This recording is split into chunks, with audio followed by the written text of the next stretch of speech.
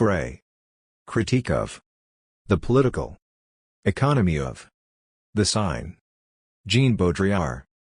Translated with an introduction by Charles Levin. The essays in this volume span a period, the late 1960s and early 1970s, when Jean Baudrillard was preparing 3 other books for publication. In the first, Système des objets, 1968, one he took literally and developed at length Lukács' observation, at the beginning of his famous essay on reification, that the problem of commodities is the central, structural problem of capitalist society in all its aspects. For Baudrillard, as for his predecessor, this meant that the commodity was not just a problem in economics, but the nucleus of a semantic crisis which reticulated throughout the entire social system. Lukács had gone on to say that only in this case can the structure of commodity relations be made to yield a model of all the objective forms of bourgeois society together with all the subjective forms corresponding to them. 2. Baudrillard pursued this line of reasoning further in La Société de Consommation, 1970. 3. Here, he elaborated on the conclusion of his previous book that consumption has become a kind of labor, an active manipulation of signs, a sort of bricolage in which the individual desperately attempts to organize his privatized existence and invest it with meaning. But the consumer proceeds through this strange world metonymically, as it were.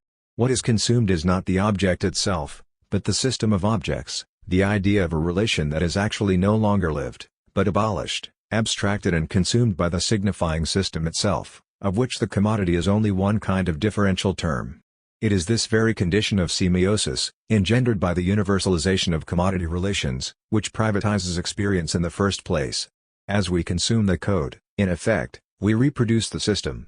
Thus, the alleged consumer society surrounds itself with signs of abundance, but abolishes wealth itself, annihilates the experience of abundance, by aborting the concrete, relational dialectic of social interchange through which real abundance comes into existence, and wealth can be lived. Here, Baudrillard takes issue with Sartre. Scarcity is not an objective, quantifiable condition against which lives are acted out in struggle, against which societies erect greater and more, or less, humane barriers. Rather it is this competition, the struggle with necessity itself, a gross ideological form, and the mythic odyssey of growth with which society exorcises this demon, that actually produce scarcity as the very principle of social structure. In 1972, the essays which appear in this volume were published as Pour une critique de l'économie politique du signe. For many of them condense what is elaborated in the earlier books, but rough sketches of the themes which will preoccupy the later works emerge as the sequence progresses. The Mirror of Production, 5, which appeared a year later, seems in a way to stand apart from the others in that it explicitly announces a break with Marxism. But this is misleading. In one sense it is true, as Mark Poster has said, that in Notes for a Critique Baudrillard placed himself squarely within Marxist thought as one who was pursuing further the critique of political economy, whereas in the Mirror of Production there are places where Marx is completely rejected. 6. In fact, however, there is no such clear-cut division. Although in the Mirror of Production Baudrillard utterly discards any hope that a robust critique is possible from a legitimately Marxist standpoint, he is still recognizably working through a set of problematics which is common to the tradition of Western Marxism. On the other hand, in Système des objets, where Baudrillard is most sanguine about adopting conventional Marxist categories, an attentive reader can hardly escape noticing how they are progressively more volatilized by the emerging frame of reference. And in Notes for a Critique, most of the distinctive features of Marxist theory are eventually thought through again as structurally implicated in political economy itself. Indeed, what Baudrillard means, in practical terms, when he claims to extend the critique of political economy to the sign is that he wishes to include Marx and positivism, with structuralism as the latter's archetypical modern representative, under the heading of political economy, in order to critique the whole lot in one go. So it would be simplifying matters to refer to a particular conjuncture in Baudrillard's work. A much more adequate and challenging term for denoting such a moment of interrelatedness, which has the advantage of not implying arbitrary closure, has already been coined: commotion. 7. Notes for a Critique of the Political Economy of the Sign is literally a commotion of ideas, sometimes inconsistent, issuing from a period of intense critical activity in which nothing was resolved. This is why I have chosen to append the word notes to the original title and to extend occasionally these introductory remarks to other works and writers subtending Baudrillard's discourse. 2. The once supposedly autonomous subject is emptied of any content, until it finally becomes a mere name with nothing to denominate. The total transformation of each and every realm of being into a field of means leads to the liquidation of the subject who is supposed to use them. This gives modern industrialist society its nihilistic aspect.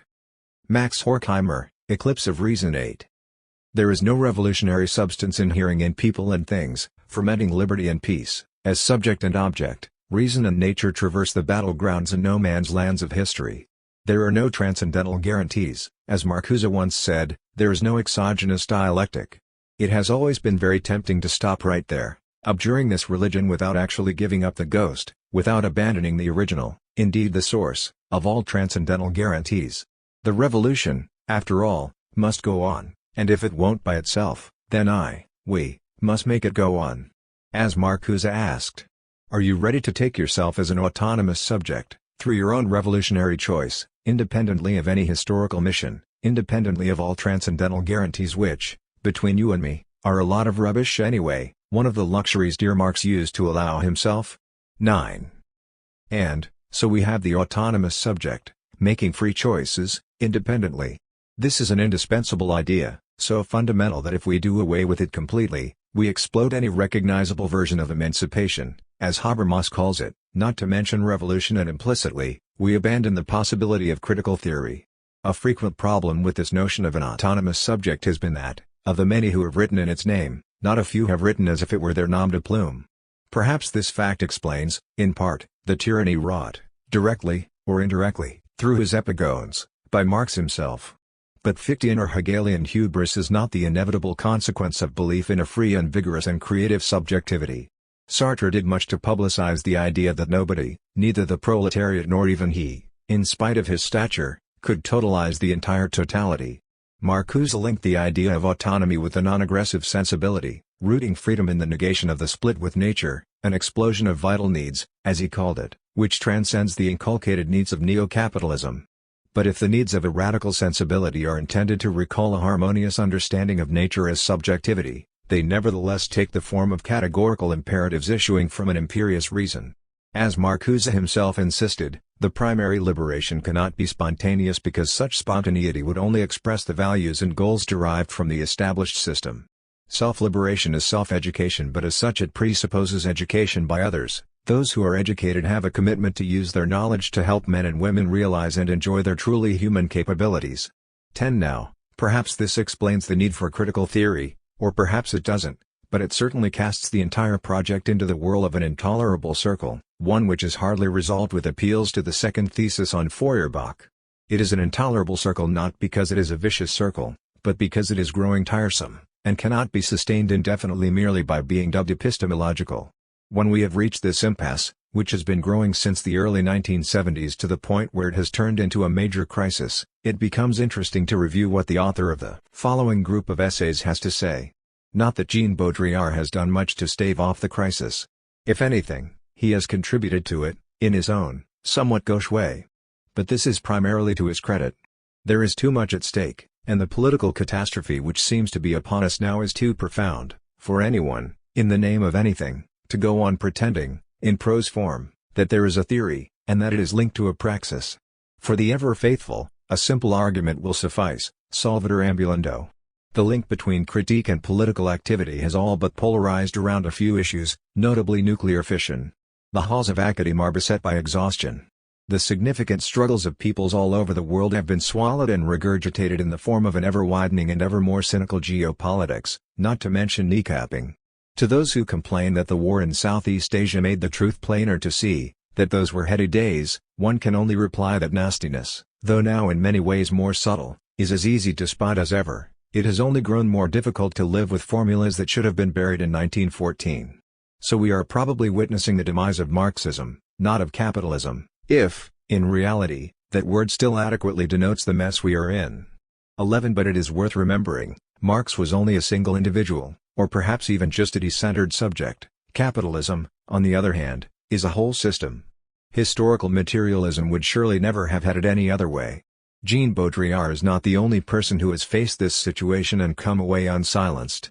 But it is in the context of the kinds of issues raised here that he is best introduced, especially because it is the problematic of subjectivity and the terrible aporia of intervention understanding which both link and divide him from the tradition of critical theory to which he owes so much. The reader will discover quickly that he has little rhetorical patience with the humanism to which that tradition, sometimes ambiguously, as in the case of Adorno, laid claim.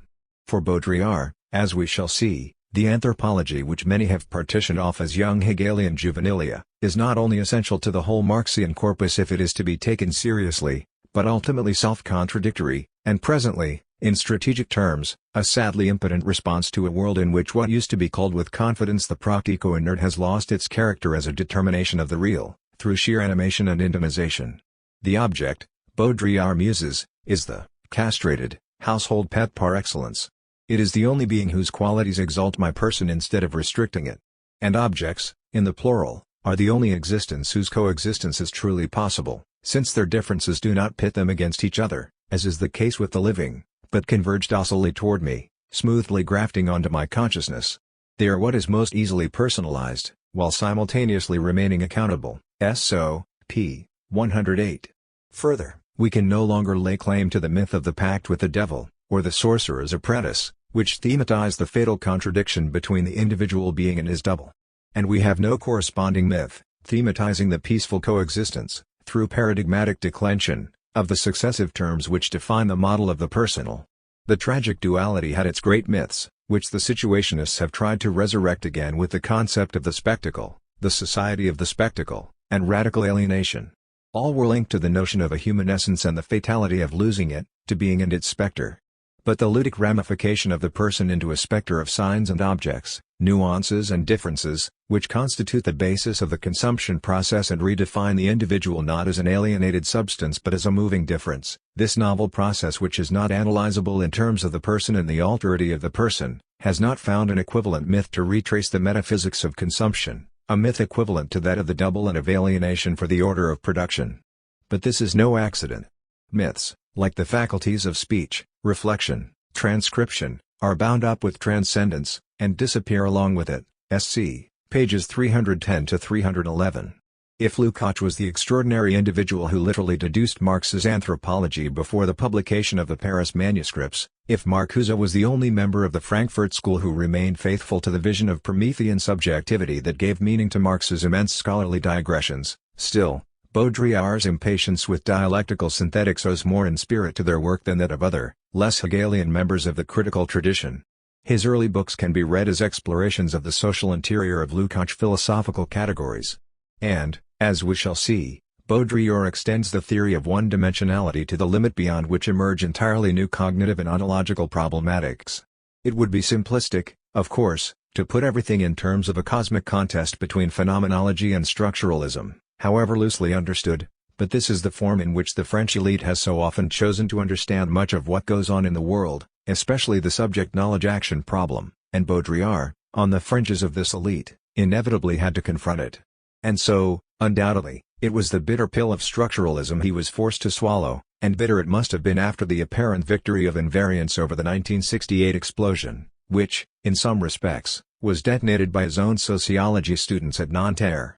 As John Fekete puts it, in structuralism, attention is shifted away from the ways in which human beings have altered and do alter and may yet alter their objectifications. In consequence, structuralism finds nothing to investigate but order, the codes of order, reflections upon order, and the experience of order. 12. Though Baudrillard agrees with this view, there is a sense in which the charge can be laid at his own door. Before we examine this issue in more detail, however, we must be careful to distinguish Baudrillard from those who have turned to structuralism and its avatars, not so much in order to explore the crisis of subjectivity itself as to resurrect and recuperate the old dogmas, the historical mission, or mystique, and the transcendental guarantees whose collapse fed the crisis in the first place.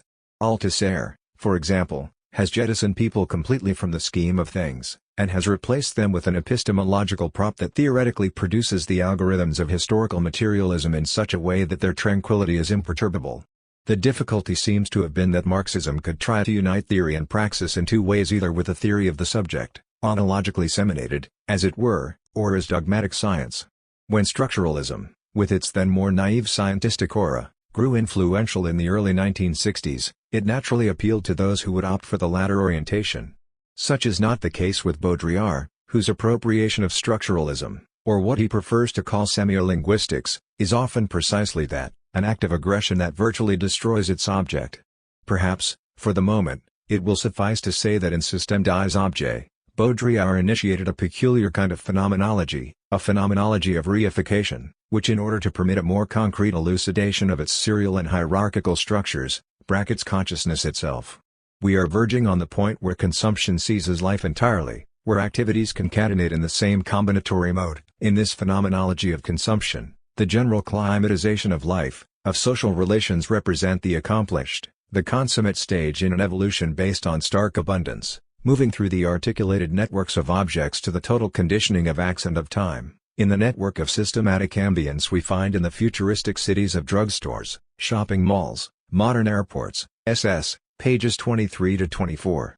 Man is rendered incoherent by the coherence of his structural projection, says Baudrillard, S.O., p. 69.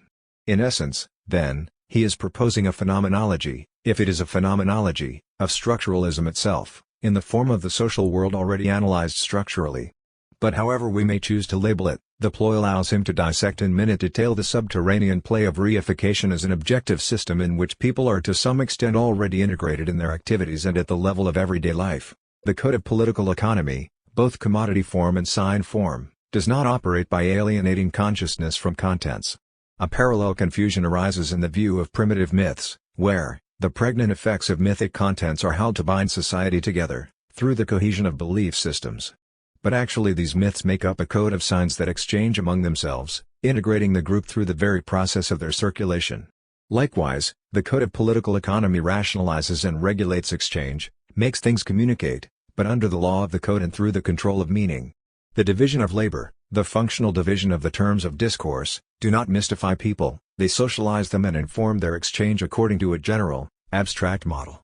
The very concept of the individual is the product of this general system of exchange, and ideology, in its version as a superstructure of contents and consciousness, is, in these terms, itself an alienated concept. p. 147. So out the window goes a whole set of terms such as projection, introjection, sublimation, repression and especially their macrological complement, superstructure. This diction, to be sure, provides everyone, including Baudrillard, with an occasionally useful shorthand. But it is also a language that delineates the shadow of a hidden human substance waiting in the wings to be liberated whole when the masquerade of alienation has ended. One has only to ask what it is that capitalism alienates to get all sorts of curious and primitive, though in fact very modern and occidental, answers. Man is an animal who makes himself. He defines himself through his work, give him back some real work. Man is a talking animal, a tool-making animal, a desiring animal, an unconscious animal, etc. And so the critical critics dance their way nimbly through a kind of essentializing evasion of the practical consequences implicit in their own vocabulary, some kind of compulsory therapy, or social engineering on a massive scale. Man at last becomes what he already was anyway by recovering in pristine form the activity that defines his nature, the social infrastructure is thus cleansed, or the other way around, and all the mucky confusion that normally froths atop is automatically eliminated. On balance, Baudrillard has done well to spurn this mode of paying lip service to the historical subject. But this always ambiguous achievement depends, as we have already begun to see, on a reconceptualization of what critical theory has normally taken to be its object. Here, at least two imposing layers of congealed thought stand in the way. To begin with, there is the ambiguous patrimony of Marxian sociology itself, which has always tended to be formal and schematic, uncomfortable with the particular, due, no doubt, to its effort to remain consistent with a heritage of conflicting paradigms. The developed critique of political economy was concerned with dialectically unfolding the movement of the capitalist economy, thus exposing its internal contradictions. Apparently starting from an analysis of the commodity, its axiological formation, Marx derived an account in economic terms of the exploitation of labor by capital, revealing a crucial inequality in exchange. The concentrated accumulation of capital itself thereby threatened the existence of the very labor upon which its continued expansion depended. On the other hand, Marx persisted in understanding the movement of history in terms of a dynamic of class domination and overthrow, or mutual disintegration, or, alternatively, in terms of a dialectic of quantity and quality, in which expanding forces of production exploded their constricting social forms. The various models were never successfully coordinated. Domination could not be reduced to the specific form of exploitation that Marx had unveiled in Capital, and the wage-labor-capital relation projected a grainy image when enlarged to the grander proportions of history as class struggle. Inevitably, In addition to this problem of conflicting representations, there was the uncertain location of the subject, revolutionary or not, within the staggered interstices of these juxtaposed schemata. As Castoriadis has pointed out, Marx's various hypotheses about the historical drift of capital, for example, his immiseration thesis, never took into account the workers' struggle itself. Consequently, in spite of Marx's prediction, real wages have risen. Now, it seems to have been the job of the Frankfurt School to inherit this bundle of contradictions in all its rich complexity, and then bequeath it to us. The problem was not that Horkheimer and Adorno failed to see inadequacies in the Marxian system, or that they shrank from admitting its failures, but rather how they chose to deal with these. As Richard Bernstein has pointed out, we do not find in Horkheimer any systematic attempt to refine and develop a historically relevant critique of political economy. Instead, he simply refers to Marx. 13 True, considerable modifications of Marx seem to be implied in the attempt to add in Frankfurt theory, to mention one example, but there is a sense in which the unorthodoxies of the Frankfurt School amount to an elaborate postbellum exilium that indirectly implies the basic rightness of the original Marxian analysis. It seems clear that the culmination of the Frankfurt position in a purely negative dialectic stems from this paradox. Their attempt to situate Marx within the general framework of the Enlightenment was not inaccurate as a loose explanation of revolutionary authoritarianism, but it was too broad to carry much critical edge. By reducing Marx to a moment in the history of conceptual double-cross that legitimizes the domination of nature, they totally failed to specify, in the immense theoretical apparatus Marx left behind, where his critique had fallen short, thus hypostatizing their own critical stance in the abstract tension of unresolved contradictions left over from the speculative philosophy of a bygone era. Marx was for them alternately the father of critical theory, the implications of whose work had to be fleshed out, especially at the superstructural level, and preserved from crude reductionism, or the apostle of the world as a workhouse. Their ambivalence seems to have led them to shun the possibility of an imminent critique of Marx, preferring purely external interrogations that juxtapose Marx with Nietzsche and Freud, and play them off against each other in the search for a perspective that is basically secure without being dogmatic. Nevertheless, Horkheimer and Adorno developed vigorous new themes for critical theory, generally as a result of their mistrust of mass culture and of instrumental reason. As Mark Poster pointed out, if Baudrillard and Habermas have anything in common, it is that both have found, in these avenues left open, a perspective from which to begin re-examining Marx's understanding of capitalism, and hence, the strengths and limits of his critique. It is interesting to pursue the comparison with Habermas. Both have an ultimate interest in elucidating the possibility of a critique from which emancipation emerges as the practical effect of a theory that does not improve the manipulation of things and of reifications. 14 For both, the critique of political economy succumbed to the latter abuse because Marx had effected a premature theoretical closure that forestalled criticism of the premises and values upon which the critique itself had been based. Both argue that Marx failed to theorize the role of culture and language. For Habermas, these new perspectives offer the possibility of reconstructing a philosophical anthropology by supplementing Marx's homo faber, and thereby, following Arendt, correcting Marx's tendency at the categorical level to reduce praxis to techne. But here, Baudrillard breaks with the Frankfurt School. Like Habermas, he rejects any retreat to cultured subjectivity, with its meager siege ontology, but he is not interested in Habermas' quasi-transcendental reconstitution of the epistemological subject, either. For him, the re-entry of the language-culture orbit into the heart of the Marxian problematic eliminates the possibility of philosophical anthropology tout court as a viable standpoint for critical social theory. Rather, an adequate theorization of these dimensions within the framework of political economy produces an object domain that in principle generates no privileged standpoint because it itself has no causal center. Thus, what for Habermas offers the possibility of enriching and preserving the Marxian notion of an essential, rational human praxis, constituting history, for Baudrillard brings about the reverse. In fact, it serves only to explain its decompression, reducing history to an immense genealogy of the forms of domination. p. 120. Baudrillard's hypothesis of a generalized political economy stands on the same basis as Habermas' Verstand. This returns us to the complex and ambiguous mediating role that structuralism plays in the constitution of this new object. Semiolinguistics, according to Baudrillard, describes the repressive mode of value generation, which is the very articulation of social control. In Baudrillard's view, all the repressive and reductive strategies of power systems are already present in the internal logic of the sign, as well as those of exchange value and political economy. The structural process of signification is in some ways akin to the notion of reification. p. 163. Here, Baudrillard wishes first to show that the analysis of value, which for Marx revealed a specific logic of exploitation, itself conceals a deeper logic of domination.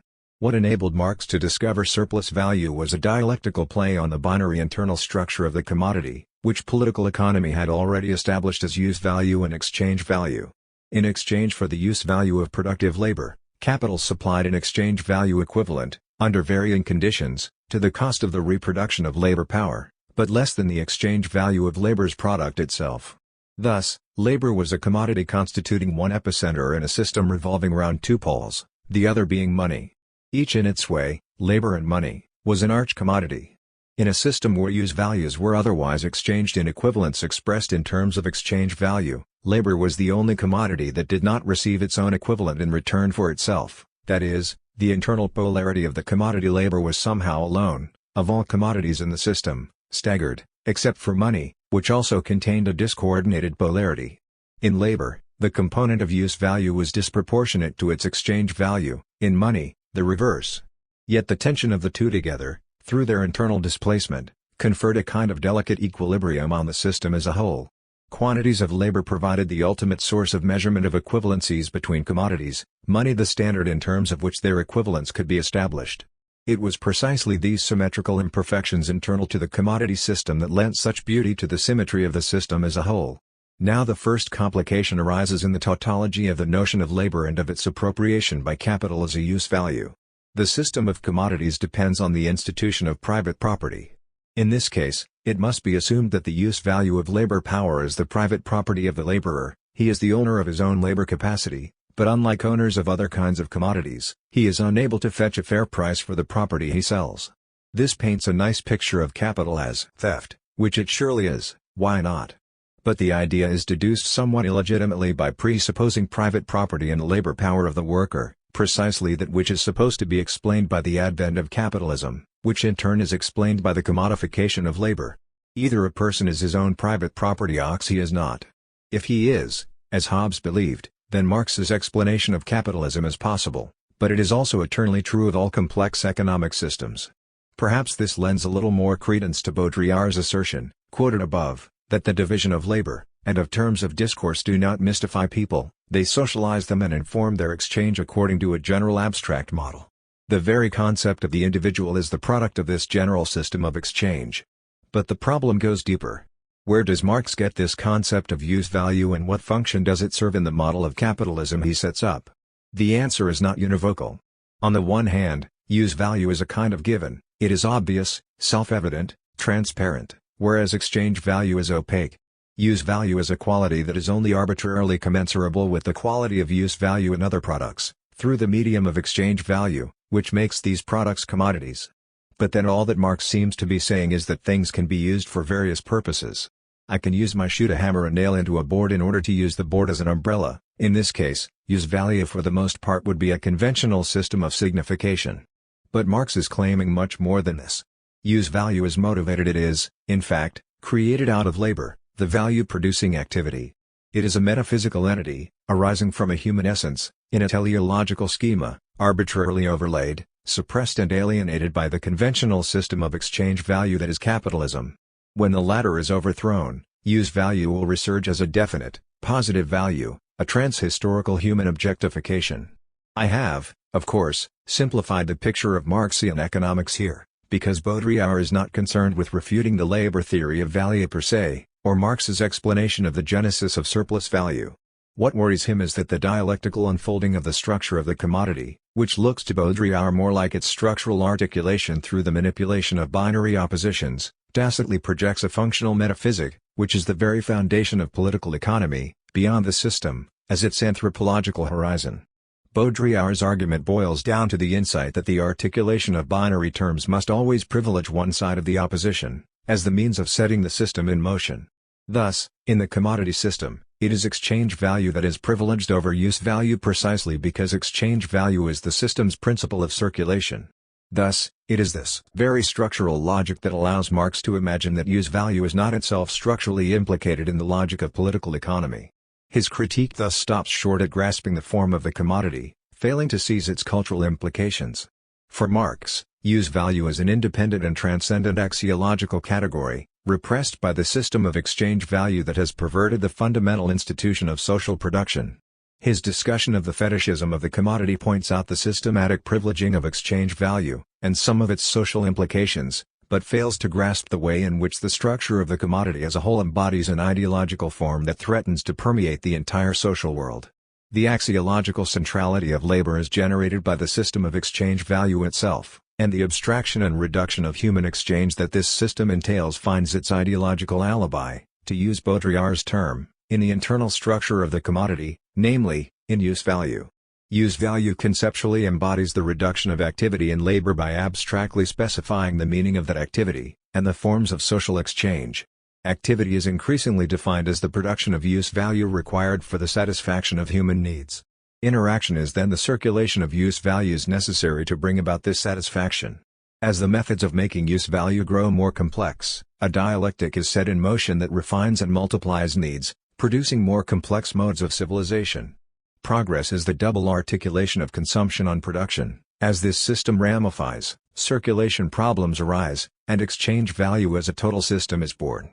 But it is feeble to single out exchange value as the cause of all the resulting alienation, for according to this conceptual system, or anthropology, praxis and exchange have already been reduced to a logic of abstract equivalence in the system of use value, its circulation, and its purely functional coordination of this activity to the system of needs. Exchange value almost appears as an afterthought, a mere byproduct of complexity. But in a crucial sense, everything actually works the other way around.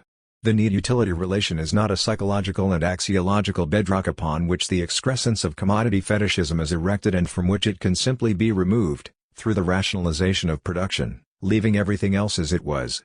Rather, for Baudrillard, the cart must definitely be leading the horse, in this case at least, or why isn't the horse romping in the field? Thus, it is precisely the play of exchange value that induces the logic of utility and mobilizes the psychology of needs in order to perpetuate itself in its reduction of human activity to one or another articulation of the systemic adequation of production and consumption. Baudrillard is not thereby denying that certain things are needed and that others are useful. Now the sociality of language immediately suggests itself in analogy to various features of the commodity system. It might occur to someone that commodities, for example, are like signs, signifying the labor put into them, and that, like the reality to which language purports ultimately to refer, the referent labor poses epistemological and ontological problems for the signifying, or commodity, system, which the latter therefore tries to occlude. In fact, this is precisely the kind of homologue that semioticians such as Julia Kristeva have proffered in order to explain the essence of Marx's discovery. It is the standard theory of commodity fetishism as a kind of mystification or veiling of reality. Baudrillard, however, manages to discover a much more intricate connection between the structural semiotic and the commodity system. If we think of words as the unity of sounds and concepts, i.e., as signs made up of a particular signifier and coordinated internally with a particular signified, then it is obvious that it is the signifier, the form of the sign, whether phonic or graphic, that makes the circulation of language possible. Thus, within the sign, the signifier attains a certain privilege over the signified, just as the form of the commodity, the exchange value term, tends to lord it over use value, the other side of the commodity. Furthermore, as the commodity form establishes a legitimizing link with real labor through the somewhat ambiguous mediation of utility, likewise the signifier attempts to suture its enigmatic connection with the world, or the referent, through the signified. This sets up the signification process, in which meaning is structured through the formal interplay of signifiers, linked to signifieds as signs, and ultimately to the world. But structuralism posits an arbitrary relation within this signifying chain, either internal to the sign, between signifier and signified, form and content, or between the sign and reality, externally. The strategy here is to autonomize the formal systemic feature of communication in the way that political economy attempts to isolate the pure movement of exchange value, in order to constitute the object of a new science. The arbitrary relation, whether inside or outside the sign, permits the signified or referent to stand in, as it were, for meaning, while the signifier plays, to serve as a guarantee, backing up the reality that underlies the movement of the signifying form. In other words, like use value, the nether side of the structural equation of the sign functions as the alibi for its privileged term, revealing what for Baudrillard is the basic form of the ideological process, a binary reduction establishing a complementary, i.e., asymmetrical, relation between arbitrarily isolated terms, which institutionalizes a linear, non-reciprocal exchange. This is a pattern of domination that can be found inscribed everywhere in production-consumption systems, or their ideologies, which strive to reduce all forms of social interchange to a univocal mediation of providing and surviving, where the act of giving and the act of receiving are separated in irreversible instances, like the presence-absence of the penis, the crudest articulation of desire. It is because the structure of the sign is at the very heart of the commodity form that the commodity can take on, immediately, the effect of signification, not epiphenomenally, in excess of itself, as message or connotation, but because its very form establishes it as a total medium, as a system of communication administering all social exchange. Like the sign form, the commodity is a code managing the exchange of values. It makes little difference whether the contents of material production or the immaterial contents of significations are involved. It is the code that is determinant of the rules of the interplay of signifiers and exchange value, p. 146. Thus, as the formal, theoretical articulation of the repressive mode of value production, structuralism appears to Baudrillard as a kind of pis-aller of positivism. The latter, having failed to preserve the fact-value distinction against the demand for intellectual progress, has in effect resorted, via structuralism, to objectifying the arbitrary mechanism of value formation itself into a scientific methodology. The structures that it subsequently examines become a sophisticated substitute for positivism's original, naively conceived plane of the facts in the given. The object and its domain must now be constituted, and objectivity once again becomes synonymous with a controlled strategy of projective penetration behind the perceived, the immediate. But the brittle mediations of structuralism retain the positivist maneuver of autonomizing and reifying partial systems, thus limiting its attempt to reintegrate object and value to an epistemological exercise that avoids their meaningful contextualization. In effect, structuralism seems to involve a cautious and somewhat static attempt to force a dialectic onto the contemplative stance of the old, pure positivism. For Baudrillard, it is precisely this mutation that allows structuralism, as a conceptual problematic with definite themes, to penetrate and fuse with those of political economy Marxism to constitute the passive theoretical formalization of the generalized political economy. This economy of values is a political economy. It goes well beyond economic calculation and concerns all the processes of the transmutation of values, all those socially produced transitions from one value to another, from one logic to another logic of value that may be noted in determinate places and institutions, and so it also concerns the connection and implication of different systems of exchange and modes of production. The critique of this general political economy of value is today the only one that can recapture the spirit of Marx's analysis on a global level, p. 122. So it is the interpenetration and mutual reinforcement of these two major problematics that Baudrillard calls the political economy of the sign. Generally speaking, each appeared to have adopted a rationalist model of the social structure. If Marx bequeathed in spite of himself the dualism of base and superstructure, structuralism tended to play into this by proclaiming, on the one hand, the materiality of culture, and on the other, the sometimes relative autonomy of the superstructure. Each had a built-in affinity for one side of the infra-superstructure model that, in pursuing its own logic to the end, symptomatically reflected the general polarization of understanding in social theory. Of course, this problem was recognized before Baudrillard, and has been identified over and over again. What is peculiar and fruitful in his approach to this syndrome in critical theory is his discovery that the major conceptual limitations of political economy and its critique can only be sustained by borrowing from the limiting or circular dynamic of the other, cultural theory, which today is what Baudrillard broadly refers to as semiolinguistics, and vice versa. Thus, if Marxism inevitably reverts to a trans-historical axiology as the standpoint for its analysis of the occlusion of the real in the movement of capitalist production, then it is the structural semiotic that reveals, there is a genuine ambiguity here, why the critique of political economy can go on believing that its truth lies simply in the recovery of an essence that capitalism hides and represses without actually destroying. This nodal link is the structural law of value. Structuralism describes, without consciously revealing, the logic that allows the social system with which Marx was concerned to harness its critique into a eulogizing apotheosis of its own legitimizing value system. John Fekete has described the structuralist semiotic as the theoretical complement to the neo-capitalist cultural semiosis of never-ending signifying practice, a positivism that accepts this semiosis as the eternal ontology of social being. 15 Baudrillard would agree. But what must now be obvious is that he has gone a step further by arguing that what is being described here is not so much the theoretical complement as the actual, embodied form of everyday life in the modern world. In short, Baudrillard attempts to shift the stance of critical theory by understanding the social, in its totality, as emphatically mediated by the predominant forms of its own self-understanding. This conception may be reminiscent of Durkheim in many ways, but Baudrillard, as we have seen, radically denies any representational model of the social system, any theory of ideology as reflection, however displaced or unevenly developed. In other words, his tendency to merge the forms of intellectual objectification with forms of social life utterly dissolves the distinction between base and superstructure. Now, such an analysis, if carried off successfully, might indeed provide a fresh basis for conceptualizing subjectivity, one much less dependent on the old scheme of rational behavior that Habermas has tried to reformulate. But the maneuver also appears to have unfortunate side effects.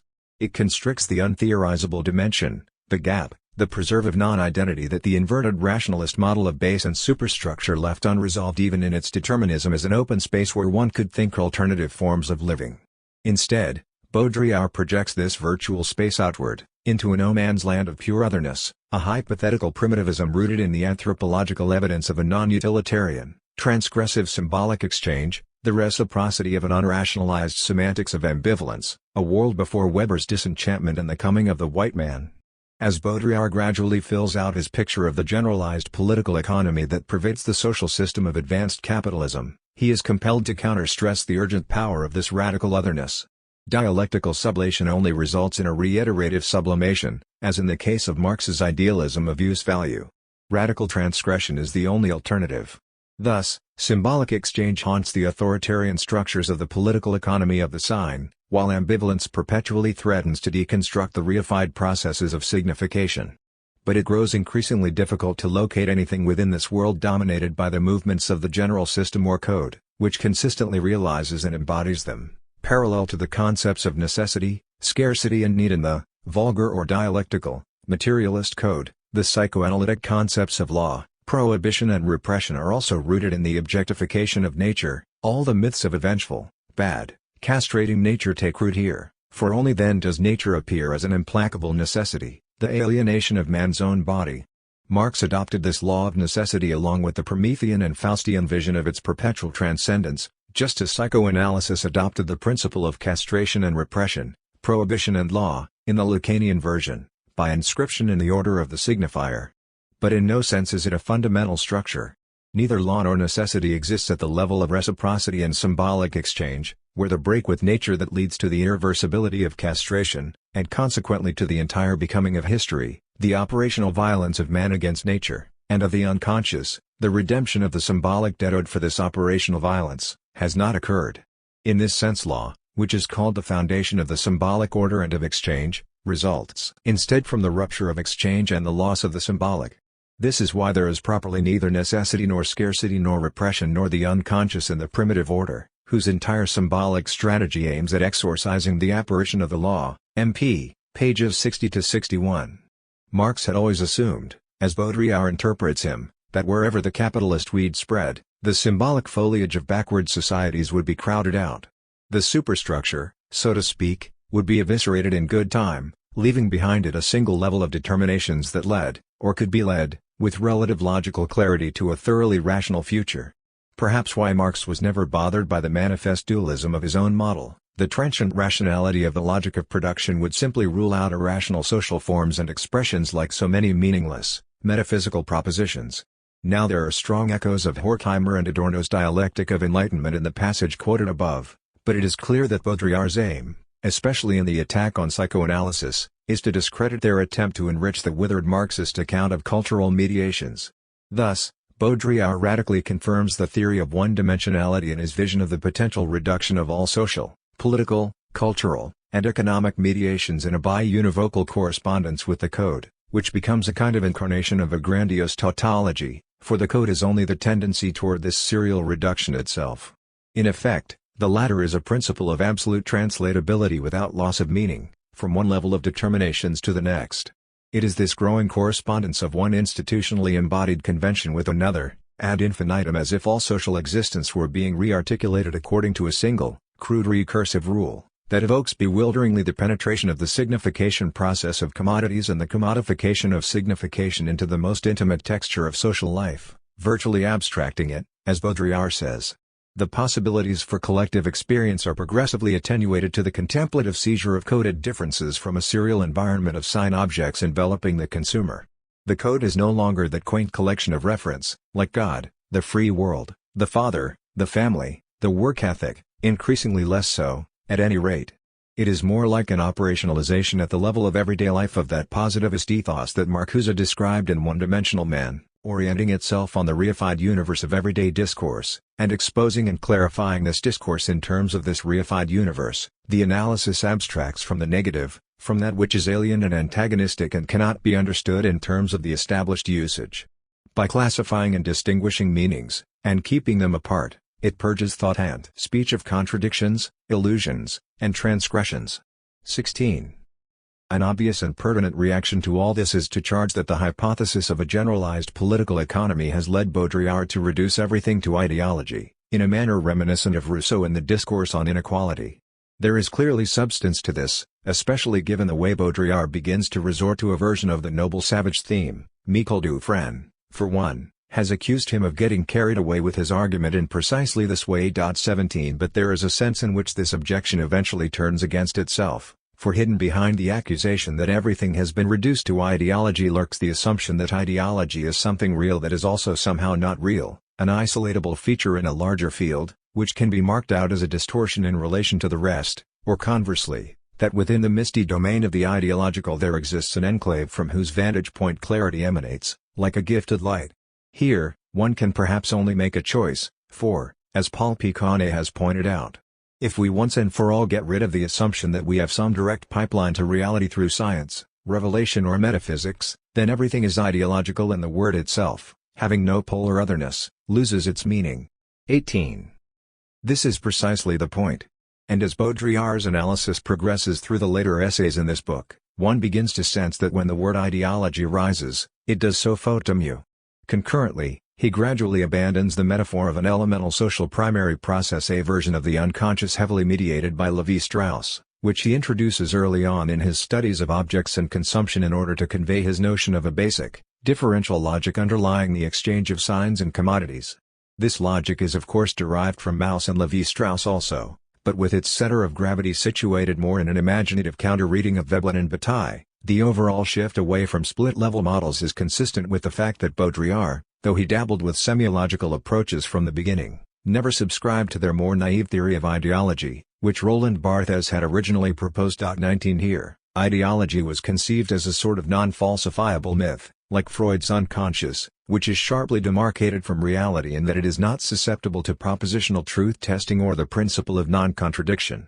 Thus, reality is the realm of the true and the false, or even more radically, everything that is the case, whereas ideology is the alogical dimension of dreams, myths, and even of ethics, if we follow the early Wittgenstein. Other sources of terminological confusion arise in the unfolding commotion of these essays, mostly deriving from a certain indigestion in Baudrillard's consumption of anthropology, in particular Lévi-Strauss's.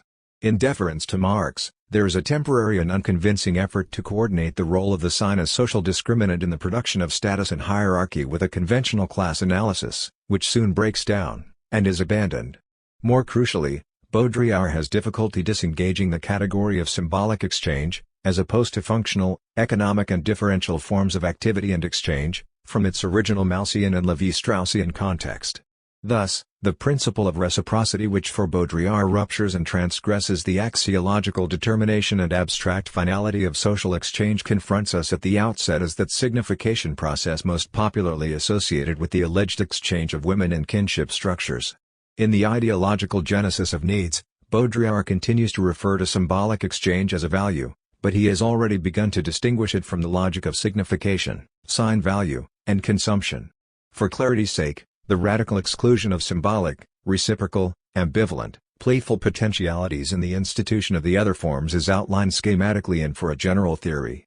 The symbolic debt owed Lévi-Strauss by Jean Baudrillard is large, but it is most profound in the way he takes inspiration from Lévi-Strauss' evident genius for reconceptualizing social institutions and structures as communication systems. Lévi-Strauss' habit of autonomizing static networks and then demonstrating their apparently endless capacity for internal variation provides Baudrillard with just the counter-model he needs to locate the socially passive, self-reproducing aspects hidden in the intricate, centerless web of the neo-capitalist world. Indeed, in a sense, it is Levi-Strauss' communication model which gives Baudrillard an initial grip on the Marxian problematic, by providing a means of desituating the more ensconced critical perspectives of Lukács and Marcuse. But while the status of the structuralist paradigm is often ambiguous in Baudrillard, it is always mediated with Bataille's excessiveness, his stress on open systems. Indeed, in spite of the almost oppressive, seamless texture of the generalized political economy of the sign, the world is almost too open in Baudrillard. The potential for alternatives is massively posited, yet thoroughly and intentionally indeterminate. He abjures the quest for a theorizable utopia, a possible subject and a possible world demarcated forever on the page. The question here is of a gaping lacuna in Baudrillard's discourse. It is the symbolic which never ceases to dismantle the formal correlation of signifier and signified. But the symbolic, whose virtuality of meaning is so subversive of the sign, cannot, for this very reason, be named except by illusion, by infraction, effraction. For signification, which names everything in terms of itself, can only speak the language of values and of the positivity of the sign, p. 161. The originality of Baudrillard's work lies perhaps in the way it creates this hiatus, this gap, which is faithful to his own ambivalent allusions to the symbolic relation, and which opens up, beyond the field in which his work appears as an effective discourse, in an intuition, as it were, of a transformative praxis with no instrumental relation to the world. Baudrillard utterly volatilizes the subject's representational link to reality. We are confronted with the terrible internal bind of semiological criticism, over which Roland Barthes has recently mused. Language, as performance of the language system, langage, is neither reactionary nor progressive. It is quite simply fascist, for fascism is not the prohibition of saying things, it is the obligation to say them. The utopia of language is recuperated by the utopian language, which is just one genre among others. One might say that no writer who has taken up that solitary battle against the power of language has successfully avoided being recuperated by it, whether in the posthumous form of an inscription in the official culture, or in the present form of a fashion which imposes its image and proscribes his living up to what one awaits of him. There is no other alternative for such a writer than to displace himself, or to be stubborn, or to do both at the same time. 20. Thus, through the sheer vigor of his attack on the sign and its amplified systems, Baudrillard has only reiterated for himself the dilemma posed by the historicity of all critique.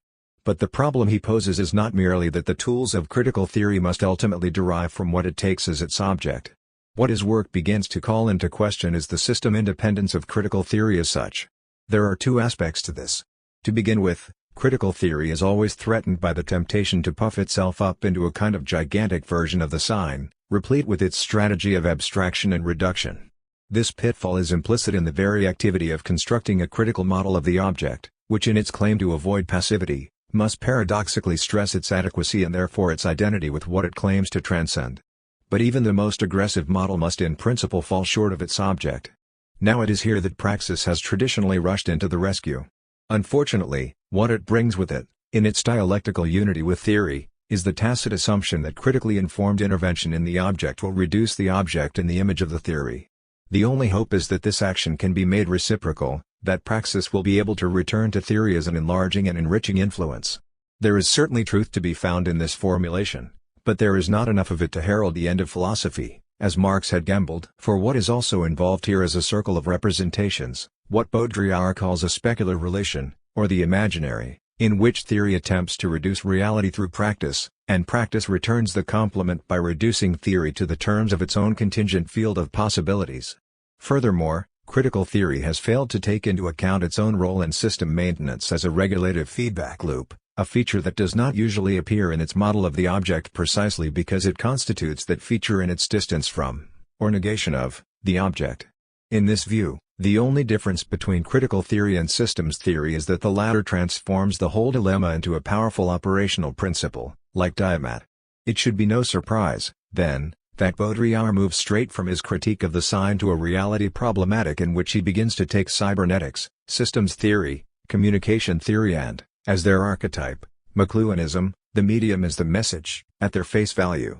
Critical theory appeared to have started life lagging a step behind capitalism, because Marx and others had brilliant hallucinations of an otherness which was, in effect, only the projection of the system itself, through the medium of critique.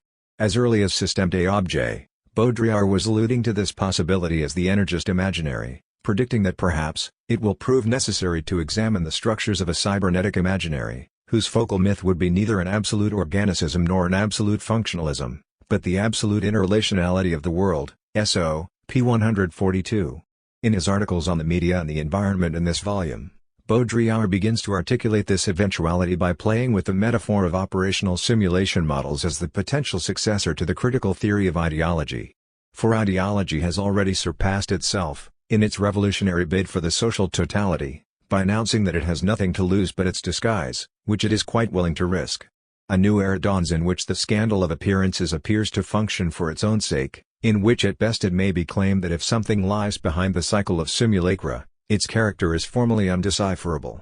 Baudrillard evokes the disturbing possibility that capitalism has triggered a dynamic in which society begins to understand itself critically, to be sure, but only from the standpoint of the repressive system itself as it moves operationally to a higher logical level, thus permitting detection of the simulation model which it is already leaving in its wake. It is no wonder, then, that in Lee Change Symbolique et la Mort, 21 where he seriously begins to advance these hypotheses, he characterizes his own posture in terms of Alfred Jarry's proto-surrealist contestation, in short, theoretical violence, as he puts it, somewhat facetiously, alluding to Dr. Faustroll's pataphysics, and comparing the ultimately self-defeating yet impenetrably tautological structure of neo-capitalism to the curious, galactic spiral on the bloated spherical belly of Ubu Roi. Charles Levin. 1. Sign function and class logic. 1. Social function of the sign object. The empiricist hypothesis, needs and use value. An analysis of the social logic which regulates the practice pratique, of objects according to diverse classes or categories 3 cannot help but be at the same time a critical analysis of the ideology of consumption that today underlies all practice relative to objects. This double analysis, that of the distinctive social function of objects and of the political function of the ideology that is attached to it, must be based upon an absolute precondition, the surpassing of a spontaneous vision of objects in terms of needs and the hypothesis of the priority of their use value. This hypothesis, which is supported by lived evidence, assigns a functional status to objects, an instrumentality bound up with technical operations upon the world, and by the same token posits a mediating status for the natural anthropological needs of the individual. From this perspective, objects are primarily a function of needs and take on their meaning in the economic relation of man to the environment. This empiricist hypothesis is false. Far from the primary status of the object being a pragmatic one which would subsequently come to overdetermine a social value of the sign, it is the sign exchange value, valeur d'échange signa, which is fundamental. Use value is often no more than a practical guarantee, or even a rationalization pure and simple. Such, in its paradoxical form, is the only correct sociological hypothesis. Below their concrete visibility, évidence, needs and functions basically describe only an abstract level, a manifest discourse of objects, in regard to which the largely unconscious social discourse appears fundamental. An accurate theory of objects will not be established upon a theory of needs and their satisfaction, but upon a theory of social prestations for and signification. Symbolic exchange, the cool and the potlatch. Alluding to primitive societies is undoubtedly dangerous, it is nonetheless necessary to recall that originally the consumption of goods, alimentary or sumptuary, does not answer to an individual economy of needs but is a social function of prestige and hierarchical distribution. It does not derive primarily from vital necessity or from natural law, but rather from a cultural constraint. In summary, it is an institution. Goods and objects must necessarily be produced and exchanged, sometimes in the form of violent destruction, in order that the social hierarchy be manifest. Among the Trobriand Islanders, Malinowski, the distinction between economic function and sign function, signification equals fonction/signa, is radical. There are two classes of objects upon which two parallel systems are articulated: the kula, a system of symbolic exchange founded upon the circulation, the progressive presentation, le don and chain, of bracelets, collars, finery, etc., about which a social system of values and status is organized, and the gimwali, the commerce of primary goods. In our societies this segregation has disappeared, with exceptions, dowries, gifts, etc. Yet behind all the superstructures of purchase, market, and private property, there is always the mechanism of social prestation which must be recognized in our choice, our accumulation, our manipulation and our consumption of objects. This mechanism of discrimination and prestige is at the very basis of the system of values and of integration into the hierarchical order of society. The cooler and the potlatch have disappeared, but not their principle, which we will retain as the basis of a sociological theory of objects, and this is undoubtedly all the more true to the extent that objects multiply and differentiate themselves. The fundamental conceptual hypothesis for a sociological analysis of consumption is not use value, 5 the relation to needs, but symbolic exchange value, the value of social prestation, of rivalry and, at the limit, of class discriminants. Conspicuous consumption. The echo of this primordial function of objects is found enlarged in the notion of conspicuous waste, ostentatious prodigality, honorific consumption or expenditure. In the analysis of Thorstein Veblen. 6 Veblen shows that even if the primary function of the subservient classes is working and producing, they simultaneously have the function, and when they are kept unemployed, it is their only function, of displaying the standing of the master. Women, the people, servants are thus the exhibitors of status. These categories also consume, but in the name of the master, vicarious consumption, their indolence and their superfluousness testify to his wealth and grandeur. Thus their function is no more economic than that of the objects in the kula or the potlatch, but is one of institution or preservation of a hierarchical order of values. From this perspective Veblen analyzes the condition of women in patriarchal society. Just as the slave is not fed in order that he eat, but in order that he work, so one does not dress a woman luxuriously in order that she be beautiful, but in order that her luxury testify to the legitimacy or the social privilege of her master. Such is also the case of culture, which often functions for women as a social attribute, in the leisure classes especially, the culture of women as part of the group patrimony. This notion of vicarious consumption is crucial. It leads us back to the fundamental theorem of consumption, which is that the latter has nothing to do with personal enjoyment, although the woman is pleased to be beautiful, but that rather it is a restrictive social institution that determines behavior before even being considered in the consciousness of the social actors. Going further, it may lead us to consider consumption, not as it presents itself, as generalized individual gratification, but as a social destiny affecting certain groups or social classes rather than others, or as opposed to others. If today, in modern democratic society, there no longer exist categories devoted de jure to prestigious, vicarious consumption, it might be asked whether behind the apparent social generalization of the process there are not classes devoted in fact to these mechanisms of prodigality, and which in that way re-establish the timeless function of the institution of value and social discrimination which belonged to consumption in pre-industrial society under the apparent total availability of individual behaviors.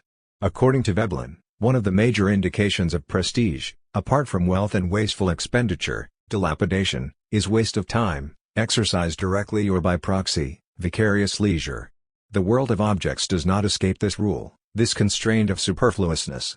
It is always present in their uselessness, their futility, their superfluousness, their decorativeness, and their non-functionality, in entire categories of objects, trinkets, gadgets, accessories, or for every object, in all its connotations and metabolism of forms, for example, in the game of fashion, etc. In short, objects never exhaust themselves in the function they serve, and in this excess of presence they take on their signification of prestige. They no longer designate the world, but rather the being and social rank of their possessor. The functional simulacrum.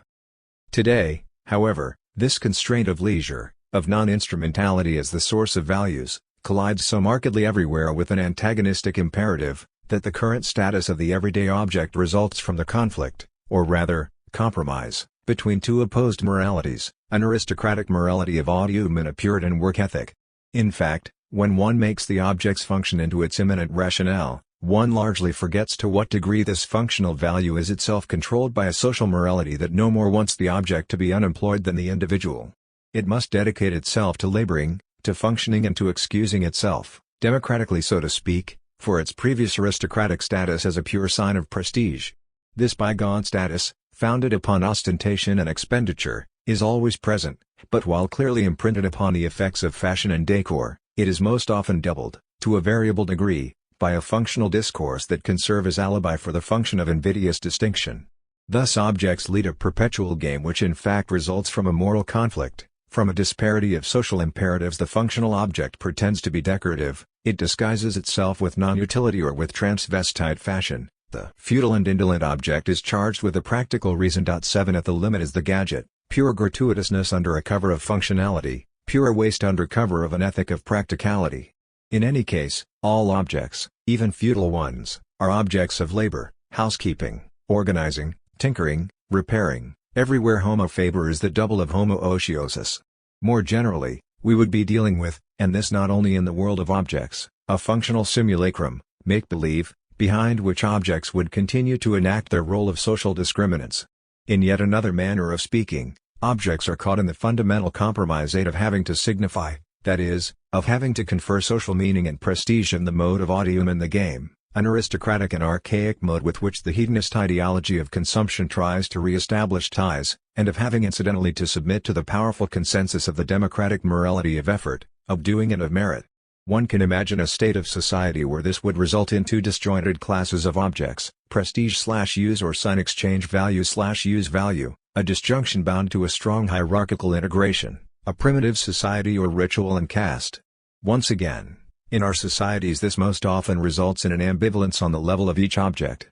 It is important to read Social Obligation, the ethos of conspicuous consumption, direct or vicarious nine everywhere, beyond the practical evidence of objects and through the apparent spontaneity of behaviors, and so to grasp a permanent dimension of social hierarchy in the context of consumption, and today, in standing, a morality which is still imperative. So, under this paradoxical determination, objects are not the locus of the satisfaction of needs, but of a symbolic labor, of a production in both senses of the term producers. They are fabricated, but they are also produced as a proof. They are the locus of consecration of an effort, of an uninterrupted performance, of a stress for achievement, aiming always at providing the continual and tangible proof of social value. They are a sort of secular Bewahrung, probation, or prestation, which, under the inverse influences, is the heir of the principles that were the foundation of the Protestant ethic and which, according to Weber, motivated the capitalist spirit of production. The morality of consumption relays that of production, or is entangled with it in the same social logic of salvation. 2. Sociological perspectives. Chapin, The Living Room Leather. Various authors have tried to integrate objects as elements of a social logic. As a general rule, however, they have only a walk-on role in sociological research. For the analysts of consumption, objects are one of the preferred themes of the sociological paraliterature, the alternative to advertising discourse. Nonetheless, there is one systematic attempt to be noted, that of Chapin. 10. He defines status as the position occupied by an individual or family according to the dominant standards of cultural goods, of net revenues, of material goods and of participation in group activities of the collectivity. Thus, he has four scales. Then it was realized that the four components were in such close relation with the independent measure of the living room furniture that the latter alone was sufficient for the statistical measurement of class. This living room scale involves 23 items, in which the various objects are inventoried and accounted, so also are certain aspects relating to the ensemble, cleanliness, order, maintenance. This first exploration towards sociological goals is thus characterized by the most naive empiricism. The social strata are simply indexed upon a balance sheet of objects. Now, this procedure is not strictly valid, its conclusions are imprecise in any case, except in a society of relative penury where buying power alone clearly separates the classes. Nor is it really valid except for the extremes. Furthermore, such fixed correlations would be unable to contain either the logic or the dynamic of stratification. Rhetorical and syntactic analysis of the environment. Having said this, if Chapin's scale were based on a more subtle analysis which inventoried the quality of objects, their material, their form, their stylistic nuance, etc., it could still be of some use, for, notwithstanding the objections made against Chapin, it is still not true that today everyone possesses virtually the same things. The study of models in Series 11 shows a complex progression of differences and nuances, which means that the same category of objects, armchairs, shelving units, cars, etc., can still reconstitute all the social disparities. But it is also clear that with the increase in standard of living, discrimination today has passed from possession, pure and simple, to the organization and the social usage, critique, of objects. Thus a social classification must eventually be founded upon a more subtle semiology of the environment and of everyday practices. An analysis of interiors and of domestic spaces which was founded, not upon the inventory but upon the distribution of objects, centrality eccentricity, symmetry asymmetry, hierarchy deviance, promiscuity distance, upon formal or functional syntagma, in short, an analysis of the syntax of objects, which endeavored to bring out the organizational constants with reference to the type of habitation in the social category, as well as the coherence or contradictions of the discourse, would be at preparatory level for an interpretation in terms of social logic, on the condition that this horizontal topo-analysis was accompanied by a vertical semiology that would explore the hierarchical scale of each category of objects from the series to the model through all the significant differences. 12. The problem then will be on the one hand to make a coherence emerge between the relative position of a given object, or ensemble of objects on the vertical scale, and on the other hand the type of organization of the context in which it is found and the type of practices connected with it. The hypothesis of coherence will not necessarily be justified. There are barbarisms, lapses not only in the formal discourse but in the social discourse of objects.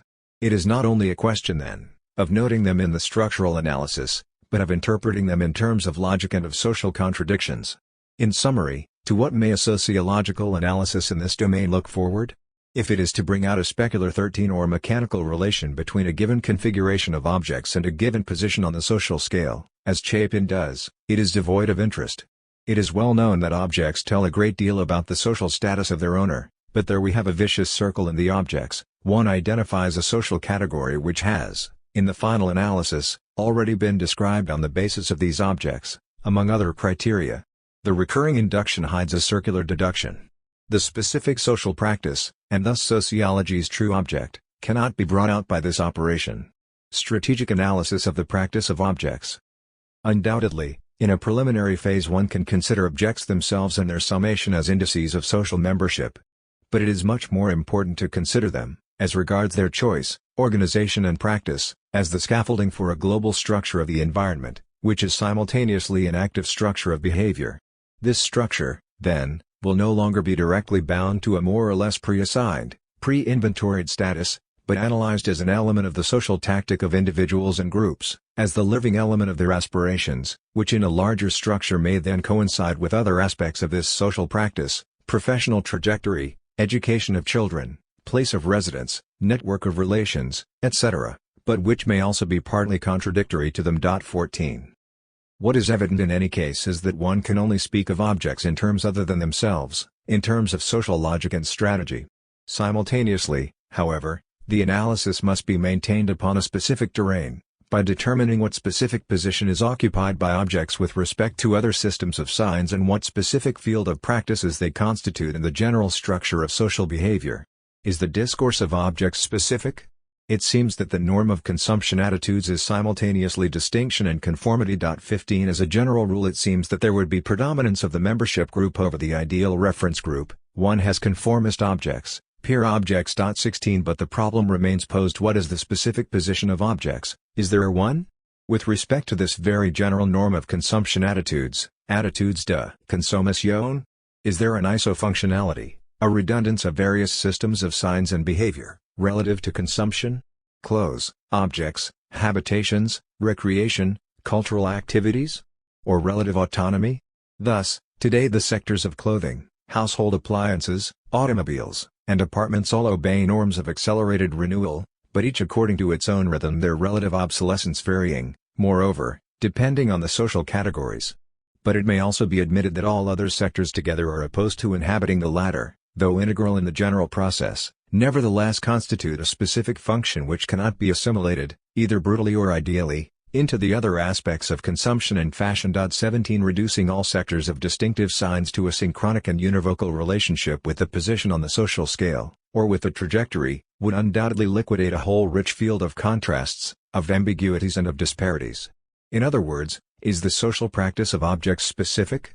Is it through these objects, rather than through one's children, friends, clothing, that one indicates a demand for conformity, for security, or rather, what sort of ambition, and through what category of objects?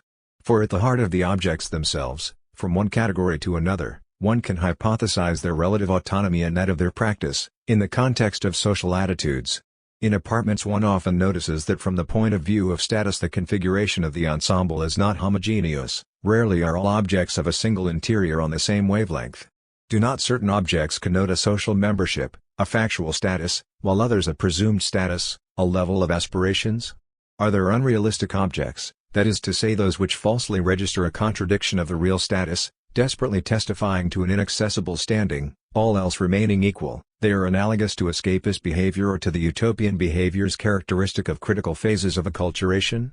Conversely, are there witness objects that, despite a mobile status, attest of fidelity to the original class and a tenacious acculturation? The formal code and social practice. Thus, there is never a place for listing an inventory of objects and the social significances, significations, attached to them. A code in such a case would hardly be more valuable than a clef de songe.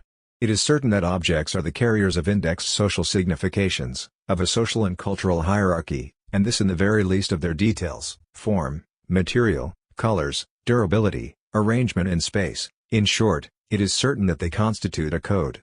But precisely for that reason there is every occasion to think that far from following the injunctions of this code undeviatingly, individuals and groups use it to their advantage, together with its imperative and distinctive repertory of objects, as is the case with any other institutional or moral code. That is to say, they use it in their own way, they play with it, they break its rules, they speak it with their class dialect. This discourse must then be read in its class grammar, in its class inflections, in the contradictions with its own social situation which the individual or group directs through its discourse of objects. A correct sociological analysis must be exercised in the concrete syntax of object ensembles, equivalent to a story and liable to interpretation in terms of social destiny, just like the story of a dream in terms of unconscious conflicts, and in the lapses, incoherencies and contradictions of this discourse, which is never reconciled with itself, possible only in an ideally stable society, a near impossibility in our societies. On the contrary, this discourse always expresses in this very syntax a neurosis of mobility, of inertia or of social regression. And finally, the object of sociological analysis lies in the ultimately disparate or contradictory relationship of this discourse of objects to other social conducts, professional, economic, cultural. That is to say that it must avoid a phenomenological reading, the pictures of objects brought back to characteristics or social types, and the merely formal reconstitution of a code of objects, which is never spoken as such in any case, although it hides a strict social logic, but is always restored and manipulated according to a logic peculiar to each social situation. Thus objects, their syntax, and their rhetoric refer to social objectives and to a social logic. They speak to us not so much of the user and of technical practices, as of social pretension and resignation, of social mobility and inertia, of acculturation and enculturation, of stratification and of social classification. Through objects, each individual and each group searches out his or her place in an order, all the while trying to jostle this order according to a personal trajectory. Through objects a stratified society speaks and, if like the mass media, objects seem to speak to everyone 18, there are no longer by right any caste objects, it is in order to keep everyone in a certain place. In short, under the rubric of objects, under the seal of private property, it is always a continual social process of value which leads the way. And everywhere and always, objects, in addition to utensils, are the terms and the avowal of the social process of value. 3. The differential practice of objects. For all these reasons, because social stratification, mobility and aspirations are the keys to a sociological investigation of the world of objects, we would prefer to focus on the configuration of these latter in the rising, mobile, or advanceable classes that have a critical and uncertain status, in the so-called middle classes, the floating hinge of a stratified society, classes on the way to integration or acculturation, that is to say, which escape the destiny of social exclusion of the industrial proletariat or that of rural isolation, without however enjoying the advantage of inheriting an already acquired social situation. What interests us is the practice, and the psychological aspects ratifying it, that objects play in these social categories. Mobility and social inertia. It is known that an essential problem in these mobile strata is the disparity between intentional mobility, aspirations, and real mobility, objective chances of social promotion. It is known also that these aspirations are not free, that they are a function of social inheritance and acquired position. 19 Past a certain threshold of mobility they do not even exist, there is absolute resignation. As a general rule they are relatively unrealistic, much more is hoped than it is possible to attain, and relatively realistic, the ambitious imagination is not given free rein, except in pathological cases. This complex psychological image itself rests upon the social actor's implicit interpretation of the objective sociological data. Industrial societies offer chances of mobility to the middle classes, but relative chances, in all but exceptional cases, the trajectory is short, social inertia is strong, and regression is always possible. Under these conditions it seems that The motivation to ascend the social scale translates the interiorization of the norms and general schemes of a society of growth. But excessive aspirations in relation to real possibilities translate the disequilibrium, the profound contradiction of a society in which the democratic ideology of social progress often comes to compensate and overdetermine the relative inertia of social mechanisms. In other words, individuals hope because they know they can hope, they do not hope too much because they know that in fact this society opposes unconquerable barriers to free ascent. They hope however little too much because they also live by a diffuse ideology of mobility and growth. Thus the level of their aspirations results exactly from a compromise between a realism nourished on facts and an unrealism sustained by an ambient ideology, a compromise which in turn reflects the internal contradiction of global society. Now this compromise which the social actors realize in their future projects and in those respecting their children is first expressed in their objects. Domestic order and public verdict. Here we must raise a possible objection, which is that private property would create a special jurisdiction for objects which would absolutely distinguish the conduct relative to these private objects from all other conduct regulated by social constraints. Private and social are not mutually exclusive except in the everyday imagination, and if objects are apparently part of the domestic order, still we have seen that their meaning is only clarified by their relationship to the social constraint of conformity and mobility. More profoundly, the jurisdiction of the system of social values is immanent in the domestic order. The private relationship hides a profound recognition and acceptance of the public verdict. At bottom individuals know themselves, if they do not feel themselves, to be judged by their objects, to be judged according to their objects, and each at bottom submits to this judgment, though it be by disavowal. Here it is a question of more than the imperative of conformity issuing from a limited group, or that of upward mobility issuing from global society. It is a question of an order in which each group or individual can only come to locate itself in the very movement which makes it exist socially. In the private, in the domestic sphere, and so also in the environment of objects, in which the individual lives as a refuge zone, as an autonomous field of needs and satisfactions, below or beyond social constraints, the individual nevertheless always continues to evince or to claim a legitimacy and to assure it by signs. In the least of behaviors, through the least of objects, he or she translates the immanence of a jurisdiction which in appearance is rejected. Ambiguous rhetoric, triumph and resignation. Now, for the categories that interest us, this verdict is never positive, their progress on the social scale is always relative and often ludicrous. Above all, legitimacy, that is to say, the possibility of establishing their acquired situation as an intrinsic value, escapes them. It is this thwarted legitimacy, with respect to cultural, political, and professional life, which makes the middle classes invest in the private universe, in private property and the accumulation of objects with a dedication all the more fierce, autonomizing it all by default in trying to celebrate a victory, a true social recognition which escapes them. That is what gives objects in this milieu a fundamentally ambiguous status. Behind their triumph as signs of social promotion they secretly proclaim, or avow, social defeat. Their proliferation, their stylization, their organization is anchored there in a rhetoric which, in the terms of P. Bourdieu, is quite fittingly a rhetoric of despair. The way in which objects present themselves to vision and wish to forestall the objections of value, the way in which they submit to the latent jurisdiction of social hierarchies, all the while repudiating them, this whole discourse of objects, which constitutes the lived drama of private property, also represents a social passion and feeds social emotionalism, la pathétique. Let us not forget that, mutatis mutandis the exhibition of the harvest, piled in heaps in their gardens by the Trobriand islanders is always a provocation, a competition, a challenge.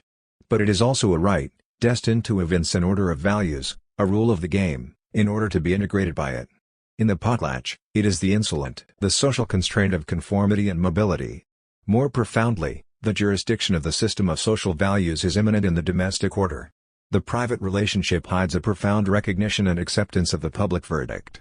At bottom individuals know themselves, if they do not feel themselves, to be judged by their objects, to be judged according to their objects, and each at bottom submits to this judgment, though it be by disavowal.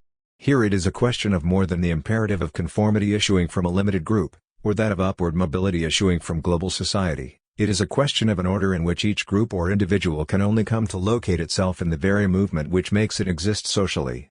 In the private, in the domestic sphere, and so also in the environment of objects, in which the individual lives as a refuge zone, as an autonomous field of needs and satisfactions, below or beyond social constraints, the individual nevertheless always continues to evince or to claim a legitimacy and to assure it by signs. In the least of behaviors, through the least of objects, he or she translates the immanence of a jurisdiction which in appearance is rejected. Ambiguous rhetoric, triumph and resignation. Now, for the categories that interest us, this verdict is never positive, their progress on the social scale is always relative and often ludicrous.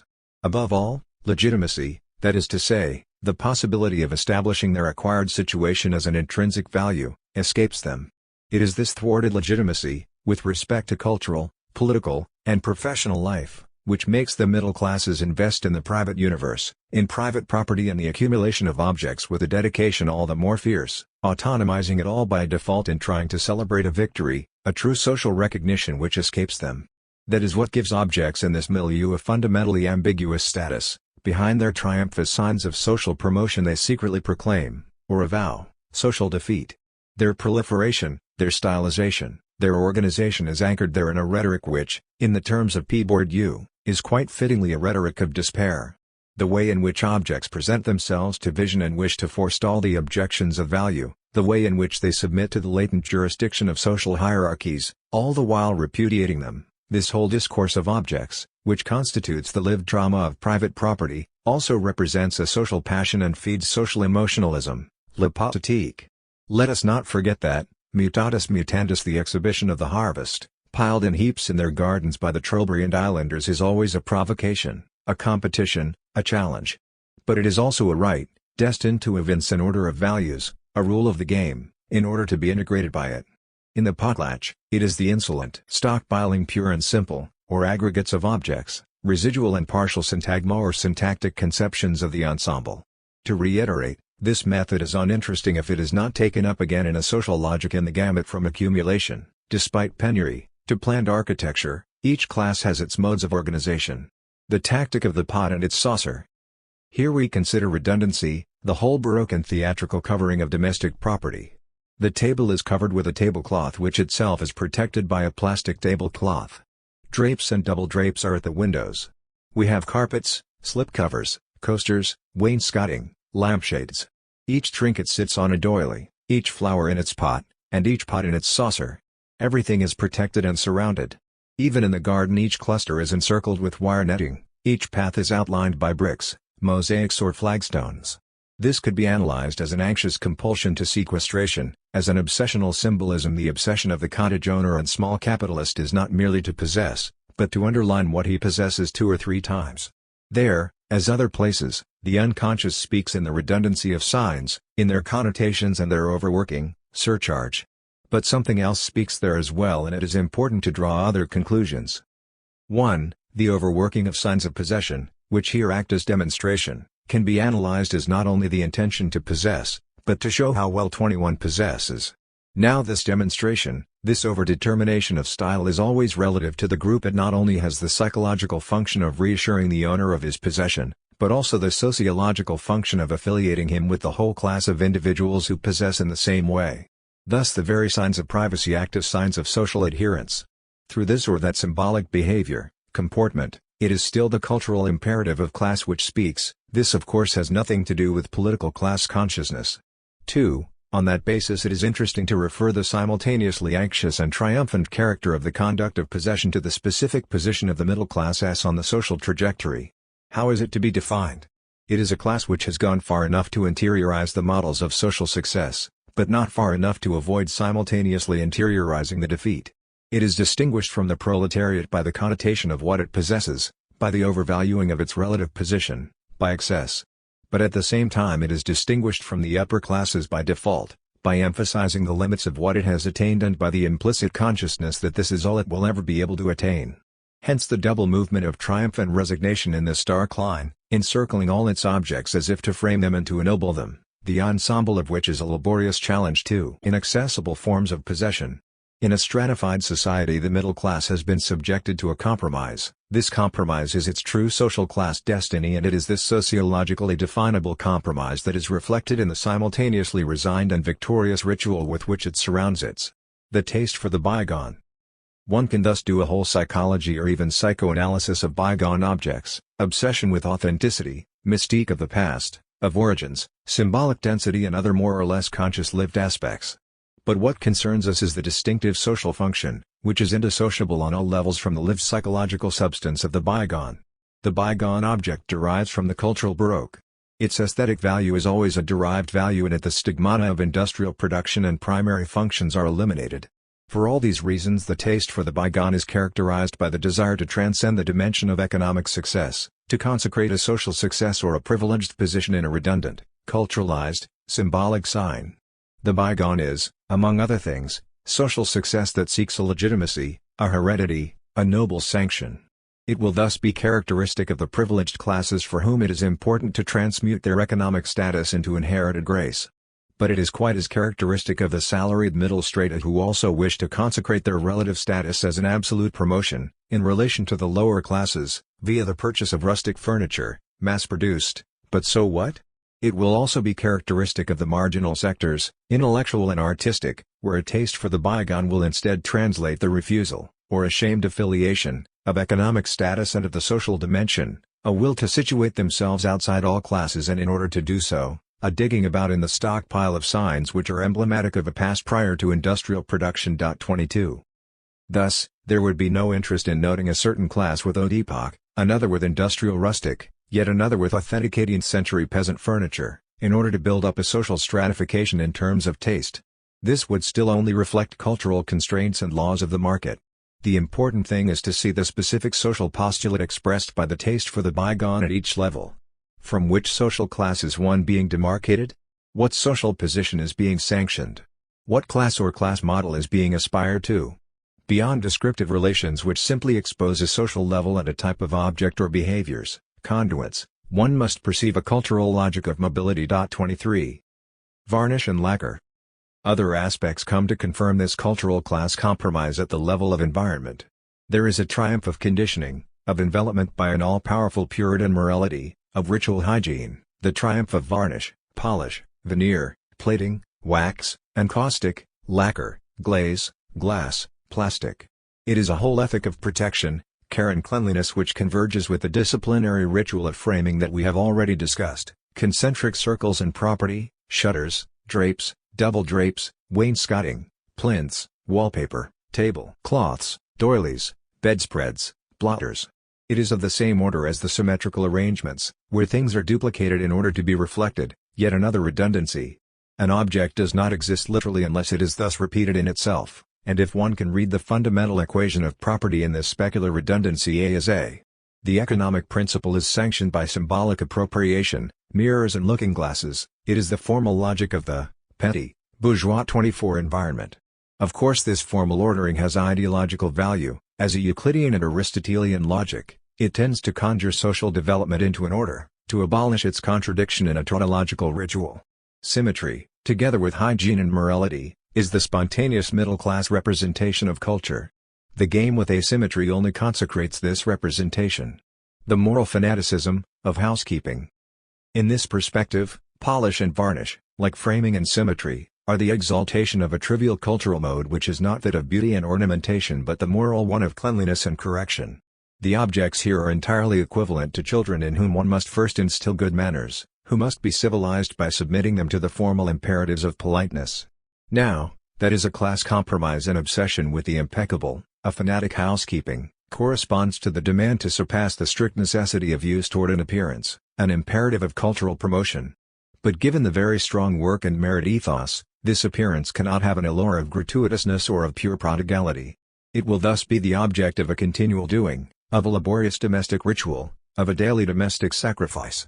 The varnished object is satisfying for a vast socio-cultural category because it appears as the synthesis of a conspicuous morality, summarizing the two imperatives of the prestation of prestige, sign exchange value, and of the prestation of merit, productivity and use value, inconsistently on the formal level but according to a closely knit social logic.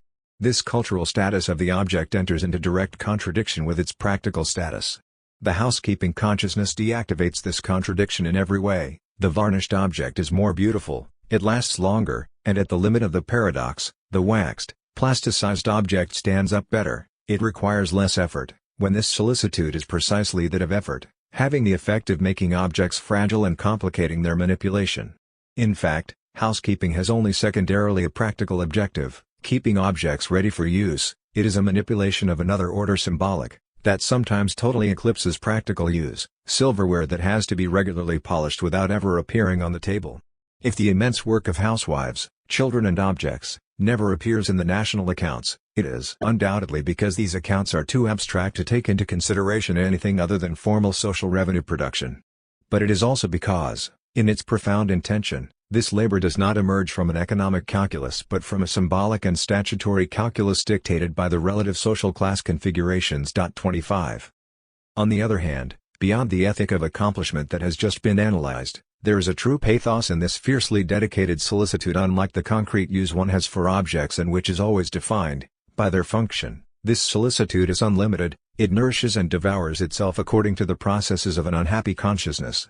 In its perfectionist formalism it mimics art for art's sake precisely because it is neither true labor nor culture.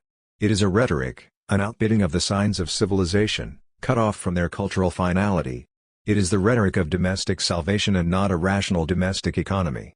Triumphant in suffering, unchangeable in its dogma and its ritual, alienated in its meaning, it is the veritable culture of everydayness. The prestige of the natural. The logic of cultural differentiation is going to impose negation at a privileged level, the disavowal of these values of polish and varnish, of care in favor of the values of frankness, franchise, and of the natural, the raw, matte, savage and neglected. This frankness of the object sanctioned by taste has nothing natural about it. On the contrary, it is deduced from lower-class devotion to the artificial, to the baroque affectation of decorum, to the moral values of the veiled, the clothed, the cared for, the preened, to the moral values of effort. Here preparation is a cultural fault. Propriety, repressive conditioning, and manners in the matter of objects, which in another age were the cultural signs of the bourgeoisie, are stigmatized as the distinctive marks of the petty bourgeois classes who have outfitted themselves with them. The essential function of the values of sincerity, authenticity, starkness, inner walls of bare concrete, unfinished timbers, is thus a function of discrimination, distinction, and their definition is first social. Here again one is rationalizing, but less in terms of immediate practicality. It is more practical, that washes better, than in terms of secondary functions, direct contact, warmer atmosphere, and especially in terms of functional aesthetics, abolition of decor, truth of the object, promotion of form, etc. One allows it to be understood that, according to a continuous progress, objects would obey an internal aesthetic logic which would ultimately lead them to appear in their truth, in the harmonious synthesis of their function and their form. This is the fundamental theory of design. 26 Now the hypothesis of a progressive advancement from model to model toward an ideal state of the environment, a hypothesis which secretly rests upon the representation of technological progress, implies a whole ideology, for it masks the social function of formal innovation, which is a function of cultural discrimination. Formal innovation materialized in objects does not have an ideal world of objects as its goal but rather, a social ideal, that of the privileged classes, which is the perpetual reassertion of their cultural privilege. Formal innovation and social discrimination. The priority of this social function of discrimination over the aesthetic function is visible in fashion, where at any moment the most aesthetically aberrant and arbitrary forms may be reactivated simply for the purpose of providing distinctive signs for a material which is always new.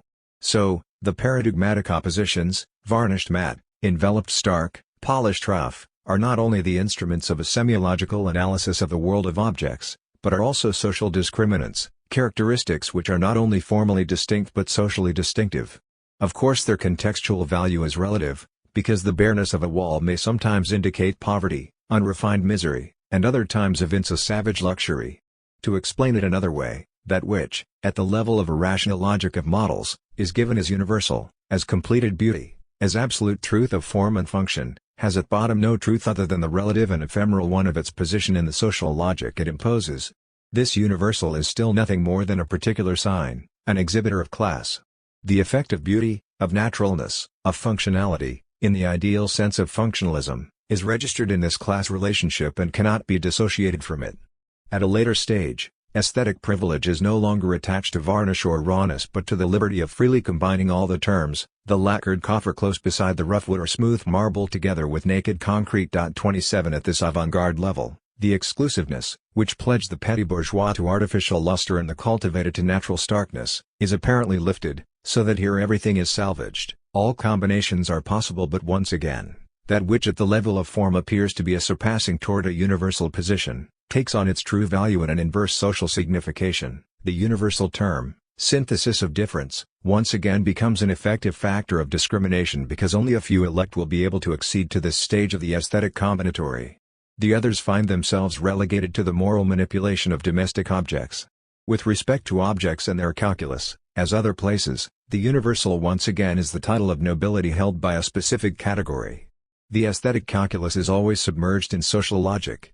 In order to avoid taking this ideological process into account, designers exhaust themselves in popularizing audacious, rational, functional forms, being all the while surprised that these forms do not spontaneously seduce the mass public. Yet behind their pious litany, educating public taste, these popular creators direct their unconscious strategy. Beautiful, stylized, modern objects are subtly created, despite all reversed good faith, in order not to be understood by the majority, at least not straight away. Their social function is first to be distinctive signs, to be objects which will distinguish those who distinguish them. Others will not even see them. 28. The flux and reflux of distinctive signs. This contradiction between rational economic logic and cultural class logic affects another essential aspect of objects, their status in time, their cycle of erosion and renewal. The diverse categories of objects have a variable longevity: residence, furniture, electrical appliances, TV, linens, clothing, gadgets, wear out at different rates. But two distinct variables play upon the whole span of objects in calculating their lifetime and durability. One is their real rate of wearing out, registered in their technical structure and their material; the other, the value they take on as patrimony, or inversely, the accelerated obsolescence due to fashion. What is important for us here is this second value and its relation to the respective situation of groups in a stratified and mobile industrial society. How does a given group distinguish itself by a more or less strong adhesion to the ephemeral or to the durable? What are the various responses of different groups on the social scale to fashion's demands for accelerated renewal of objects? In effect, fashion does not reflect a natural need of change. The pleasure of changing clothes, objects, cars, comes to sanction the constraints of another order psychologically, constraints of social differentiation and prestige. The effects of fashion only appear in socially mobile societies, and beyond a certain threshold of available money. Ascending or descending social status must be registered in the continual flux and reflux of distinctive signs. A given class is not lastingly assigned to a given category of objects, or to a given style of clothing. On the contrary, all classes are assigned to change, all assume the necessity of fashion as a value, just as they participate, more or less, in the universal imperative of social mobility. In other words, since objects play the role of exhibitors of social status, and since this status has become potentially mobile, the objects will always simultaneously give evidence not only of an acquired situation, this they have always done, but also of the potential mobility of this social status as such objects are registered in the distinctive cycle of fashion. One might think that on account of their material presence, objects first have the function of enduring, of registering social status in solidity. 29. This was the case in traditional society, where hereditary decor was evidence of social accomplishment and, at the limit, of the social eternity of an acquired situation. Then the description and social semantics of the environment could be relatively simple. And in a sense it is always thus. At whatever social level one is situated, there is always the tendency to perpetuate an acquired situation in objects and children. The objects with which one surrounds oneself first constitute a balance sheet, a testament, eventually resigned, to social destiny. On the other hand, they often appear to be symbolically framed and fixed on the wall, such as was once the case with school diplomas. A position and a destiny, thus the contrary of social mobility. This is what objects first present. Chosen, bought and arranged, they are part of the completed fulfillment, not of ascending performance. They encircle with their ascriptive dimension. Even when, only too frequently, they outbid social success, even when they seem to take an option on the future, still, it is never through his objects that social man accomplishes himself or is mobile. He falls back upon them, and objects often translate, at the very most, his frustrated social aspirations. This function of the inertia of objects that results in a durable, sometimes hereditary status, is combated today by that of having to signify social change. As one is elevated on the social scale, objects multiply, diversify and are renewed. Their accelerated traffic, circulation, in the name of fashion quickly comes to signify and to present a social mobility that does not really exist. This is already the meaning of certain mechanisms of substitution. Unable to change the apartment, one changes the car. It is even clearer that the accelerated renewal of objects often compensates a disappointed aspiration to cultural and social progress. This is what makes the reading of objects complex, Sometimes their mobility reflects the rising standing of a given social category by signifying it positively, sometimes, on the contrary, it comes to compensate the social inertia of a certain group or individual whose disappointed and thwarted desire for mobility comes to register itself in the artificial mobility of decor. Here the whole ideology of fashion is in question. The formal logic of fashion imposes an increased mobility on all the distinctive social signs. Does this formal mobility of signs correspond to a real mobility in social structures, professional, political, cultural? Certainly not. Fashion, and more broadly, consumption, which is inseparable from fashion, masks a profound social inertia. It itself is a factor of social inertia, insofar as the demand for real social mobility frolics and loses itself in fashion, in the sudden and often cyclical changes of objects, clothes and ideas. And to the illusion of change is added the illusion of democracy, which is similar but under another aspect. The constraint of the transitoriness of fashion is claimed to eliminate the possibility of inheriting distinctive signs. It is reputed to return the whole world to a position of equal opportunities at each instant of the cycle.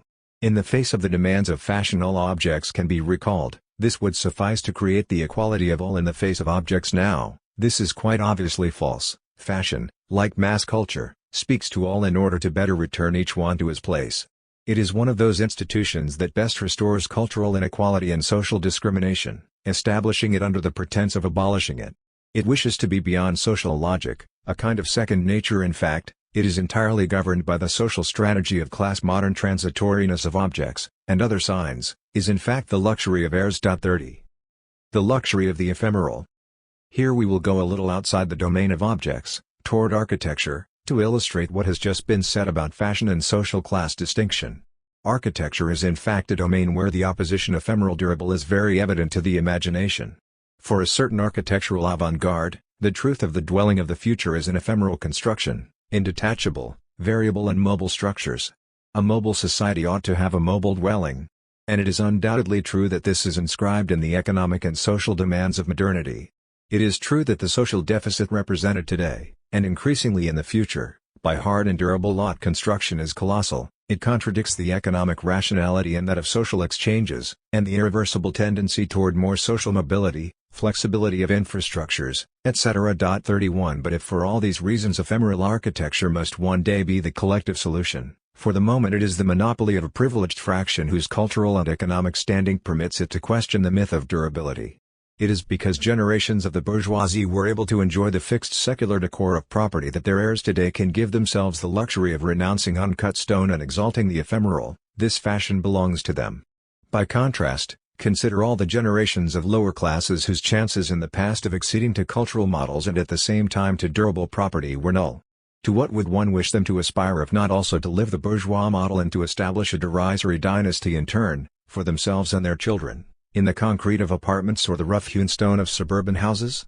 How can one today require that these advanceable classes not deify real estate and that they first accept the ideal character of these mobile structures?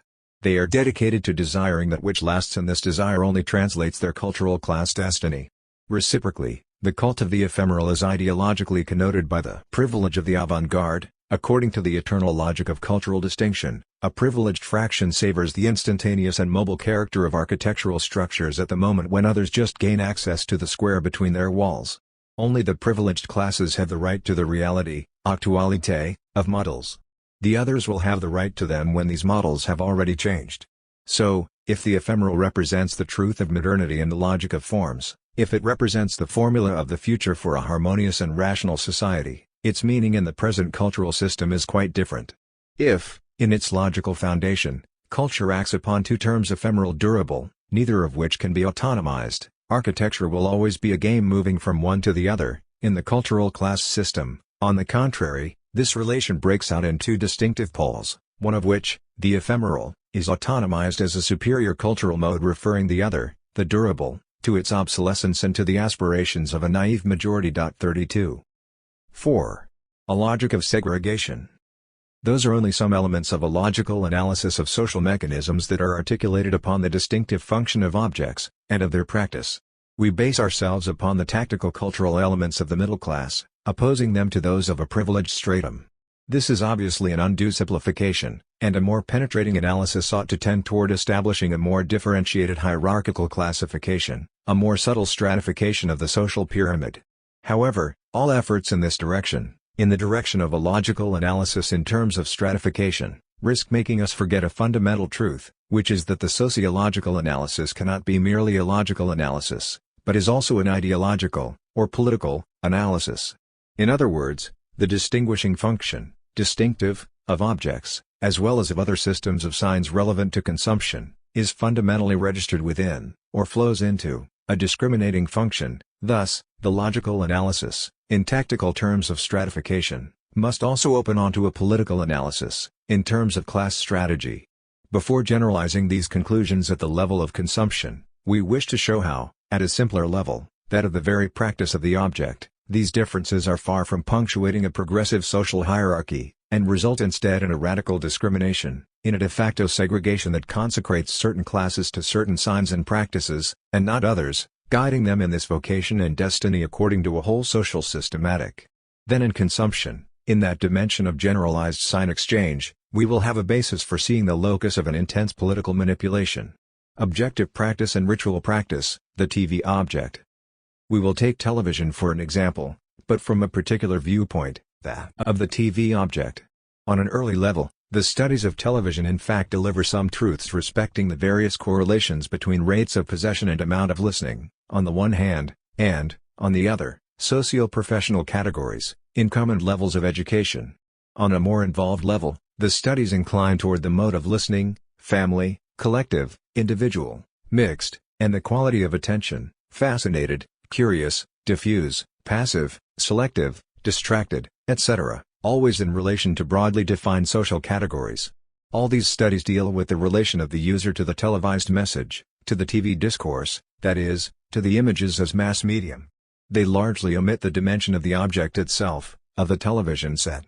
Now it is obvious that before being the vehicle of images, a transmitter addressing a receiver, the TV is first a set sold by a manufacturer to an individual. It is an object, bought and possessed. Undoubtedly its status is never just that, at any level of the social scale, but this primary status secretly induces a great number of ambiguous cultural behaviors in image reception. In other words, the demand is divided between that of an object, producer of images, and that of images, vehicles of meaning. These two exigencies are logically incompatible, although practice inextricably confuses them. According to whether the TV is there as a TV object or as a means of communication, the TV discourse will itself be received as an object or as meaning. The object, sign, status is opposed to the objective, rational and practical, status. This distinction revives that of sign exchange value and use value. The whole social logic of culture is registered in this radical divergence. And it is the social theory of the sign object that we wish to dwell on here, in the perspective of consumption. The evidence according to which the television is bought for the purpose of cultural edification or for the simple pleasure of images, that is, as a function of a deliberated personal objective, is undoubtedly increasingly deceptive as one descends the social scale. More profoundly than interest or pleasure, which often merely ratify the social constraint, the index of conformity and prestige, and the term index must retain all its value as a moral injunction, is active, imposing the acquisition of the TV, like that of the refrigerator, car, or washing machine, as in John Stuart Mill, the possession of such and such an object is in itself a social service as a certificate of citizenship. The TV is a token of recognition, of integration, of social legitimacy. At this level of almost unconscious response it is the object that is in question, not its subjective function, and it no longer has an objective function, but a proof function. It is a social exhibitor and is given value as such, it is exposed and overexposed. This can be seen in middle, and lower, class interiors, where the TV is enthroned on a sort of pedestal, focusing attention on it as an object.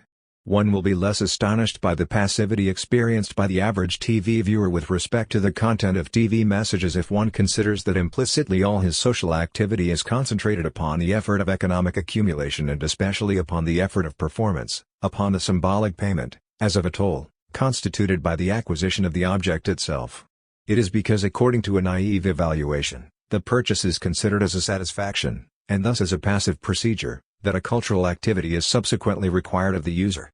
This may be valid for the educated upper classes, but the contrary is true at a lower level. All the activity is invested in the appropriation of the object as sign and token on the one hand, as capital on the other. The use itself is then logically transformed into passive satisfaction, real usufruct, profit and benefit, and reward, recompense, for a completed social duty.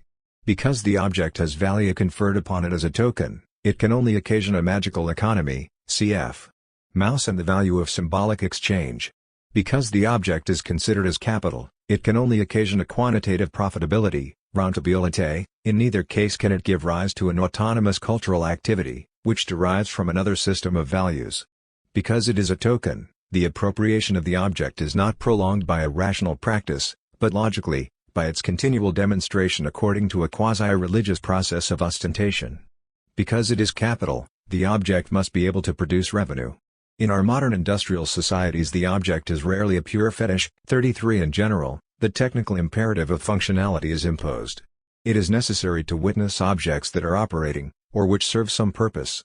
This does not so much resemble an objective rationale as a supplementary mana. If it does not work, the object loses its prestige potential.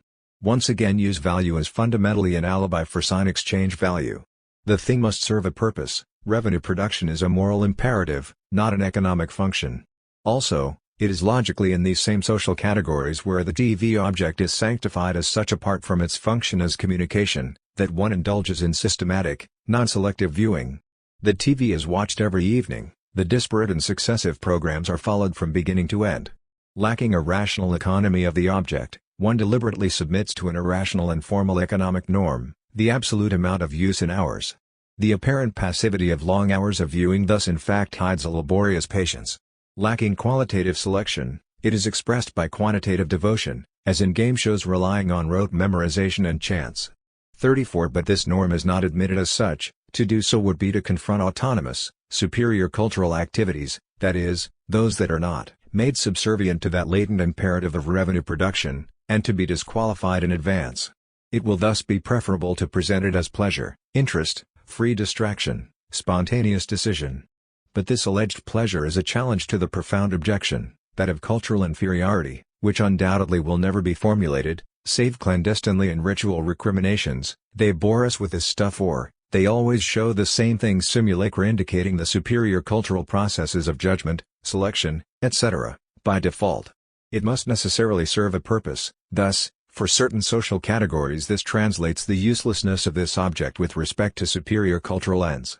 As concerns pleasure, it is the ritual rationalization of a procedure that does not wish to admit to itself that, through this object, it first obeys a social injunction of conformist ritual prestation. In summary, the quantification of viewing, linked to its passivity, refers to a socio-economic imperative of revenue production, to the object as capital. But perhaps this capitalization still only comes to reinforce a more profound social constraint, that of symbolic prestation, of legitimation, of social credence, of mana, which attaches itself to the object as fetish. All this outlines a cultural class configuration, that of a class where the autonomous and rational ends of a culture freely exercised by the mediation of an object are not even suspected, and yet are contradictorily internalized. It is that of a resigned and a cultured class whose demand for culture, following a relative social promotion, is conjured in objects and their worship, or at least in a cultural compromise governed by the economic and magical constraints of the collectivity. It is the face and very definition of consumption. Other indices come to be associated with those of the volume and mode of listening, according to the same class determination. Consider the physical situation of the TV object in the house.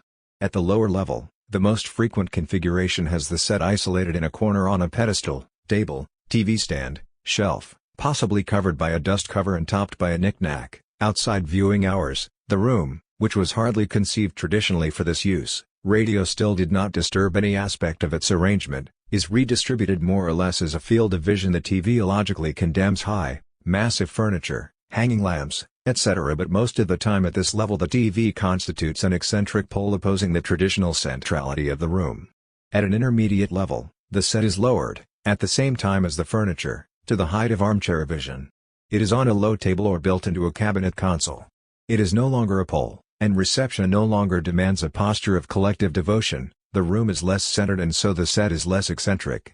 At the limit, in very modern interiors of high standing, there is an integration into other furnishings or into the wall, a total eclipse of the object as furniture. The TV object ceases to be the object of the right. Simultaneously the room is ventilated by independent spaces, luminous sources are concealed, etc.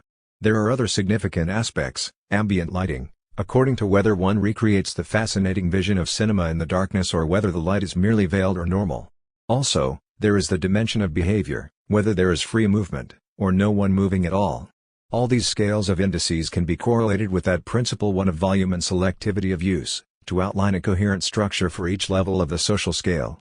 But, and for us this is the important point, the process of inquiry and the empirical correlations, however subtle they may be, will never give us the image of a stratified society.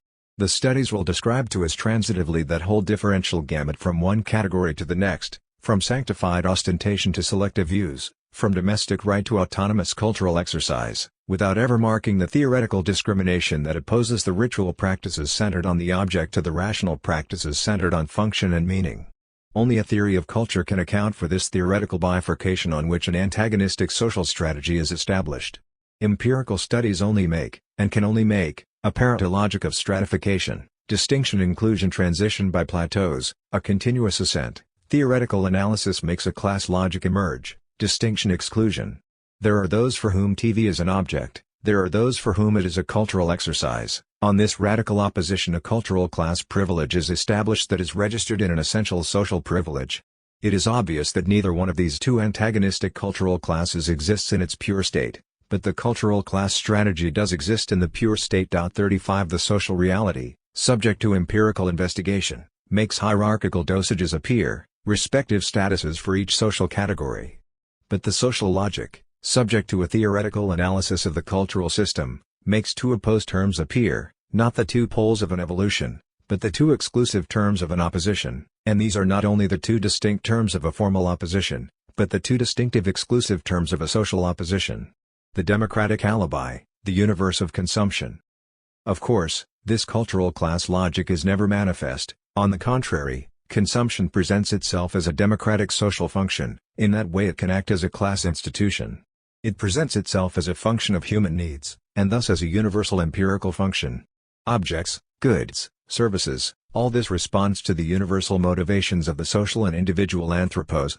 On this basis one could even argue, the leitmotif of the ideologues of consumption, that its function is to correct the social inequalities of a stratified society, confronting the hierarchy of power and social origin. There would be a democracy of leisure, of the expressway and the refrigerator. The cultural class logic in bourgeois society is always rooted in the democratic alibi of universals. Religion was a universal. The humanist ideals of liberty and equality were universals. Today the universal takes on the absolute evidence of concreteness. Today the universal is human needs, and all the cultural and material goods that respond. It is the universal of consumption. This ambiguity of consumption, that it seems to act as a factor of democratization in a society calling itself stratified, and this to function better as a class institution, finds its most vivid illustration in the Reader's Digest Selection Survey of the Consumers Europe, 36,221,750,000 consumers, Common Market and Great Britain. Out of this gigantic economic tableau, which includes essential, directly comparable statistics with respect to lifestyles, habits of consumption, opinions, attitudes and goods possessed by the inhabitants of 7 countries, Piatier draws a certain number of perspectives. Thanks to complementary statistical reductions it was possible to systematically isolate the responses of Group A, upper groupings, and to compare them to the ensemble of other groups. It seems that for the Common Market and Great Britain one can speak of a civilization of A's, or to employ a more picturesque expression, of a civilization of white collars. These latter, and this is one of the most interesting results of the selection study, appear to represent a homogeneous group crossing all borders. Thus, according to this hypothesis, the inhabitants of the 7 countries would have a common model of consumption. In the process of development of consumption, Group A could constitute a sort of directing schema toward which the rest of the population would gravitate as its revenues increased. The indices of the ensemble that divide Group A, upper groupings, liberal professions, heads of industry and commerce, from Group Non-A are, luxury equipment, dishwasher, tape recorder, camera, etc., luxury foods, comfortable living quarters and automobile, toiletries for women, basic household equipment, television, refrigerator, washing machine, etc., cleaning products, everyday food, male toiletries and intellectual curiosity, voyages abroad, speaking a foreign language. So here it is a question of formalizing social realities, which are already deliberately simplified and reduced to formal indices of consumption, into an artificial scheme of stratification, as and known as. The political, social, economic, structures of production and the market, and cultural, all these aspects are volatilized. At the individual massified level only the quantifiable remains, the statistical balance sheet of goods of consumption taken as the absolute indicators of social essence. 37 Thus an elite is revealed that is not a bearer of values nor of power, but of objects, of a panoply of deluxe gadgets in which the idea of Europe is registered materially beyond ideologies. The European ideal thus defined will permit the systematic orientation and sanctioning of the confused aspirations of consuming masses. To be European will consist in passing from the trinity of television, refrigerator and washing machine to the sublime trinity of sports car, stereo system and country house. Now in fact behind this group of A's, this directing scheme of the European ideal, rests a European reality, which is the more or less forced solidarity of the industrial and technical Western European bourgeoisies in global competition. But this common strategy, this political international is hidden here by an international of standing. This very real solidarity disguises itself in the formal solidarity of the consuming masses, so much the more formal in that its indices, the goods of consumption, are more concrete. The Europe of trusts adopts the mask of the Europe of inch 3 displacement, the living room and ice cream. The A's and the nonas. In fact, this schema of international stratification aims above all toward a political operation of national integration appropriate to each of the countries concerned, under the symbol of Europe, and this not only by means of the bias of consumption but also by that of stratification. In fact, one could have schematized it into a complex model, but here the statistical craftiness is to schematize it into a simple and striking binary model, the group of A's and the others, the nonas. Thus, the old bogey of the duel between antagonistic classes is conjured away in a statistical dichotomy. There are still two terms, but they are no longer in conflict, they change into the two poles of a social dynamic. The effect, and objective, of this tactical division is to neutralize the extremes and hence any contradiction that might result on the social level. There is a model level, directing schema, and all the others. These latter, mixed in together by the statistics, no longer appear except as a population, an immense and virtual middle class that is already morally accultured to the displays of the privileged classes. No longer is there a radical distortion between the company president and ordinary salaried employees, because the latter, while statistically lost in the middle classes, see themselves with the middle standing and as having been promised that of the upper classes. From top to bottom of the scale, no one is inexorably cut off by distance. There are no more extremes, no more tension. The formal frontier between the A's and the nonas is there only to better prime the aspiration toward the higher level and the illusion of a general regrouping to take place sooner or later. In the paradise of A for Europe, it is clearly understood, can only be democratic.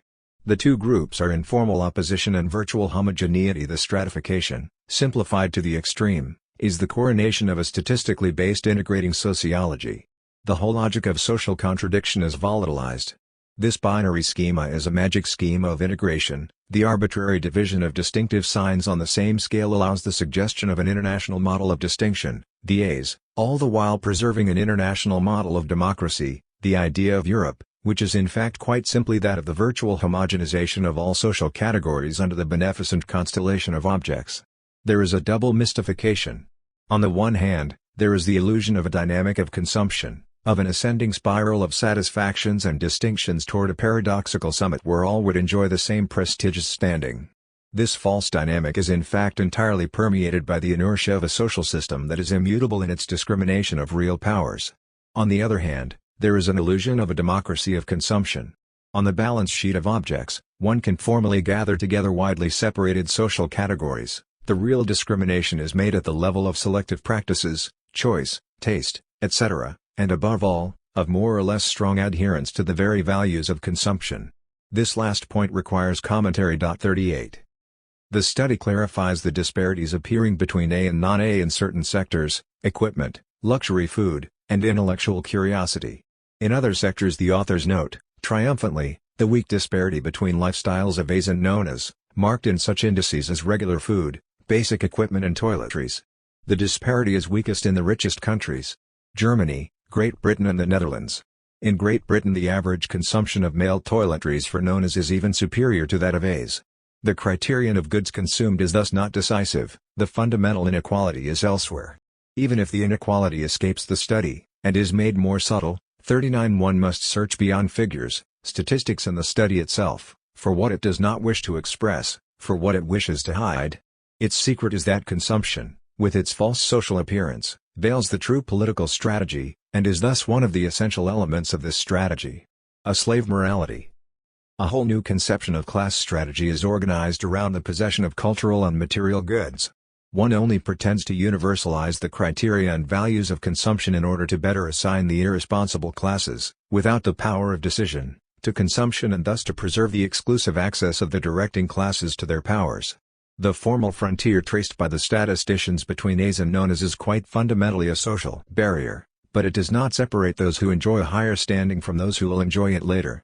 It distinguishes those who are in addition privileged consumers, those for whom the prestige of consumption is in a way the usufruct of their fundamental privilege, cultural and political, from those who are consecrated to consumption, triumphantly resigning themselves to it as the very sign of their social relegation, those for whom consumption, the very profusion of goods and objects, marks the limit of their social chances, those for whom the demands for culture, social responsibility, and personal accomplishment are resolved into needs and absolved in the objects that satisfy them.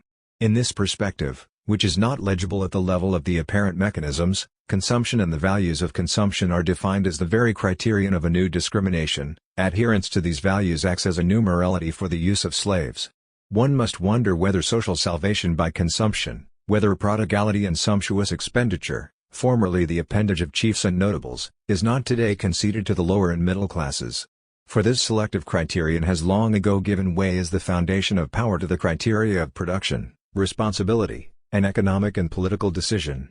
It must be asked whether certain classes are not consecrated to finding their salvation in objects, consecrated to a social destiny of consumption and thus assigned to a slave morality, enjoyment, immorality, irresponsibility, as opposed to a master morality, responsibility and power. Such are the heirs of the servile, subaltern classes, or of courtesans dedicated to paraphernalia. In this sense it is absurd to speak of a consumer society as if consumption were a system of universal values appropriate to all men because of being founded upon the satisfaction of individual needs, when really it is an institution and a morality, and in this way an element of the strategy of power in any society, past or future. Here sociology is most of the time both a dupe and an accomplice. It takes the ideology of consumption for consumption itself. Pretending to believe that objects and consumption, as formerly moral principles or religion, have the same meaning from top to bottom of the social scale, it accredits the universal myth of status and on this basis goes on sociologizing, pondering, stratifying and correlating things at statistic swim. Now what must be read and what one must know how to read in upper-class superiority, in electric household equipment or in luxury food, is precisely not its advance on the scale of material benefits, but rather its absolute privilege, bound up in the fact that its preeminence is precisely not established in signs of prestige and abundance, but elsewhere, in the real spheres of decision, direction and political and economic power, in the manipulation of signs and of men. And this relegates the others, the lower and middle classes, to phantasms of the promised land. 2. The ideological genesis of needs. 1. The rapturous satisfactions of consumption surround us, clinging to objects as if to the sensory residues of the previous day in the delirious excursion of a dream. As to the logic that regulates this strange discourse, surely it compares to what Freud uncovered in the interpretation of dreams. But we have scarcely advanced beyond the explanatory level of naive psychology and the medieval dream book. We believe in consumption, we believe in a real subject, motivated by needs and confronted by real objects as sources of satisfaction. It is a thoroughly vulgar metaphysic. And contemporary psychology, sociology and economic science are all complicit in the fiasco. So the time has come to deconstruct all the assumptive notions involved, object, need, aspiration, consumption itself, for it would make as little sense to theorize the quotidian from surface evidence as to interpret the manifest discourse of a dream. It is rather the dream work and the dream processes that must be analyzed in order to recover the unconscious logic of a more profound discourse. And it is the workings and processes of an unconscious social logic that must be retrieved beneath the consecrated ideology of consumption. 1. Consumption as a logic of significations. The empirical object, given in its contingency of form, color, material, function and discourse, or, if it is a cultural object, in its aesthetic finality, is a myth. How often it has been wished away. But the object is nothing. It is nothing but the different types of relations and significations that converge, contradict themselves, and twist around it. As such, the hidden logic that not only arranges this bundle of relations, but directs the manifest discourse that overlays and occludes it. The logical status of objects. Insofar as I make use of a refrigerator as a machine, it is not an object. It is a refrigerator. Talking about refrigerators or automobiles in terms of objects is something else. That is, it has nothing to do with them and their objective relation to keeping things cold or transportation. It is to speak of the object as functionally decontextualized. 1. Either as an object of psychic investment 2 and fascination, of passion and projection, qualified by its exclusive relation with the subject, who then cathects it as if it were his own body, a borderline case, useless and sublime. The object then loses its common name, so to speak, and assumes the title of object as generic proper name. For this reason, the collector never refers to a statuette or a vase as a beautiful statuette, vase, etc., but as a beautiful object. This status is opposed to the generic dictionary meaning of the word, that of the object plain and simple, refrigerator, an object that refrigerates. 2. Or, between the object, as proper name and projective equivalent of the subject, and the object, with the status of a common name and implement, as an object specified by its trademark, charged with differential connotations of status, prestige and fashion. This is the object of consumption. It can just as easily be a vase as a refrigerator, or, for that matter, a whoopee cushion. Properly speaking, it has no more existence than a phoneme has an absolute meaning in linguistics. This object does not assume meaning either in a symbolic relation with the subject, the object, or in an operational relation to the world, object as implement. It finds meaning with other objects, in difference, according to a hierarchical code of significations. This alone, at the risk of the worst confusion, defines the object of consumption. Of symbolic exchange value. In symbolic exchange, of which the gift is our most proximate illustration, the object is not an object. It is inseparable from the concrete relation in which it is exchanged, the transferential pact that it seals between two persons. It is thus not independent as such. It has, properly speaking, neither use value nor economic exchange value. The object given has symbolic exchange value. This is the paradox of the gift. It is on the one hand, relatively, arbitrary, it matters little what object is involved. Provided it is given 3, it can fully signify the relation.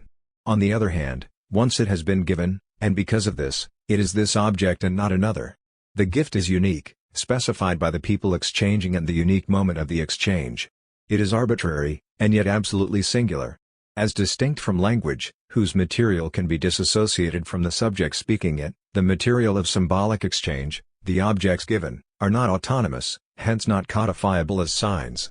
Since they do not depend on economic exchange, they are not amenable to systematization as commodities and exchange value.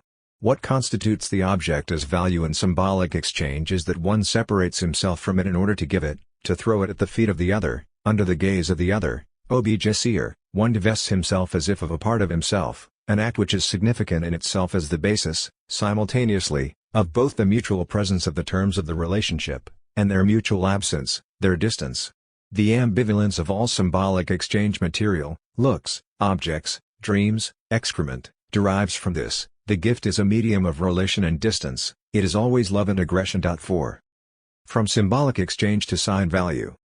It is from the, theoretically isolatable, moment when the exchange is no longer purely transitive, when the object, the material of exchange, is immediately presented as such, that it is reified into a sign. Instead of abolishing itself in the relation that it establishes, and thus assuming symbolic value, as in the example of the gift, the object becomes autonomous, intransitive, opaque, and so begins to signify the abolition of the relationship. Having become a sign object, it is no longer the mobile signifier of a lack between two beings, it is of and from the reified relation, as is the commodity at another level, in relation to reified labor power. Whereas the symbol refers to lack, to absence, as a virtual relation of desire, the sign object only refers to the absence of relation itself, and to isolated individual subjects. The sign object is neither given nor exchanged, it is appropriated, withheld and manipulated by individual subjects as a sign, that is, as coded difference. Here lies the object of consumption. And it is always of and from a reified, abolished social relationship that is signified in a code. What we perceive in the symbolic object, the gift, and also the traditional, ritual and artisanal object, is not only the concrete manifestation of a total relationship, ambivalent, and total because it is ambivalent, of desire, but also, through the singularity of an object, the transparency of social relations in a dual or integrated group relationship. In the commodity, on the other hand, We perceive the opacity of social relations of production and the reality of the division of labor. What is revealed in the contemporary profusion of sign objects, objects of consumption, is precisely this opacity, the total constraint of the code that governs social value. It is the specific weight of signs that regulates the social logic of exchange. The object become sign no longer gathers its meaning in the concrete relationship between two people. It assumes its meaning in its differential relation to other signs. Somewhat like Levi-Strauss myths, sign objects exchange among themselves. Thus, only when objects are autonomized as differential signs and thereby rendered systematizable can one speak of consumption and of objects of consumption. A logic of signification. So, it is necessary to distinguish the logic of consumption, which is a logic of the sign and of difference, from several other logics that habitually get entangled with it in the welter of evidential considerations. This confusion is echoed by all the naive and authorized literature on the question. 4 logics would be concerned here. 1. A functional logic of use value. 2. An economic logic of exchange value. 3. A logic of symbolic exchange. 4. A logic of sign value. The first is a logic of practical operations, the second one of equivalence, the third, ambivalence, and the fourth, difference. Or again, a logic of utility, a logic of the market, a logic of the gift, and a logic of status. Organized in accordance with one of the above groupings, the object assumes respectively the status of an instrument, a commodity, a symbol, or a sign. Only the last of these defines the specific field of consumption. Let us compare 2 examples. The wedding ring. This is a unique object, symbol of the relationship of the couple. One would neither think of changing it, barring mishap, nor of wearing several. The symbolic object is made to last and to witness in its duration the permanence of the relationship. Fashion plays as negligible a role at the strictly symbolic level as at the level of pure instrumentality. The ordinary ring is quite different. It does not symbolize a relationship. It is a non-singular object, a personal gratification, a sign in the eyes of others. I can wear several of them. I can substitute them. The ordinary ring takes part in the play of my accessories and the constellation of fashion. It is an object of consumption. Living accommodations, the house, your lodgings, your apartment. These terms involve semantic nuances that are no doubt linked to the advent of industrial production or to social standing. But, whatever one's social level in France today, one's domicile is not necessarily perceived as a consumption good. The question of residence is still very closely associated with patrimonial goods in general, and its symbolic scheme remains largely that of the body. Now, for the logic of consumption to penetrate here, the exteriority of the sign is required. The residence must cease to be hereditary, or interiorized as an organic family space. One must avoid the appearance of filiation and identification if one's debut in the world of fashion is to be successful. In other words, domestic practice is still largely a function of determinations, namely, symbolic, profound emotional investment, etc., and economic, scarcity. Moreover, the two are linked. Only a certain discretionary income permits one to play with objects as status signs, a stage of fashion in the game where the symbolic and the utilitarian are both exhausted. Now, as to the question of residence, in France at least, the margin of free play for the mobile combinatory of prestige or for the game of substitution is limited. In the United States, by contrast, one sees living arrangements indexed to social mobility, to trajectories of careers and status. Inserted it into the global constellation of status, and subjugated to the same accelerated obsolescence of any other object of luxury, the house truly becomes an object of consumption. This example has a further interest. It demonstrates the futility of any attempt to define the object empirically. Pencils, books, fabrics, food, the car, curios, are these objects? Is a house an object? Some would contest this. The decisive point is to establish whether the symbolism of the house, sustained by the shortage of housing, is irreducible, or if even this can succumb to the differential and reified connotations of fashion logic, for if this is so, then the home becomes an object of consumption, as any other object will, if it only answers to the same definition being, cultural trait, ideal, gestural pattern, language, etc. Anything can be made to fit the bill. The definition of an object of consumption is entirely independent of objects themselves and exclusively a function of the logic of significations. An object is not an object of consumption unless it is released from its psychic determinations as symbol, from its functional determinations as instrument, from its commercial determinations as product, and is thus liberated as a sign to be recaptured by the formal logic of fashion, i.e., by the logic of differentiation. The order of signs and social order, There is no objective consumption before the moment of its substitution, and without this substitution having been determined by the social law, which demands not only the renewal of distinctive material, but the obligatory registration of individuals on the scale of status, through the mediation of their group and as a function of their relations with other groups.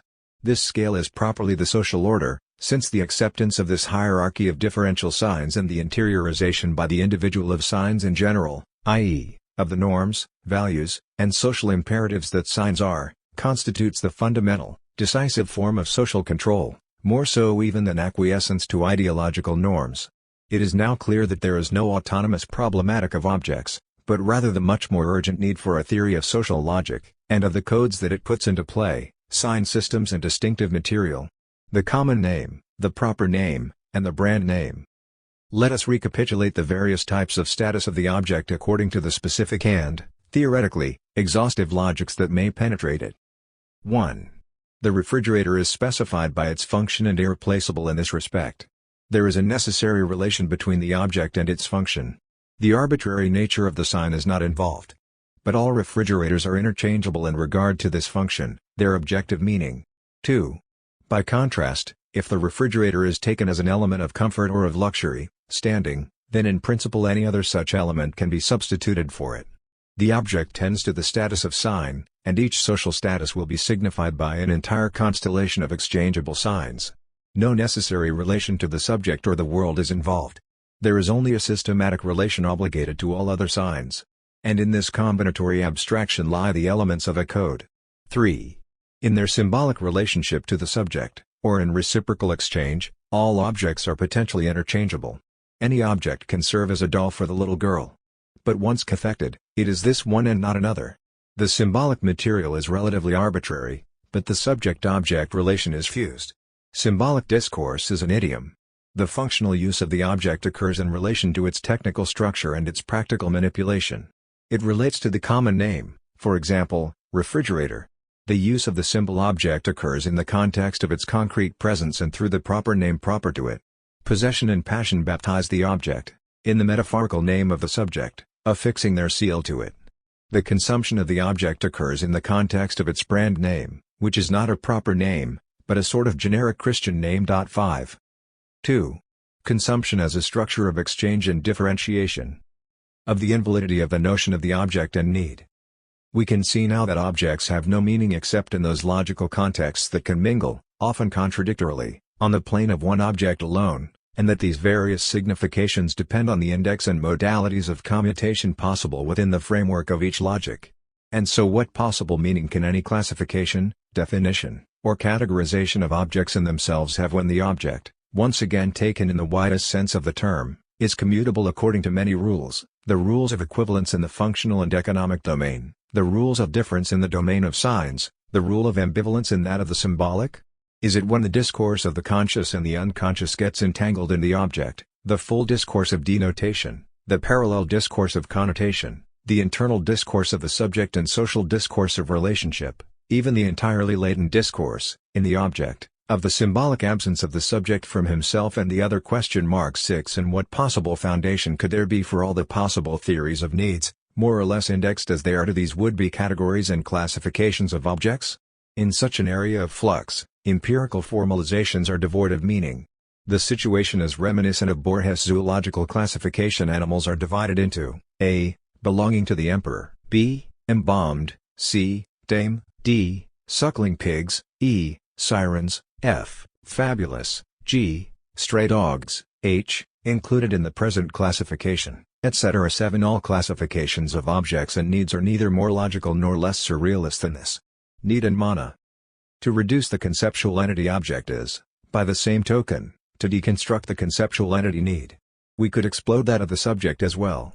Subject, object, need. The mythological structure of these three ideas is identical, triply elaborated in terms of the naive factuality and the schemas of a primary-level psychology. What speaks in terms of need is magical thinking. The subject and the object having been posited as autonomous and separated entities, as specularate and distinct myths, it then becomes necessary to establish their relation. This is accomplished, of course, with the concept of need. Incidentally, all else remaining equal, The concept resembles that of Mono.9 conceiving exchange as an operation between two separated terms, each existing in isolation prior to the exchange. One has to establish the existence of the exchange itself in a double obligation, that of giving and that of returning. Thus, it is necessary to imagine, as Mouse and the native apparently do, an immanent power in the object, the how, whose force haunts the recipient of the object and incites him to divest himself of it. The insurmountable opposition between the terms of the exchange is thus reduced at the price of a tautological, artificial, magical, supplementary concept, of which Levi-Strauss, in his Critique, has worked out the economics in positing exchange directly as structure. Thus, the psychologist, economist, etc., having provided themselves with a subject and an object, can barely rejoin them but for the grace of need. But this concept can only explain the subject-object relation in terms of adequation, the functional response of subjects to objects, and vice versa. It amounts to a kind of functionalist nominalism, which precipitates the whole psychoeconomic ideology of optimality, equilibrium, functional regulation and adaptation of needs. In fact, the operation amounts to defining the subject by means of the object and the object in terms of the subject. It is a gigantic tautology of which the concept of need is the consecration. Metaphysics itself has never done anything else and, in Western thought, metaphysics and economic science, not to mention traditional psychology, demonstrate a profound solidarity, mentally and ideologically, in the way they posit the subject and tautologically resolve its relation to the world. Mana, vital force, instincts, needs, choices, preferences, utilities, motivations. It is always a question of the same magical copula, the equal sign and A equals A. Metaphysics and economics jostle each other at the same impasses, over the same aporias, the same contradictions and dysfunctions, condemning each from the start to unlimited circular speculation by positing the autonomy of the subject and its specular reflection in the autonomy of the object. The circle of power. But we know that the tautology is never innocent, no more than the finalism that underlies the entire mythology of needs. Such runarounds are always the rationalizing ideology of a system of power, the dormant virtue of opium, the refrains of que sera sera, like Borges' animal categories, included in the present classification, or like the theological pronouncement, when a given subject purchases such and such an object, this behavior is a function of his particular choices and preferences at bottom. Under the umbrella of the logical principle of identity, such admirable metaphors for the void sanction the circular principle of a system of power, the reproductive finality of the order of production. This is why economic science does not dispense with the concept of need. It could easily do so, for its calculations operate at the level of statistical demand. But the notion is urgently required for ideological support. The legitimacy of production rests on a petitio principii, i.e., that people discover a posteriori and almost miraculously that they need what is produced and offered at the marketplace, and thus, in order that they should experience this or any particular need, the need must already exist inside people as a virtual postulation. And, so it appears that this begging of the question, this forced rationalization simply masks the internal finality of the order of production. To become an end in itself, every system must dispel the question of its real teleology. Through the meretricious legitimacy of needs and satisfactions, the entire question of the social and political finality of productivity is repressed. One could object that this is not a forced rationalization, since the discourse of needs is the subject's spontaneous form of interpreting his relation to objects and to the world. But this is precisely the problem. In his attempt to recapture this discourse, the analyst of modern society reproduces the misconstruction of naive anthropology. He naturalizes the processes of exchange and signification. Thus, social logic itself escapes him. It is true that all magical thinking draws a certain measure of efficacy from the empirical manipulation and theoretical misunderstanding of its own procedures. Thus, speculation on needs converges with a long tradition of speculation on mana. It is mythical thought that reflects in the mirror of economic rationality. Interdisciplinary neo-humanism, or psychosocial economics. It thus proves necessary to reconstruct social logic entirely. Nothing is more instructive in this regard than the adulterous relations that obtain between the economic and the social sciences. Virtuous thinkers have done their utmost for a generation now to reconcile these estranged disciplines, in the name of man, their Dada. They have striven to attenuate all that is profoundly inadmissible, obscene, for their disciplines in the very existence of the others and in the haunting memory of a knowledge that escapes them. Economics in particular can only delay the eruption, in the midst of its calculations, of a psychological logic of the unconscious or of an equally unconscious logic of social structures. The logic of ambivalence on the one hand, of difference on the other, are incompatible with the logic, sacred to economics, of equivalence. To foil their literally destructive influence, economic science will throw in its lot with desiccated and inoffensive forms of psychology and sociology, i.e., the latter as traditional disciplines, all in the name of pious interdisciplinary study. One never thinks, from this viewpoint, of introducing social or psychological dimensions of a specific nature. Rather, one simply adds to the criteria of individual utility, rational economic variables, a pinch of irrational individual psychology, motivational studies, depth psychology, and some interpersonal social psychology, the individual need for prestige and status, or simply a kind of global socioculture. In short, one looks for context. Some examples: certain studies, Chambart de Laue, reveal in the lower orders an abnormal consumption of meat, too little, or too much. As long as one consumes meat along the mean, one partakes of economic rationality. No problems.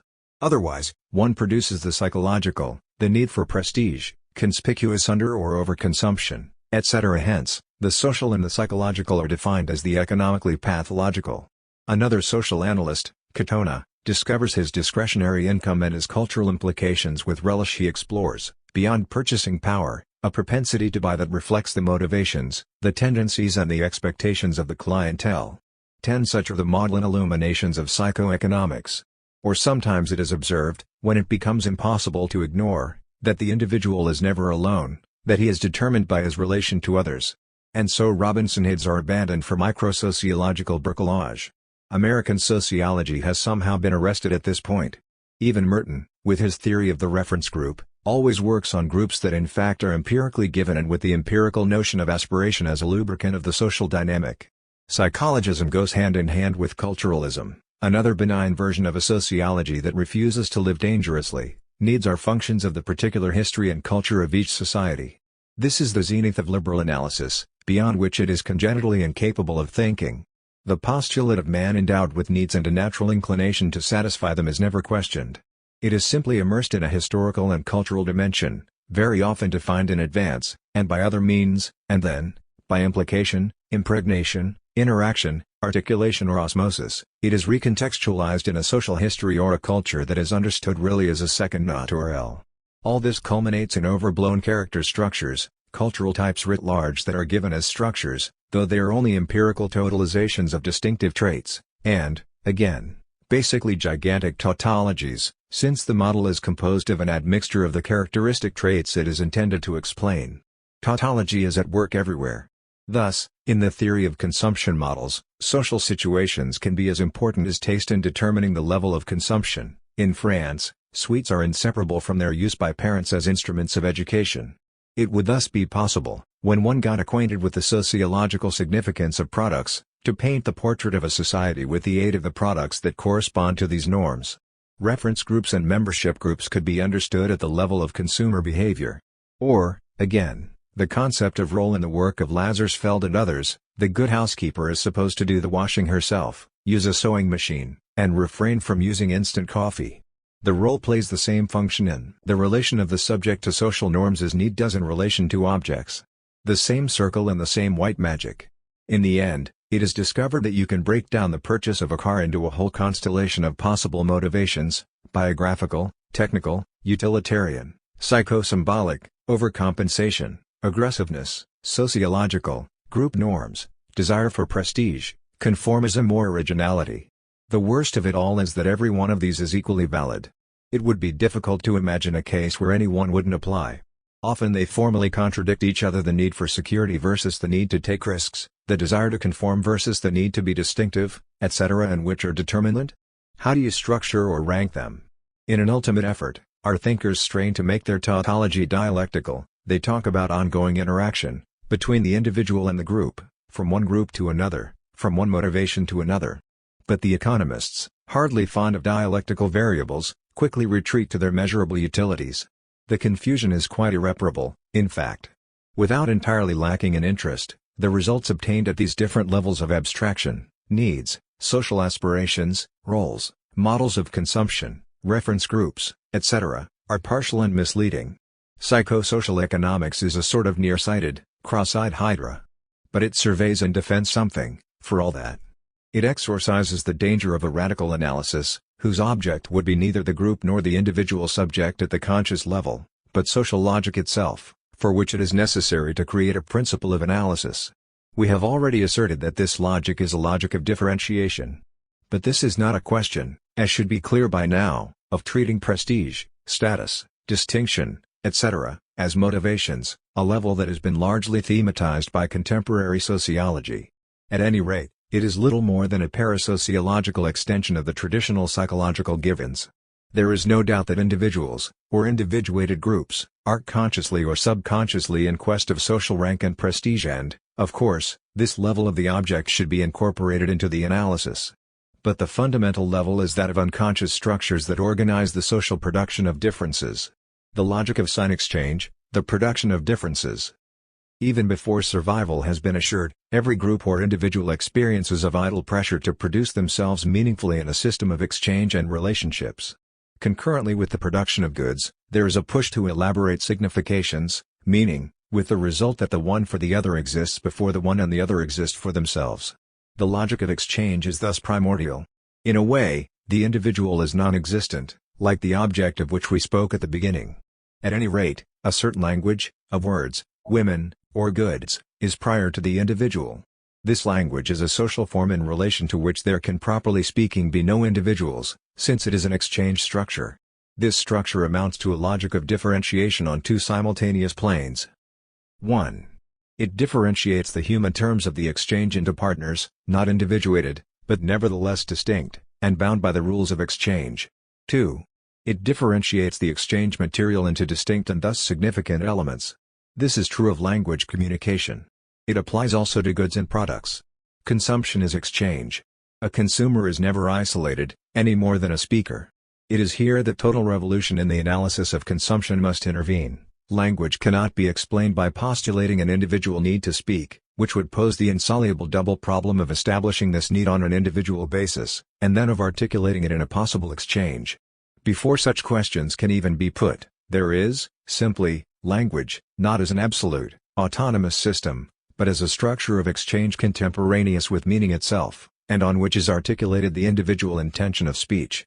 Similarly, consumption does not arise from an objective need of the consumer, a final intention of the subject toward the object. Rather, there is social production, in a system of exchange, of a material of differences, a code of significations and invidious, statuary, values. The functionality of goods and individual needs only follows on this, adjusting itself to, rationalizing, and in the same stroke repressing these fundamental structural mechanisms. The origin of meaning is never found in the relation between a subject, given a priori as autonomous and conscious, and an object produced for rational ends, that is, properly, the economic relation, rationalized in terms of choice and calculation. It is to be found, rather, in difference, systematizable in terms of the code, as opposed to private calculation, a differential structure that establishes the social relation, and not the subject as such. Veblen and invidious distinction. We should refer at this point to Veblen, who, even if he posited the logic of differentiation more in terms of individuals than of classes, of prestige interaction rather than of exchange structure, nevertheless offers in a way far superior to those who have followed him and who have pretended to surpass him the discovery of a principle of total social analysis, the basis of a radical logic, in the mechanisms of differentiation. This is not a superadded, contextual variable, situationally given, but a relational variable of structure. All of Veblen's work illustrates how the production of a social classification, class distinctions and statutory rivalry, is the fundamental law that arranges and subordinates all the other logics, whether conscious, rational, ideological, moral, etc. Society regulates itself by means of the production of distinctive material. The end of acquisition is conveniently held to be the consumption of the goods accumulated, but it is only in a sense far removed from its native meaning that consumption of goods can be said to afford the incentive from which accumulation proceeds. Possession of wealth confers honors, it is an invidious distinction. 11. Leisure. Conspicuous abstention from labor becomes the conventional index of reputability. 12. Productive labor is degrading. The tradition never dies, it is only reinforced as social differentiation increases in complexity. In the end, it takes on the axiomatic authority of an absolute prescription, even alongside the moral reprobation of idleness and the reactive valorization of labor so strong in the middle classes, and today recuperated ideologically by the ruling class itself, A President Directeur Général works a 15-hour day, devotedly, it is his token of affected servitude. In fact, this reaction formation proves, to the contrary, the power of leisure nobility value as a deep-seated, unconscious representation. Leisure is thus not a function of a need for leisure in the current sense of enjoying free time and functional repose. It can be invested in activities, provided they do not involve economic necessity. Leisure may be defined as any consumption of unproductive time. Now, this has nothing to do with passivity, it is an activity, an obligatory social phenomenon. Time is not in this instance free, it is sacrificed, wasted, it is the moment of a production of value, of an invidious production of status, and the social individual is not free to escape it. No one needs leisure, but everyone is called upon to provide evidence of his availability for unproductive labor. The consumption of empty time is a form of potlatch. Here, free time is a material of exchange and signification. Like Bataille's accursed share, 13 it assumes value in the exchange itself, or in destruction, and leisure is the locus of this symbolic operation. 14. The style of contemporary leisure provides a kind of experimental verification. Left to himself, the conditions for creative freedom at last realized, the man of leisure looks desperately for a nail to hammer, a motor to dismantle. Outside the competitive sphere, there are no autonomous needs. Spontaneous motivation doesn't exist.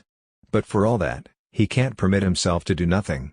At a loss for something to do with his free time, he nevertheless urgently needs to do nothing, or nothing useful, since this has distinctive social value. Even today, what claims the average individual, through the holidays and during his free time, is not the liberty to fulfill himself, in terms of what hidden essence will surge to the fore. He must verify the uselessness of his time, temporal surplus as sumptuous capital, as wealth. Leisure time, like consumption time in general, becomes emphatic, trademarked social time, the dimension of social salvation, productive of value, but not of economic survival. 15. Veblen pushed the law of distinctive value very far. The canon of honorific coist may, immediately or remotely, influence the sense of duty, the sense of beauty, the sense of utility, the sense of devotional or ritualistic fitness, and the scientific sense of truth. 16. The law of distinctive value and its paradox. This law of value can play on wealth or on destitution. Conspicuous luxury or conspicuous austerity answer to the same fundamental rule. What appears as an insoluble formal contradiction at the level of the empirical theory of needs falls into place, arranged according to this law, in a general theory of distinctive material. Thus, churches are traditionally more sumptuous in the fashionable districts, but class imperative can impose a type of ascetic religiosity. Catholic pomp becomes the fact of the lower classes, whereas, among Protestants, the spareness of the chapel only testifies to the greater glory of God, and establishes the distinctive sign of the class as well. There are innumerable examples of this paradox of value, of Spartan wealth. People manipulate the subtle starkness of modern interiors. You pay through the nose to eat practically nothing. To deny oneself is a luxury. This is the sophistry of consumption, for which the refusal to validate a value is merely a hierarchical nuance in its formal verification. 17. It is important to grasp that behind all these alleged finalities, functional, moral, aesthetic, religious and their contradictions, a logic of difference and superdifference is at work. But it is always repressed, since it belies the ideal finality of all the corresponding behavior. This is social reason, social logic.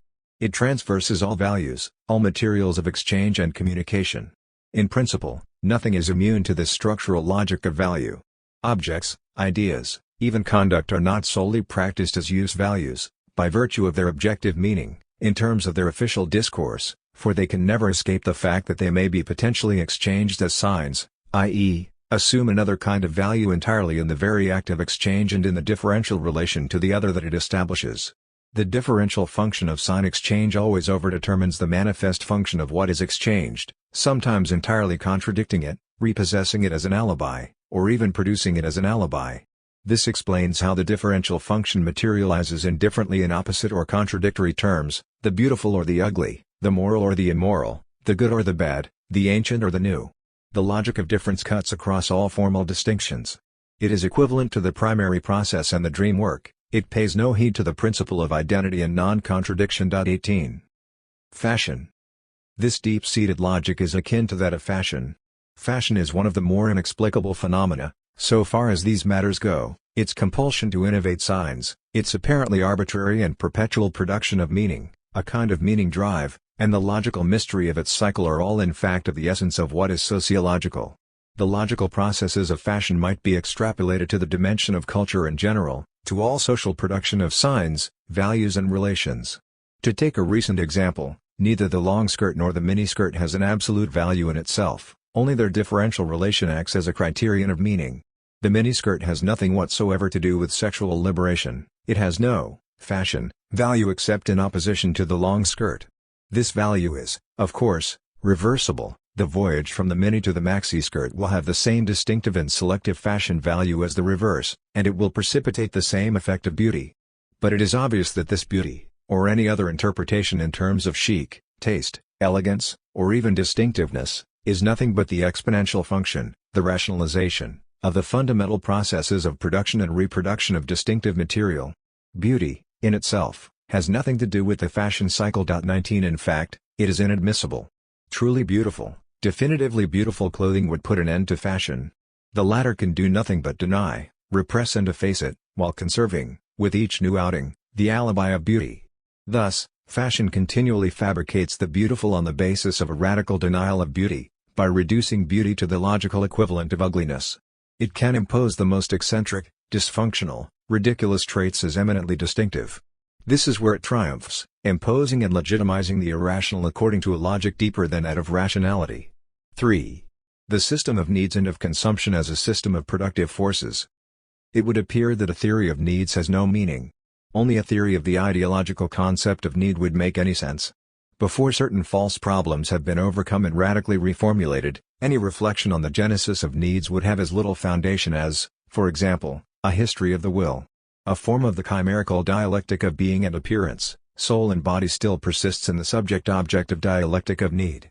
Ideological speculation of this sort has always appeared as a dialectical game of ceaseless interaction in a mirror when it is impossible to determine which of two terms engenders the other and one is reduced to making them reflect or produce each other reciprocally. It is a sure sign that the terms of the problem itself must be changed. So, it proves necessary to examine how economic science, and behind it, the political order, operates the concept of need. The myth of primary needs. The legitimacy of the concept is rooted in the alleged existence of a vital anthropological minimum that would be the dimension of primary needs, an irreducible zone where the individual chooses himself, since he knows what he wants, to eat, to drink, to sleep, to make love, to find shelter, etc. At this level, he cannot, it is supposed, be alienated in his need as such, only deprived of the means to satisfy it. This bioanthropological postulate directly launches the insoluble dichotomy of primary and secondary needs. Beyond the threshold of survival, man no longer knows what he wants. And it is here that he becomes properly social for the economist, i.e., vulnerable to alienation, manipulation, mystification. On one side of the imaginary line, the economic subject is prey to the social and the cultural, on the other, he is an autonomous, inalienable essence.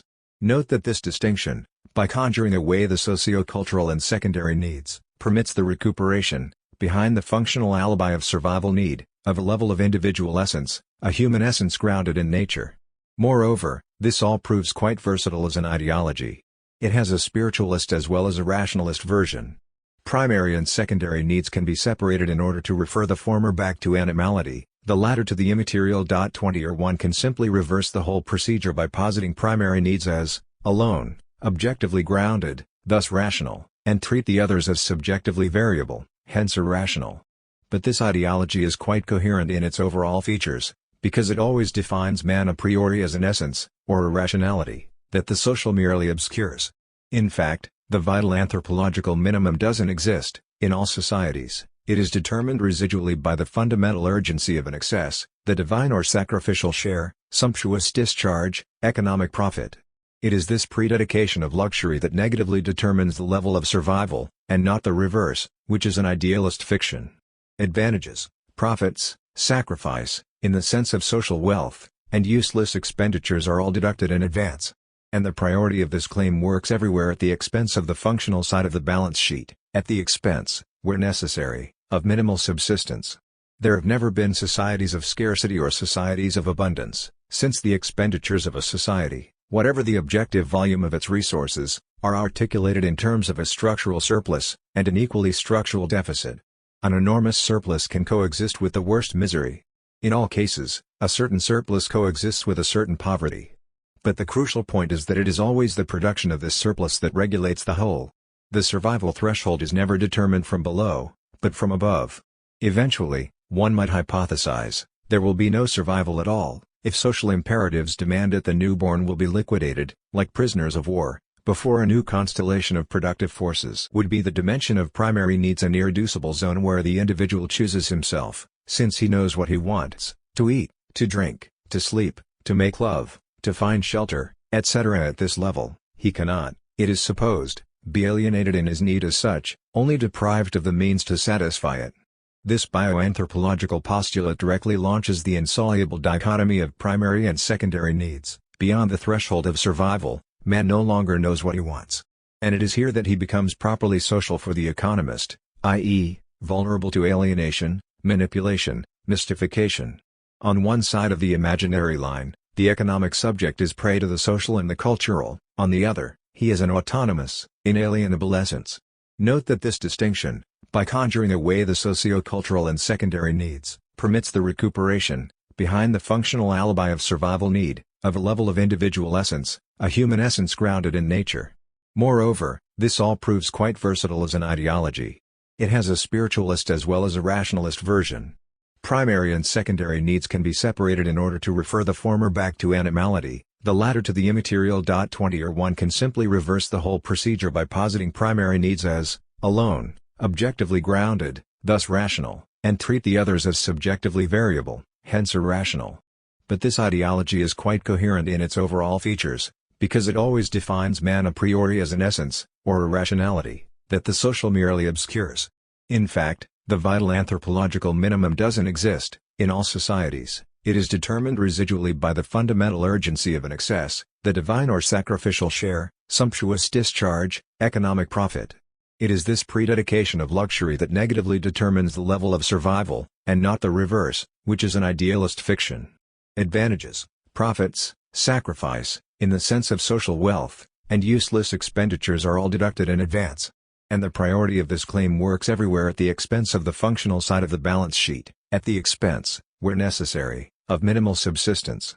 There have never been societies of scarcity or societies of abundance, since the expenditures of a society, whatever the objective volume of its resources, are articulated in terms of a structural surplus, and an equally structural deficit.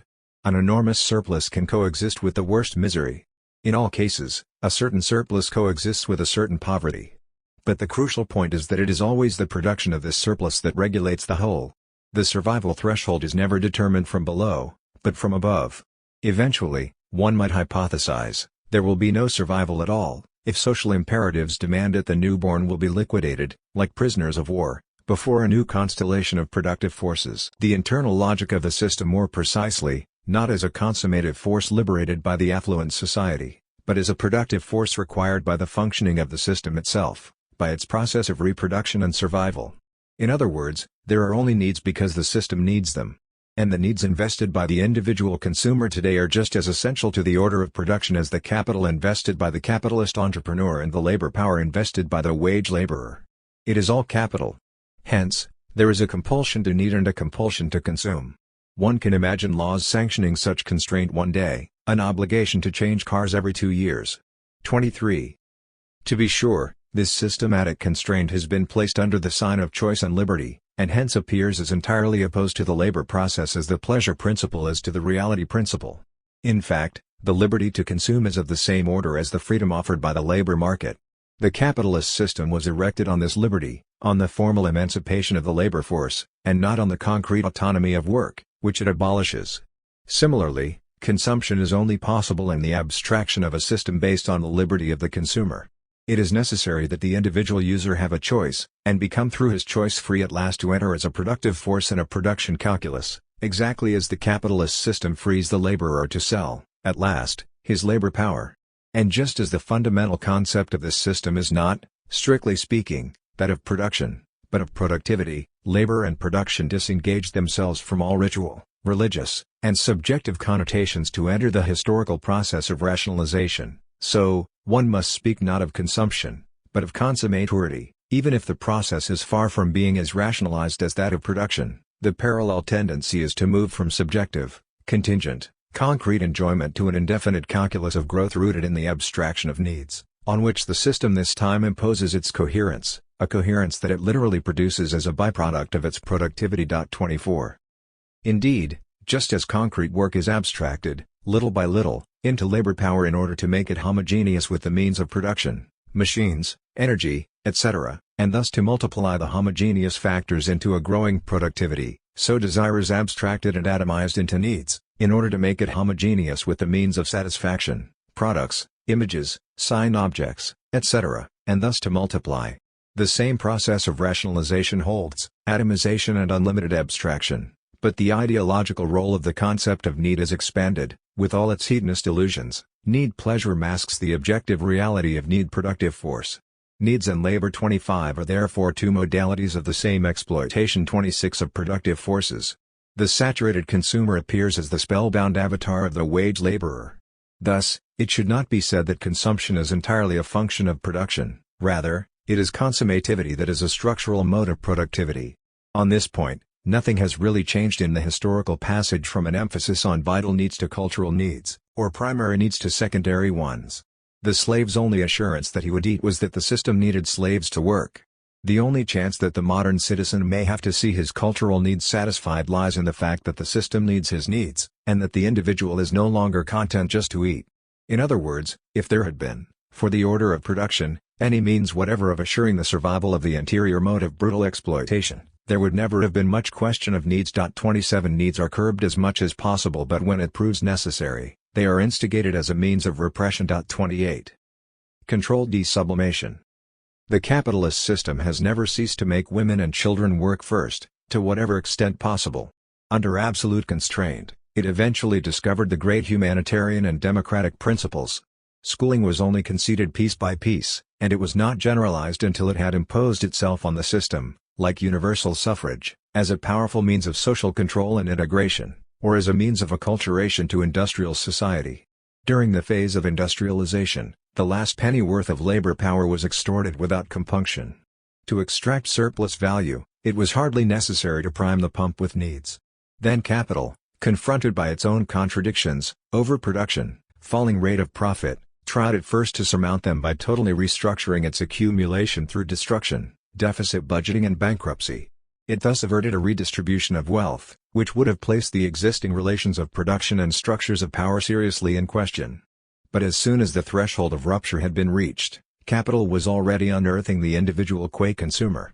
He was no longer simply the slave as labor power. This was truly a production. And in bringing it off, capital was only delivering up a new kind of serf, the individual as consumption power. 29.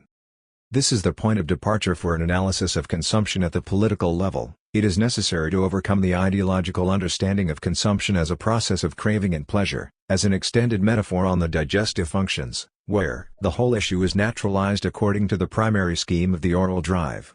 It is necessary to surpass this powerful imaginary preconception in order to define consumption not only structurally as a system of exchange and of signs, but strategically as a mechanism of power.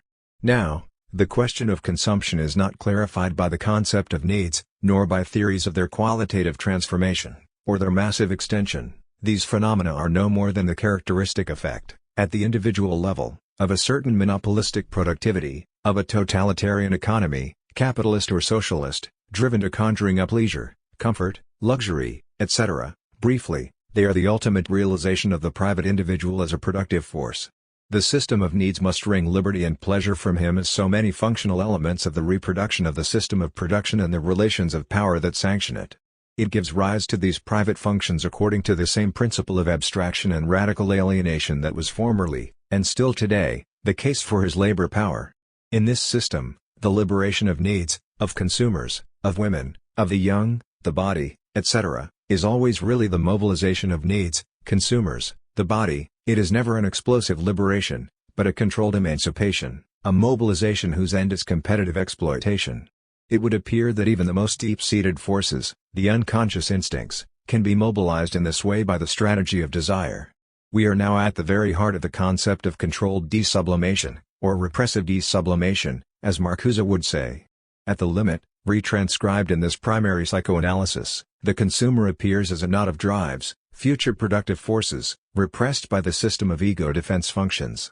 These functions must be desublimated, hence, the deconstruction of the ego functions, the conscious moral and individual functions, to the benefit of a liberation of the id and the superego as factors of integration, participation and consumption, to the benefit of a kind of total consuming immorality in which the individual finally submerges himself in a pleasure principle entirely controlled by production planning. To sum up, man is not simply there first, equipped with his needs, and designated by nature to fulfill and finalize himself qua man. This proposition, which smacks of spiritualist teleology, in fact defines the individual function in our society, the functional myth of productivist society. The whole system of individual values, this religion of spontaneity, liberty, creativity, etc. is bloated with the productivist option. Even the vital functions are immediately functions of the system. We must reverse the terms of the analysis, and abolish the cardinal reference to the individual, for even that is the product of this social logic. We must abandon the constitutive social structure of the individual, and even his livid perception of himself, for man never really does come face to face with his own needs. This is not only true of secondary needs, where the individual is reproduced according to the finalities of production considered as consumption power. It applies equally well to survival needs. In this instance, man is not reproduced as man, he is simply regenerated as a survivor, a surviving productive force. If he eats, drinks, lives somewhere, reproduces himself, it is because the system requires his self-production in order to reproduce itself. It needs men. If it could function with slaves, there would be no free workers. If it could function with asexual mechanical robots, there would be no sexual reproduction. 30 If the system could function without feeding its workers, there would be no bread. It is in this sense that we are all, in the framework of this system, survivors. Not even the instinct of self-preservation is fundamental, it is a social tolerance or a social imperative.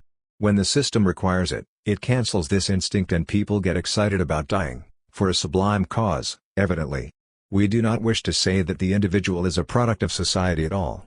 For, as it is currently understood, this culturalist platitude only masks the much more radical truth that, in its totalitarian logic, a system of productivist growth, capitalist, but not exclusively, can only produce and reproduce men, even in their deepest determinations and their liberty, in their needs, in their very unconscious, as productive forces.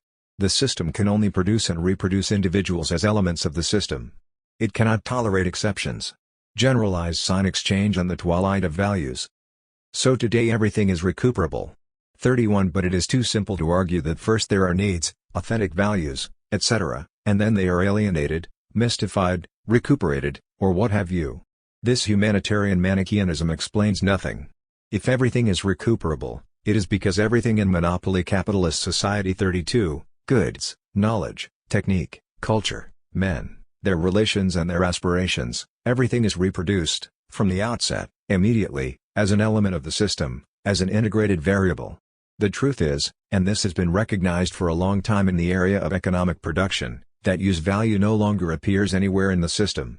The determining logic of exchange value is, however, as ubiquitous as ever. This must be recognized today as the truth of the sphere of consumption and the cultural system in general. In other words, everything, even artistic, intellectual, and scientific production, even innovation and transgression, is immediately produced to sign and exchange value, relational value of the sign. A structural analysis of consumption is possible to the extent that needs, consumption behavior and cultural behavior are not only recuperated, but systematically induced and produced as productive forces. Given this abstraction and this tendency toward total systematization, such an analysis is entirely possible, if it in turn is based on an analysis of the social logic of production and the generalized exchange of signs. 3. Fetishism and ideology. The semiological reduction 1.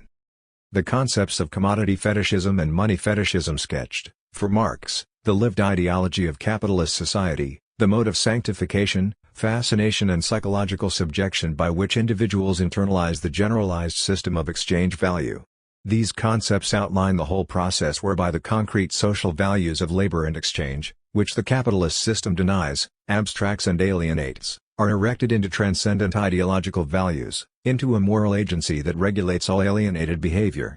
What is being described here is the successor to a more archaic fetishism and religious mystification, the opium of the people. And this theory of a new fetishism has become the icing on the cake of contemporary analysis. While Marx still attached it, though very ambiguously, to a form, the commodity, money, and thus located it at a theoretically comprehensive level. Today the concept of fetishism is exploited in a summary and empirical fashion: object fetishism, automobile fetishism, sex fetishism, vacation fetishism, etc. The whole exercise is precipitated by nothing more sophisticated than a diffuse, exploded and idolatrous vision of the consumption environment. It is the conceptual fetish of vulgar social thought, working assiduously toward the expanded reproduction of ideology in the guise of a disturbing attack on the system. The term fetishism is dangerous not only because it short-circuits analysis, but because since the 18th century it has conducted the whole repertoire of Occidental Christian and humanist ideology, as orchestrated by colonists, ethnologists and missionaries.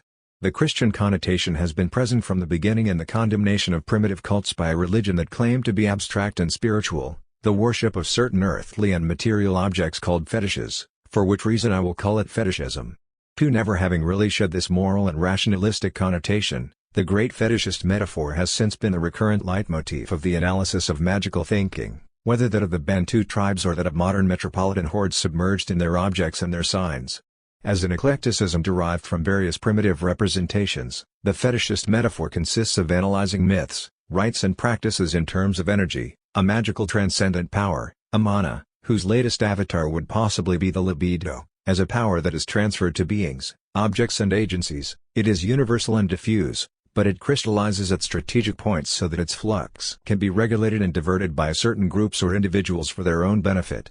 In the light of the theory, this would be the major objective of all primitive practices, even eating. Thus, in the animist vision, everything happens between the hypostasis of a force, its dangerous transcendence and the capture of this force, which then becomes beneficent. Aborigines apparently rationalize their experience of the group and of the world in these terms. But anthropologists themselves have rationalized their experience of the Aborigines in these same terms, thus exorcising the crucial interrogation that these societies inevitably brought to bear on their own civilization. 3. Here we are interested in the extension of this fetishist metaphor in modern industrial society, insofar as it enmeshes critical analysis, liberal or Marxist, within the subtle trap of a rationalistic anthropology. What else is intended by the concept of commodity fetishism if not the notion of a false consciousness devoted to the worship of exchange value, or, more recently, the fetishism of gadgets or objects, in which individuals are supposed to worship artificial libidinal or prestige values incorporated in the object. All of this presupposes the existence, somewhere, of a non-alienated consciousness of an object in some true, objective state. Its use value? The metaphor of fetishism, wherever it appears, involves a fetishization of the conscious subject or of a human essence, a rationalist metaphysic that is at the root of the whole system of Occidental Christian values. Where Marxist theory seems to prop itself up with this same anthropology, it ideologically countersigns the very system of values that it otherwise dislocates via objective historical analysis. By referring all the problems of fetishism back to superstructural mechanisms of false consciousness, Marxism eliminates any real chance it has of analyzing the actual process of ideological labor. By refusing to analyze the structures and the mode of ideological production inherent in its own logic, Marxism is condemned, behind the facade of dialectical discourse in terms of class struggle, to expanding the reproduction of ideology, and thus of the capitalist system itself. Thus, the problem of the generalized fetishization of real-life forces us to reconsider the problem of the reproduction of ideology. The fetishistic theory of infrastructure and superstructure must be exploded, and replaced by a more comprehensive theory of productive forces, since these are all structurally implicated in the capitalist system, and not only in some cases, i.e., material production, while merely superstructurally in others, i.e., ideological production. The term fetishism almost has a life of its own. Instead of functioning as a meta-language for the magical thinking of others, it turns against those who use it, and surreptitiously exposes their own magical thinking. Apparently, only psychoanalysis has escaped this vicious circle, by returning fetishism to its context within a perverse structure that perhaps underlies all desire. Thus circumscribed by its structural definition, articulated through the clinical reality of the fetish object and its manipulation, as a refusal of sex differences, the term no longer shores up magical thinking, it becomes an analytic concept for a theory of perversion. But if in the social sciences, we cannot find the equivalent, and not merely an analogical one, of this strict use of the term, the equivalent of the psychoanalytic process of perverse structure at the level of the process of ideological production, that is, If it proves impossible to articulate the celebrated formula of commodity fetishism as anything other than a mere neologism, where fetishism refers to this alleged magical thinking, and commodity to a structural analysis of capital, then it would be preferable to drop the term entirely, including its cognate and derivative ideas. For in order to reconstitute the process of fetishization in terms of structure, we would have to abandon the fetishist metaphor of the worship of the golden calf, even as it has been reworded by Marxists in the phrase the opium of the people, and develop instead an articulation that avoids any projection of magical or transcendental animism, and thus the rationalist position of positing a false consciousness and a transcendental subject. After Levi-Strauss analysis, the totem was overthrown, so that only the analysis of the totemic system and its dynamic integration retained any meaning. This was a radical breakthrough that should be developed, theoretically and clinically, and extended to social analysis in general. So, we started by meddling with received ideas about fetishism, only to discover that the whole theory of ideology may be in doubt. If objects are not these reified agencies, endowed with force and mana in which the subject projects himself and is alienated, if fetishism designates something other than this metaphysic of alienated essence, what is its real process? We would not make a habit of this, but here an appeal to etymology may help us sort through the confusion. The term fetish has undergone a curious semantic distortion. Today it refers to a force, a supernatural property of the object, and hence to a similar magical potential in the subject, through schemas of projection and capture, alienation and reappropriation. But originally it signified exactly the opposite of fabrication, an artifact, a labor of appearances and signs. It appeared in France in the 17th century, coming from the Portuguese feitiço, meaning artificial, which itself derives from the Latin factitious. The primary sense is to do, to make, faire, the sense of to imitate by signs, act as a devotee, etc. This sense is also found in makeup, maquillage, which comes from machen, related to machen and to make. From the same root, facio, factitious, as feitiço comes the Spanish affitter, to paint, to adorn, to embellish, and affit, preparation, ornamentation, cosmetics, as well as the French feigned and the Spanish hecker, to do, to make, whence hechizo artificial, feigned, dummy. What quickly becomes apparent is the aspect of faking, of artificial registering, in short, of a cultural sign labor, and that this is at the origin of the status of fetish object, and thus also plays some part in the fascination it exercises. This aspect is increasingly repressed by the inverse representation. The two still exist in the Portuguese feitiço, which as an adjective means artificial, and as a noun an enchanted object, or sorcery, which substitutes a manipulation of forces for a manipulation of signs and a magical economy of transfer of signifieds for a regulated play of signifiers. The talisman also is lived and represented in the animist mode as a receptacle of forces. One forgets that it is first an object marked by signs, signs of the hand, of the face, or characters of the cabal, or the figure of some celestial body that, registered in the object, makes it a talisman. Thus, in the fetishist theory of consumption, in the view of marketing strategists as well as of consumers, objects are given and received everywhere as force dispensers, happiness, health, security, prestige, etc. This magical substance having been spread about so liberally, one forgets that what we are dealing with first is signs, a generalized code of signs, a totally arbitrary code of differences, and that it is on this basis, and not at all on account of their use values or their innate virtues, that objects exercise their fascination.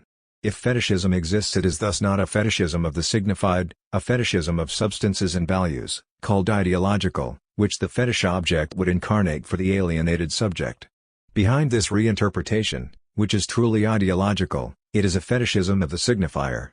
That is to say that the subject is trapped in the factitious, differential, encoded, systematized aspect of the object.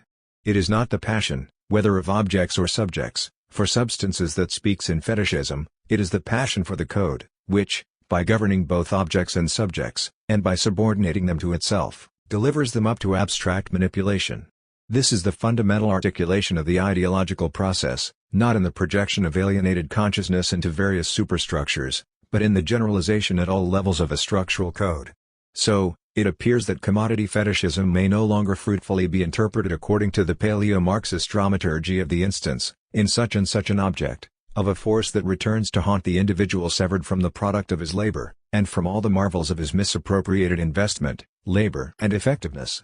It is rather the ambivalent fascination for a form, logic of the commodity or system of exchange value, a state of absorption, for better or for worse, in the restrictive logic of a system of abstraction.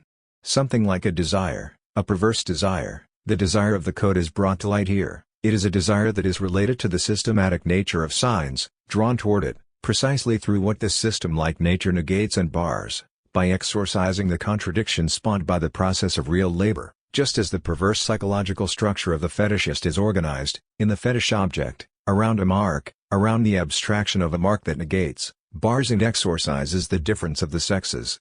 In this sense, fetishism is not the sanctification of a certain object, or value, in which case one might hope to see it disappear in our age, when the liberalization of values and the abundance of objects would normally tend to desanctify them.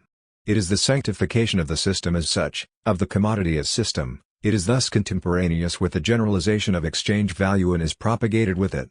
The more the system is systematized, the more the fetishist fascination is reinforced, and if it is always invading new territories, further and further removed from the domain of economic exchange value strictly understood, i.e., the areas of sexuality, recreation, etc., this is not owing to an obsession with pleasure, or a substantial desire for pleasure or free time, but to a progressive, and even quite brutal, systematization of these sectors, that is to say their reduction to commutable sign values within the framework of a system of exchange value that is now almost total. 4. Thus, the fetishization of the commodity is the fetishization of a product emptied of its concrete substance of labor. 5 and subjected to another type of labor, a labor of signification, that is, of coded abstraction, the production of differences and of sign values.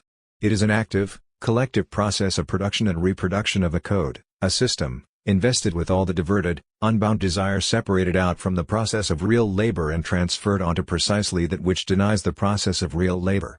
Thus, fetishism is actually attached to the sign object, the object eviscerated of its substance and history, and reduced to the state of marking a difference, epitomizing a whole system of differences.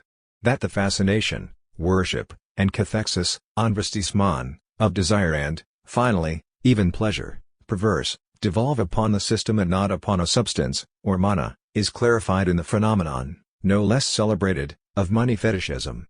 What is fascinating about money is neither its materiality, nor even that it might be the intercepted equivalent of a certain force, for example, of labor, or of a certain potential power. It is its systematic nature, the potential enclosed in the material for total commutability of all values, thanks to their definitive abstraction. It is the abstraction, the total artificiality of the sign that one adores in money. What is fetishized is the closed perfection of a system, not the golden calf, or the treasure. This specifies the difference between the pathology of the miser who is attached to the fecal materiality of gold, and the fetishism we are attempting to define here as an ideological process. Elsewhere we have seen 6 how, in the collection, it is neither the nature of objects nor even their symbolic value that is important, but precisely the sense in which they negate all this, and deny the reality of castration for the subject through the systematic nature of the collective cycle, whose continual shifting from one term to another helps the subject to weave around himself a closed and invulnerable world that dissolves all obstacles to the realization of desire, perverse, of course. Today there is an area where this fetishist logic of the commodity can be illustrated very clearly, permitting us to indicate more precisely what we call the process of ideological labor, the body and beauty. We do not speak of either as an absolute value, speaking of which, what is an absolute value? But of the current obsession with liberating the body and with beauty. This fetish beauty has nothing, any longer, to do with an effect of the soul, the spiritualist vision, a natural grace of movement or countenance, with the transparency of truth, the idealist vision, or with an inspired genius of the body, which can be communicated as effectively by expressive ugliness, the romantic vision. What we are talking about is a kind of anti-nature incarnate, bound up in a general stereotype of models of beauty, in a perfectionist vertigo and controlled narcissism. This is the absolute rule with respect to the face and the body, the generalization of sign exchange value to facial and bodily effects. It is the final disqualification of the body, its subjection to a discipline, the total circulation of signs. The body's wildness is veiled by makeup, the drives are assigned to a cycle of fashion. Behind this moral perfection, which stresses a valorization of exteriority, and no longer, as in traditional morality, a labor of interior sublimation, it is insurance taken out against the instincts. However, this anti-nature does not exclude desire. We know that this kind of beauty is fascinating precisely because it is trapped in models, because it is closed, systematic, ritualized in the ephemeral, without symbolic value. It is the sign in this beauty, the mark, makeup, symmetry, or calculated asymmetry, etc., which fascinates. It is the artifact that is the object of desire. The signs are there to make the body into a perfect object, a feat that has been accomplished through a long and specific labor of sophistication. Signs perfect the body into an object in which none of its real work, the work of the unconscious or psychic and social labor, can show through. The fascination of this fetishized beauty is the result of this extended process of abstraction, and derives from what it negates and censors through its own character as a system. Tattoos, stretched lips, the bound feet of Chinese women, eyeshadow, rouge, hair removal, mascara, or bracelets, collars, objects, jewelry, accessories, anything will serve to rewrite the cultural order on the body, and it is this that takes on the effect of beauty. The erotic is thus the reinscription of the erogenous in a homogeneous system of signs, gestures, movements, emblems, body heraldry, whose goal is closure and logical perfection, to be sufficient unto itself. Neither the genital order, placing an external finality in question, nor the symbolic order, putting in question the division of the subject, have this coherence. Neither the functional nor the symbolic can weave a body from signs like this, abstract, impeccable, clothed with marks, and thus invulnerable, made up, faked and feigned, in the profound sense of the expression, cut off from external determinations and from the internal reality of its desire, yet offered up in the same turn as an idol, as the perfect phallus for perverse desire, that of others, and its own. 7. Levi-Strauss has already spoken of this erotic bodily attraction among the Kaduvio and the Maori, of those bodies completely covered by arabesques of a perverse subtlety, and of something deliciously provocative. It suffices to think of Baudrillard to know how much sophistication alone conveys charm, in the strong sense, and how much it is always attached to the mark, ornamentation, jewelry, perfume, or to the cutting up of the body into partial objects, feet, hair, breasts, buttocks, etc., which is a profoundly similar exercise. It is always a question of substituting for an erogenous body, divided in castration, source of an ever-perilous desire, a montage, an artifact of phantasmagorical fragments, an arsenal or a panoply of accessories, or of parts of the body, but the whole body can be reduced by fetishized nudity to the role of a partial object as well. These fetish objects are always caught in a system of assemblage and separation, in a code. Circumscribed in this way, they become the possible objects of a security-giving worship. This is to substitute the line of demarcation between elements signs for the great dividing line of castration. It substitutes the significant difference, the formal division between signs, for the irreducible ambivalence, for the symbolic split, écart. It would be interesting to compare this perverse fascination to that which, according to Freud, is exercised by the child or the animal, or even by those women who suffice to themselves, who properly speaking love only themselves and who for that reason exercise the greatest charm over men not only for aesthetic reasons, but also on account of interesting psychological constellations.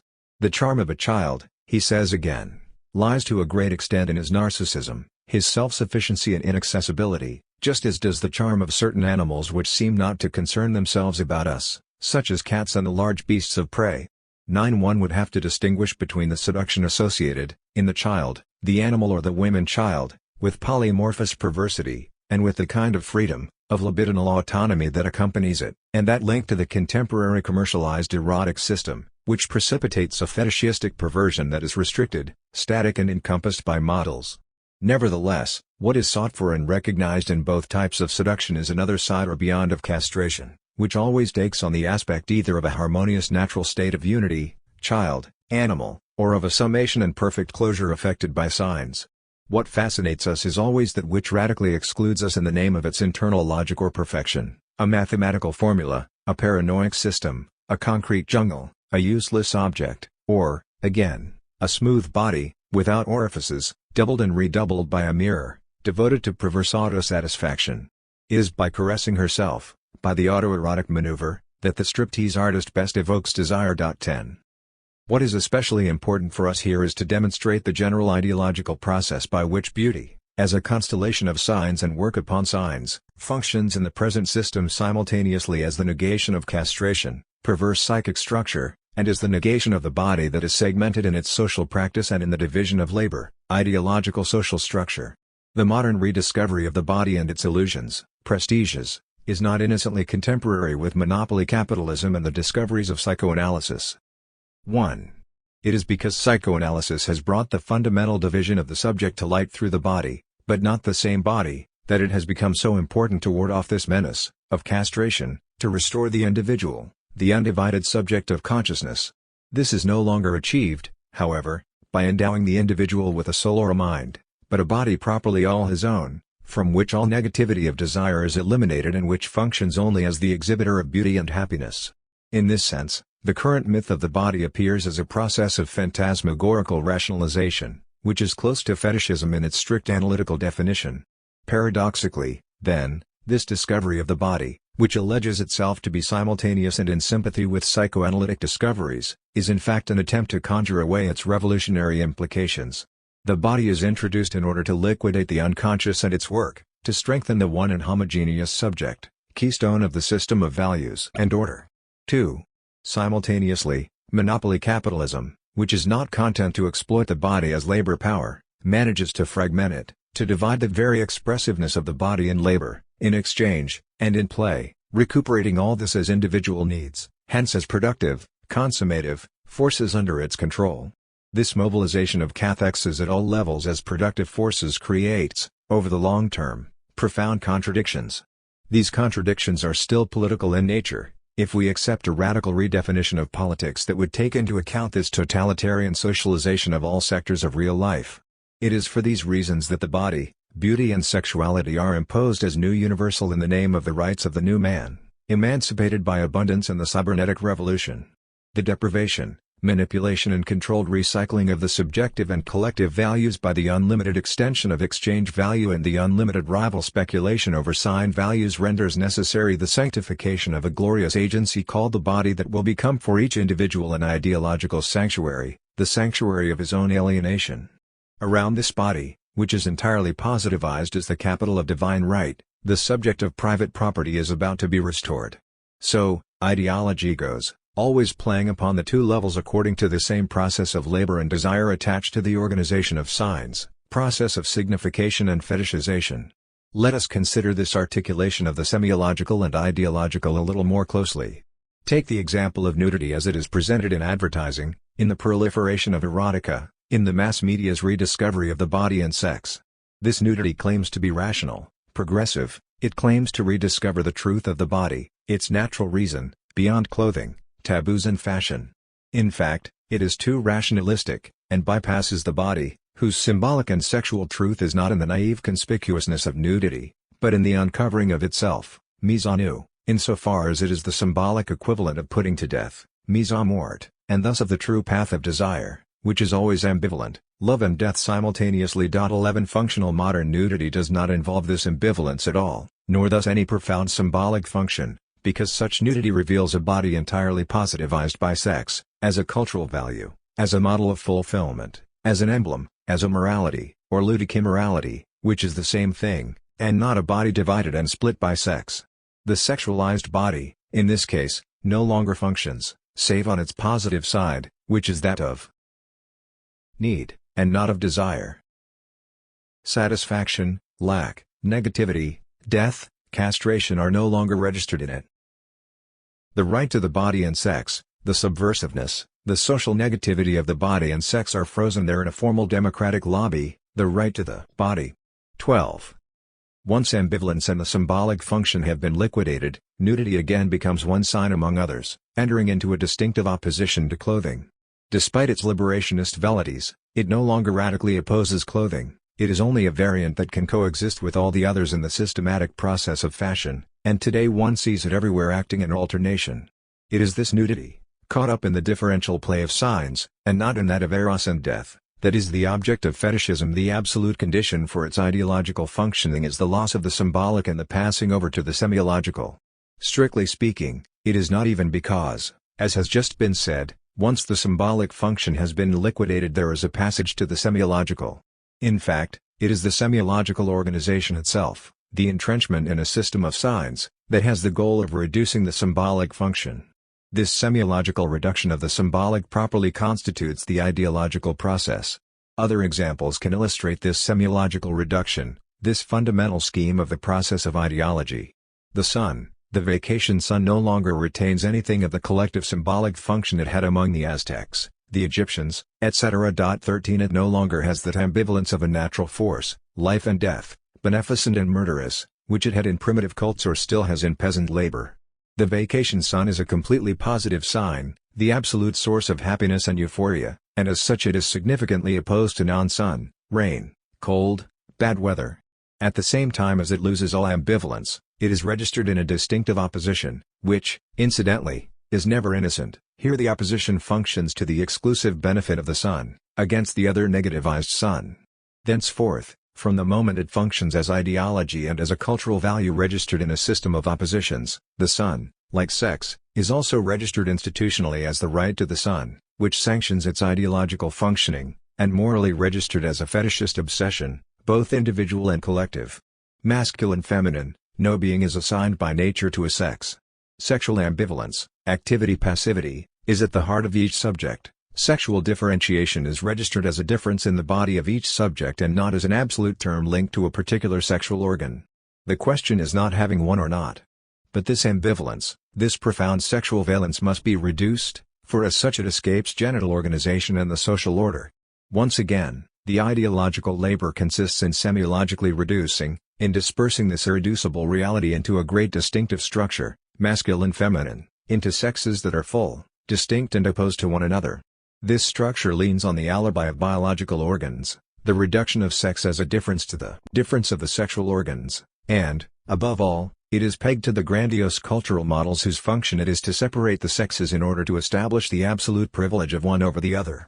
If everyone is led, by this controlled structuration, to confuse himself with his own sexual status, it is only to resign his sex the more easily, that is, the erogenous differentiation of his own body, to the sexual segregation that is one of the political and ideological foundations of the social order. 14. The unconscious, the contemporary unconscious is diffused by the mass media, celebrated by semiology, but still given a substance that is individualized and personalized. Today, everyone has an unconscious mind, yours, his. The structure and work of the unconscious is primarily a challenging of the conscious subject. Here, then, the possessive pronoun is itself semiologically reductive and ideologically effective insofar as it reduces this unconscious to a simple oppositional term vis-à-vis consciousness. Together, they operate in the name of the individual, as the possessive case indicates, fundamentally to the advantage of the subject of consciousness. So, the rediscovered unconscious, generally exalted from the beginning, runs directly counter to its original meaning, initially structure and labor. It is transformed into a sign function, labor power and object of appropriation by a unified, autonomous subject, the eternal subject of consciousness and of private property.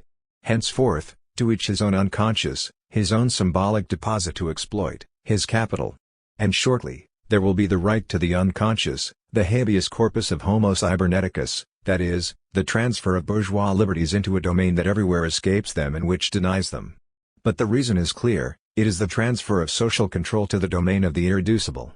The revolution of the unconscious becomes the avatar of a new humanism of the subject of consciousness, and through the individualist ideology of the unconscious, fetishized and reduced by signs such as sex and sun to a calculus of pleasure and consumed satisfaction, each subject itself drains and monitors the movement and the dangerous labor of the unconscious for the benefit of the social order.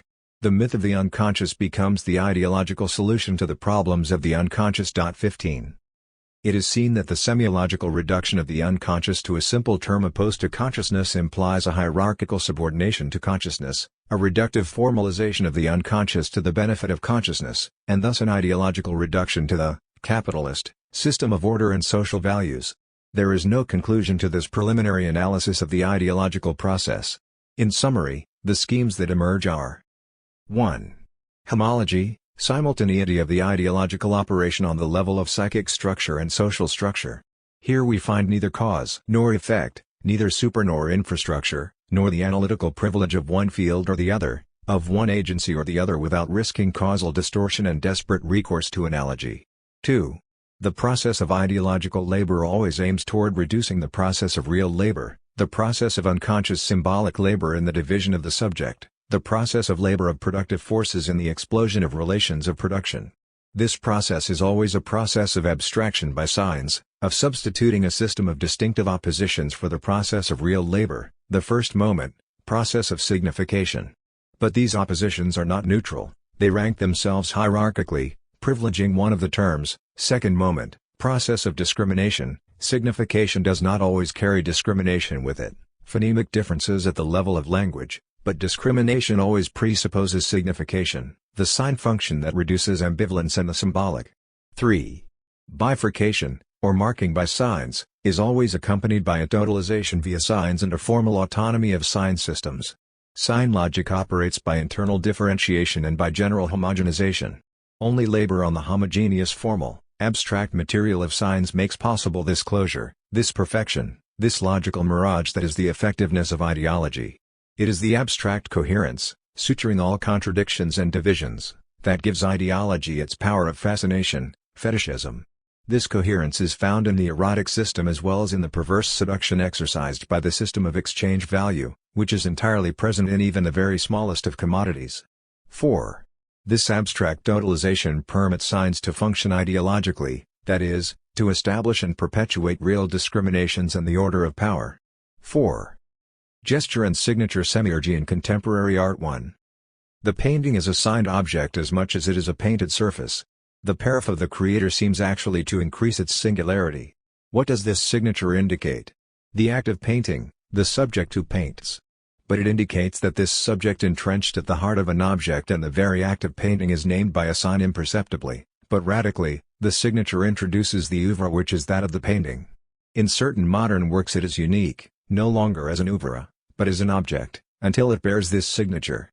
Then it becomes a model to which an extraordinary, differential value is brought by a visible sign. But it is not a meaning value, the meaning peculiar to the painting is not in question here, it is a differential value, carried by the ambiguity of a sign that does not cause the work to be seen, but to be recognized and evaluated in a system of signs, and which, while differentiating it as a model, already, from another perspective, integrates it in a series, that of the works of the painter. Thus, the painted oeuvre becomes a cultural object by means of the signature. It is no longer simply read, but perceived in its differential value.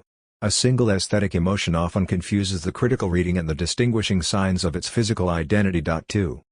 A certain fact may be of interest here. Until the 19th century, the copy of an original work had its own value, it was a legitimate practice. In our time the copy is illegitimate, inauthentic, it is no longer art. Similarly, the concept of the forgery has changed, or rather, it suddenly appears with the advent of modernity. Formerly painters regularly used collaborators or negroes, one specialized in trees, another in animals. The act of painting, and so the signature as well, did not bear the same mythological insistence upon authenticity, that moral imperative to which modern art is dedicated and by which it becomes modern, which has been evident ever since the relation to illustration and hence the very meaning of the artistic object changed with the act of painting itself. It is useless to argue that the forgery, the copy of the counterfeit are unacceptable today because photographic technique has disqualified photocopy by hand. That sort of explanation is specious. Something else has changed, the conditions of signification of the oeuvre itself. In a world that is the reflection of an order, that of God, of nature or, more simply, of discourse, in which all things are representation, endowed with meaning and transparent to the language that describes them, artistic creation proposes only to describe. The appearance of things has the keys to the city, 3 being itself a signature of an order that is given there to be recognized and not to be analyzed. The oeuvre wishes to be the perpetual commentary of a given text, and all copies that take their inspiration from it are justified as the multiplied reflection of an order whose original is in any case transcendent. In other words, the question of authenticity does not arise, and the work of art is not menaced by its double. The various copies do not constitute a series in the modern sense of the word, whose model would be the original. All else remaining equal, original and copy are equivalent in a single finality, whose reason escapes them. In summary, it is impossible to circumvent the true source of values. The forgery does not exist.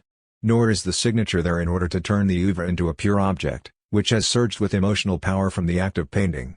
Even if he signs it, sometimes with a monogram, the artist does not attest to its truth, he is never more than the one who gives, donator. Today the conjuncture of values is entirely different. Transcendence is abolished, the oeuvre becomes the original. Its meaning passes from the restitution of appearances to the act of inventing them. Value is transferred from an eminent, objective beauty to the singularity of the artist in his gesture. And this new act is temporalized. It is the irreversible moment of invention to which other irreversible creative moments can only be subsequent. Here modernity begins. The modern oeuvre is no longer a syntax of various fragments of a general tableau of the universe, in extension, where continuity and reversibility are active. Rather, it is a succession of moments. The oeuvres no longer combine with one another to revive the model in its likeness, the world and its order, by means of their contiguity. They are only able to follow one another in order then to refer, by virtue of their difference and their discontinuity in time, to a quite different model, to the subject creator himself and his unlikeness and his repeated absence. We are no longer in space but in time, in the realm of difference and no longer of resemblance, in the series and no longer in the order. This last point is essential. Once legitimacy is transferred to the act of painting, the latter can only prove itself untiringly by this very fact: it constitutes a series. Incidentally, since the final term of this series is no longer the world to be represented by the ever-absent subject, it becomes essential to indicate this subject as such, and in the same act to declare the oeuvre as the object of this subject. That is the function of the signature. It is from that necessity that it derives its present privilege. Otherwise, how could we explain the insistent mythological demand for authenticity in contemporary art, that each painting be the emanation of a unique moment, often sanctioned by the very day and hour of its execution, and by the signature? And how could we explain the fact that any contemporary oeuvre is constituted as a declension of objects, each painting being a discontinuous term of an indefinite series, and thus legible first, not in its relation to the world but in its relation to the other paintings by the same artist, its meaning being thus tied down to succession and repetition? What paradoxical law, in its very movement, bends authenticity to the constraint of seriality? Once again we can look for de facto determinations, the conditions of the market, for example, which chain the artist to his mannerism and to a cadence of production. And once again, this would be too simple. In fact, it is precisely because the series has become the constitutive dimension of the modern oeuvre that the inauthenticity of one of the elements of the series becomes catastrophic. Each term in its specific difference is essential to the functioning of the series as such, and to the convergence of meaning from one term to the other toward the model, here the subject himself. If one defects, it is the rupture of an order. A false soulage may well be worth another soulage but it throws suspicion on all soulage. The code of recognition becomes suspect, and hence the integrity of meaning of the oeuvre itself. If you like, there is no longer a God today to separate out his elect. The work is no longer rooted in God, in the objective order of the world, but in the series itself. The essential task then is to preserve the authenticity of the sign. Hence the mythical value taken on by that guarantee of vintage, appellation contrôlée, the signature. It becomes the veritable caption of our oeuvres. In the absence of fable, of the figures of the world and of God, it is that which tells us what the work signifies, the artist's gestures that are materialized in it, as in the other signs of the painting. Moreover, for if the signature can fulfill that legible function of meaning, it is because in its elusive singularity as a sign it is fundamentally homogeneous with the combinatory order of signs which is that of the painting.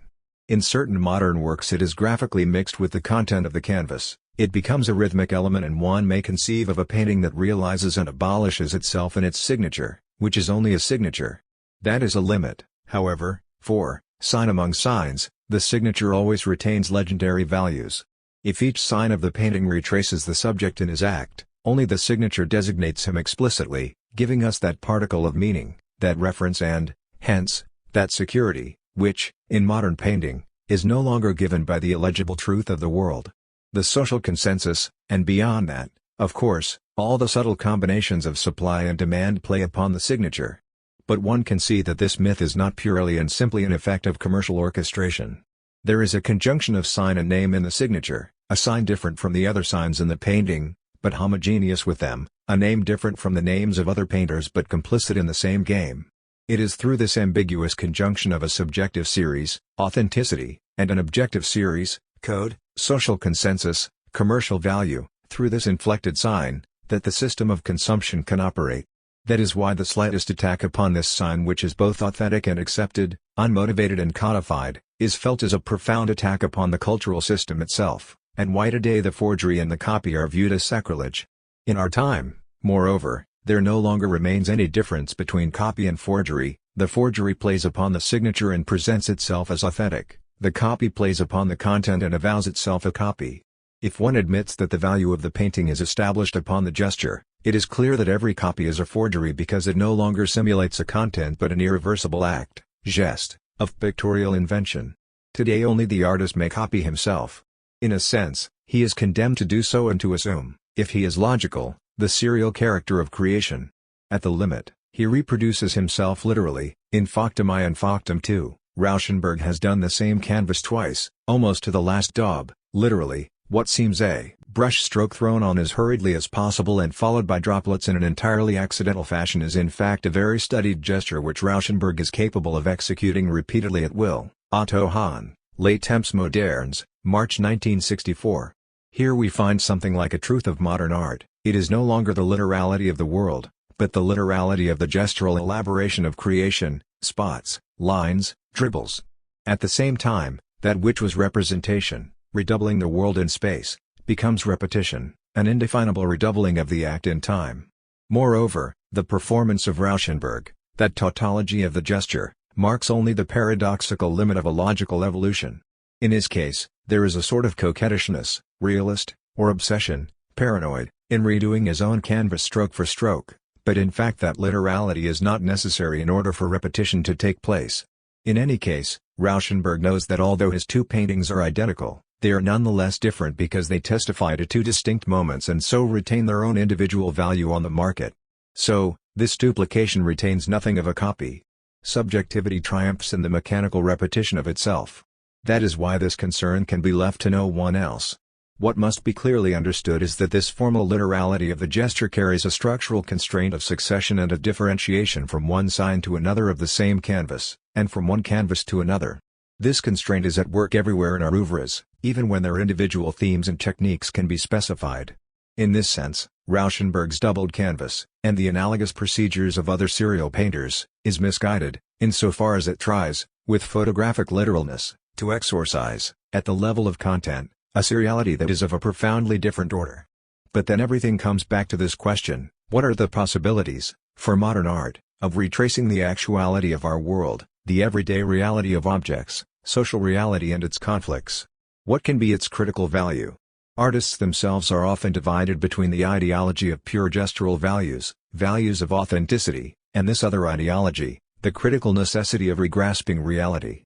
The same dilemma is posed for art critics, moreover, who have great difficulty reconciling a tangled paraphrase of the creative action, gestual, with an analysis of objective significations. In the light of what has just been said, this velleity of regrasping the world that is still new in contemporary art, recently again in pop art and the new portraiture, appears naive. It seems unaware of that systematic dimension according to which the modern gesture of painting is first organized, beside, or outside, or despite the conscious intentions of the artist. This velleity seems unaware that what is signified, and thus in a way domesticated, in contemporary art is no longer the world as substance and extension, but rather a certain temporality that is that of the subject in its self-indexing, and not the social individual of biographical data. There is a discontinuity and reconstitution of the subject from act to act, of which the signature is the socio-culturally encoded index. Modern art is actual, i.e., contemporary, in the strict sense of being in the act, enact, from action to action, not contemporary with the world, but with itself and with itself alone in its own movement. 5 It changes gears according to a formal constraint of succession and plays upon variations and differences. Reading the work will, most of the time, consist inversely in the decoding of these variations and differences. Any function that one may wish to assign to art, among others, that of critical realism and of any form of commitment, must be measured with respect to this basic structure, and thus to this limit of meaning. Otherwise, the artist condemns himself to a pious ideology, which, on the other hand, is always the dominant ideology in matters of art, the eternal illusion of the philosophic consciousness, which makes him live his work as an absolute uniqueness that confronts the world and is responsible for bearing witness to it, for every philosophic consciousness is necessarily accompanied by a moral conscience. Having said that, modern art is no less contemporary, but its contemporaneity is neither direct nor critical. If it fully describes what we are, it does so by its very ambiguity. Let us reconstruct this ambiguity. In a technical civilization of operatory abstraction, where neither machines nor domestic objects require much more than a controlling gesture, that gestural abstraction signifying a whole mode of relations and behavior, modern art in all its forms has for its primary function the salvation of the gestural moment, the intervention of the integral subject.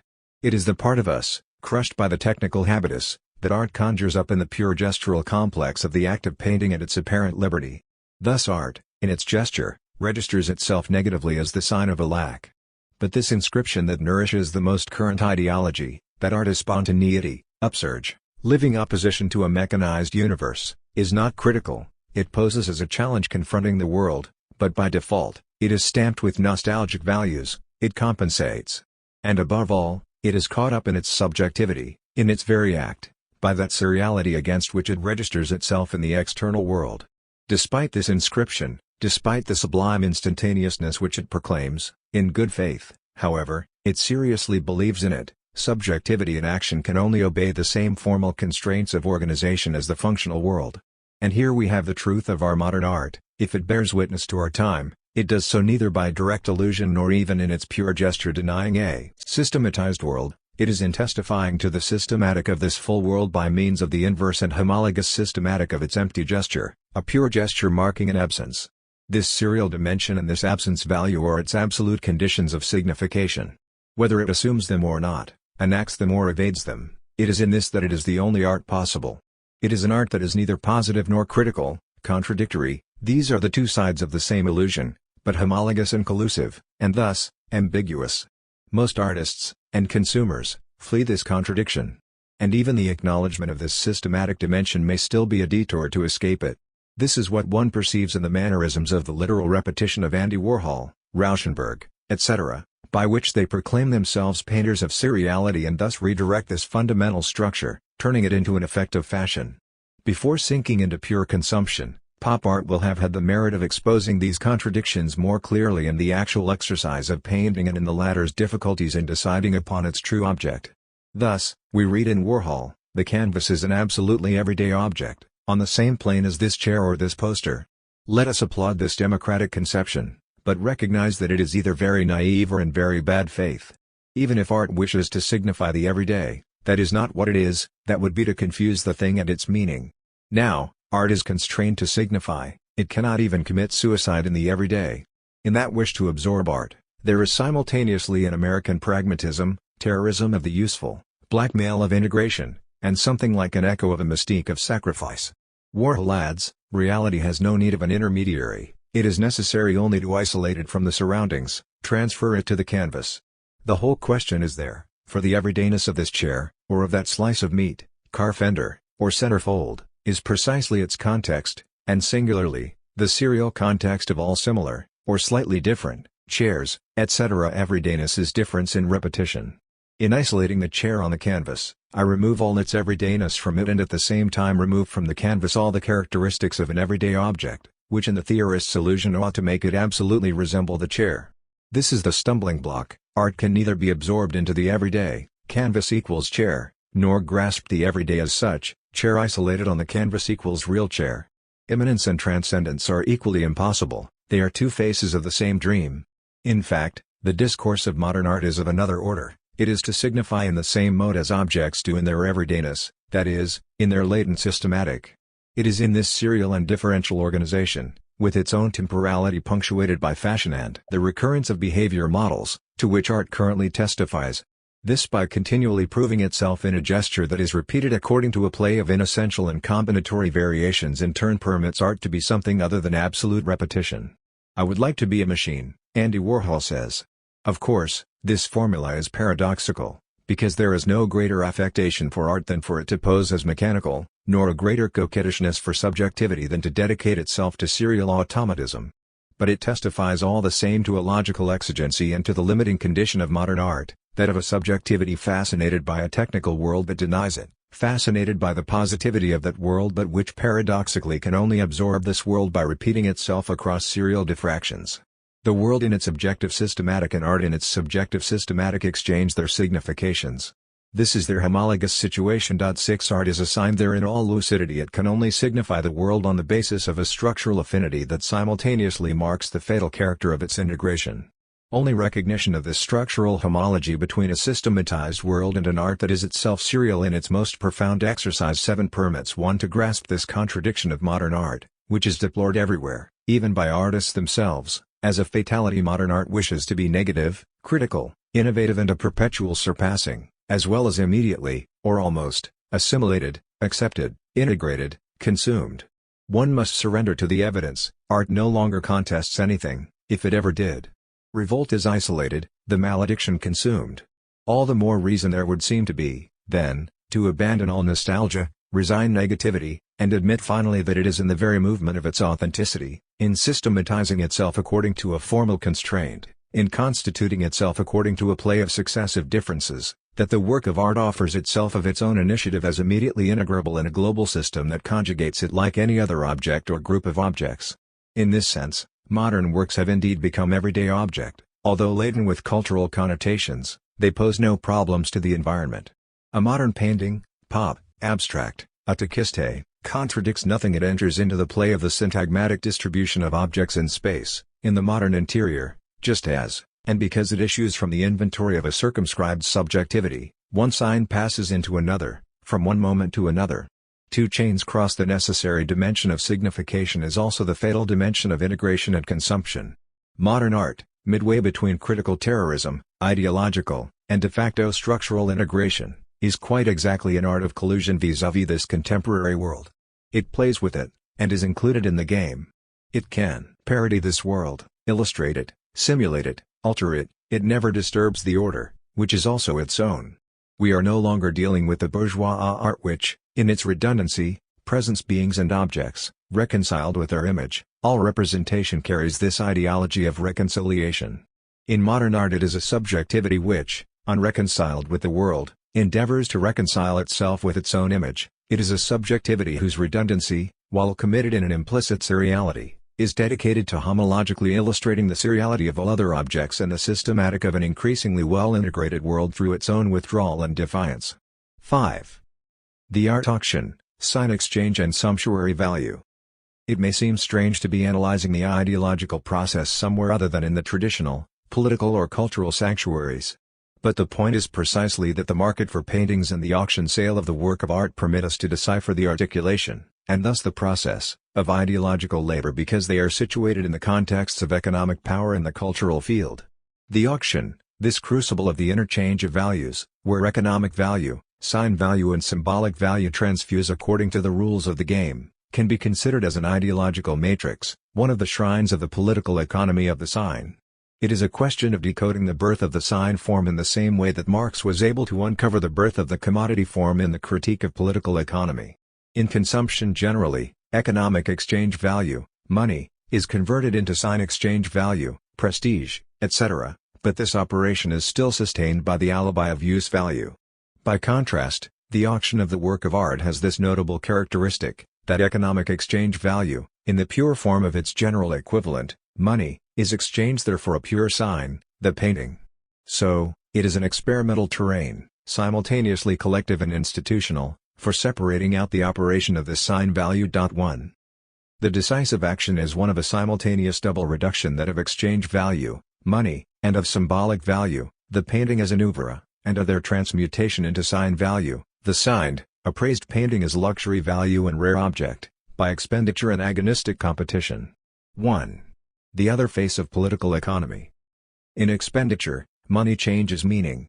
This fact, established in the auction, can be transferred as a hypothesis to the whole sphere of consumption. The act of consumption is never simply a purchase, reconversion of exchange value into use value, it is also an expenditure, an aspect as radically neglected by political economy as by Marx, that is to say, it is wealth manifested, and a manifest destruction of wealth. It is that value, deployed beyond exchange value and founded upon the latter's destruction, that invests the object purchased, acquired, appropriated, with its differential sign value. It is not the quantity of money that takes on value, as in the economic logic of equivalence, but rather money spent, sacrificed, eaten up according to a logic of difference and challenge.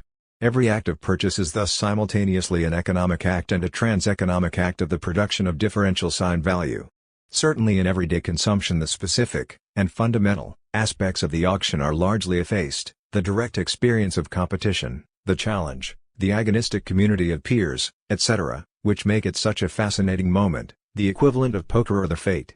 But behind the purchase, or individual reappropriation of use value, there always remains the moment of expenditure, which even in its banality presupposes something of a competition, a wager, a challenge, a sacrifice and thus a potential community of peers and an aristocratic measure of value.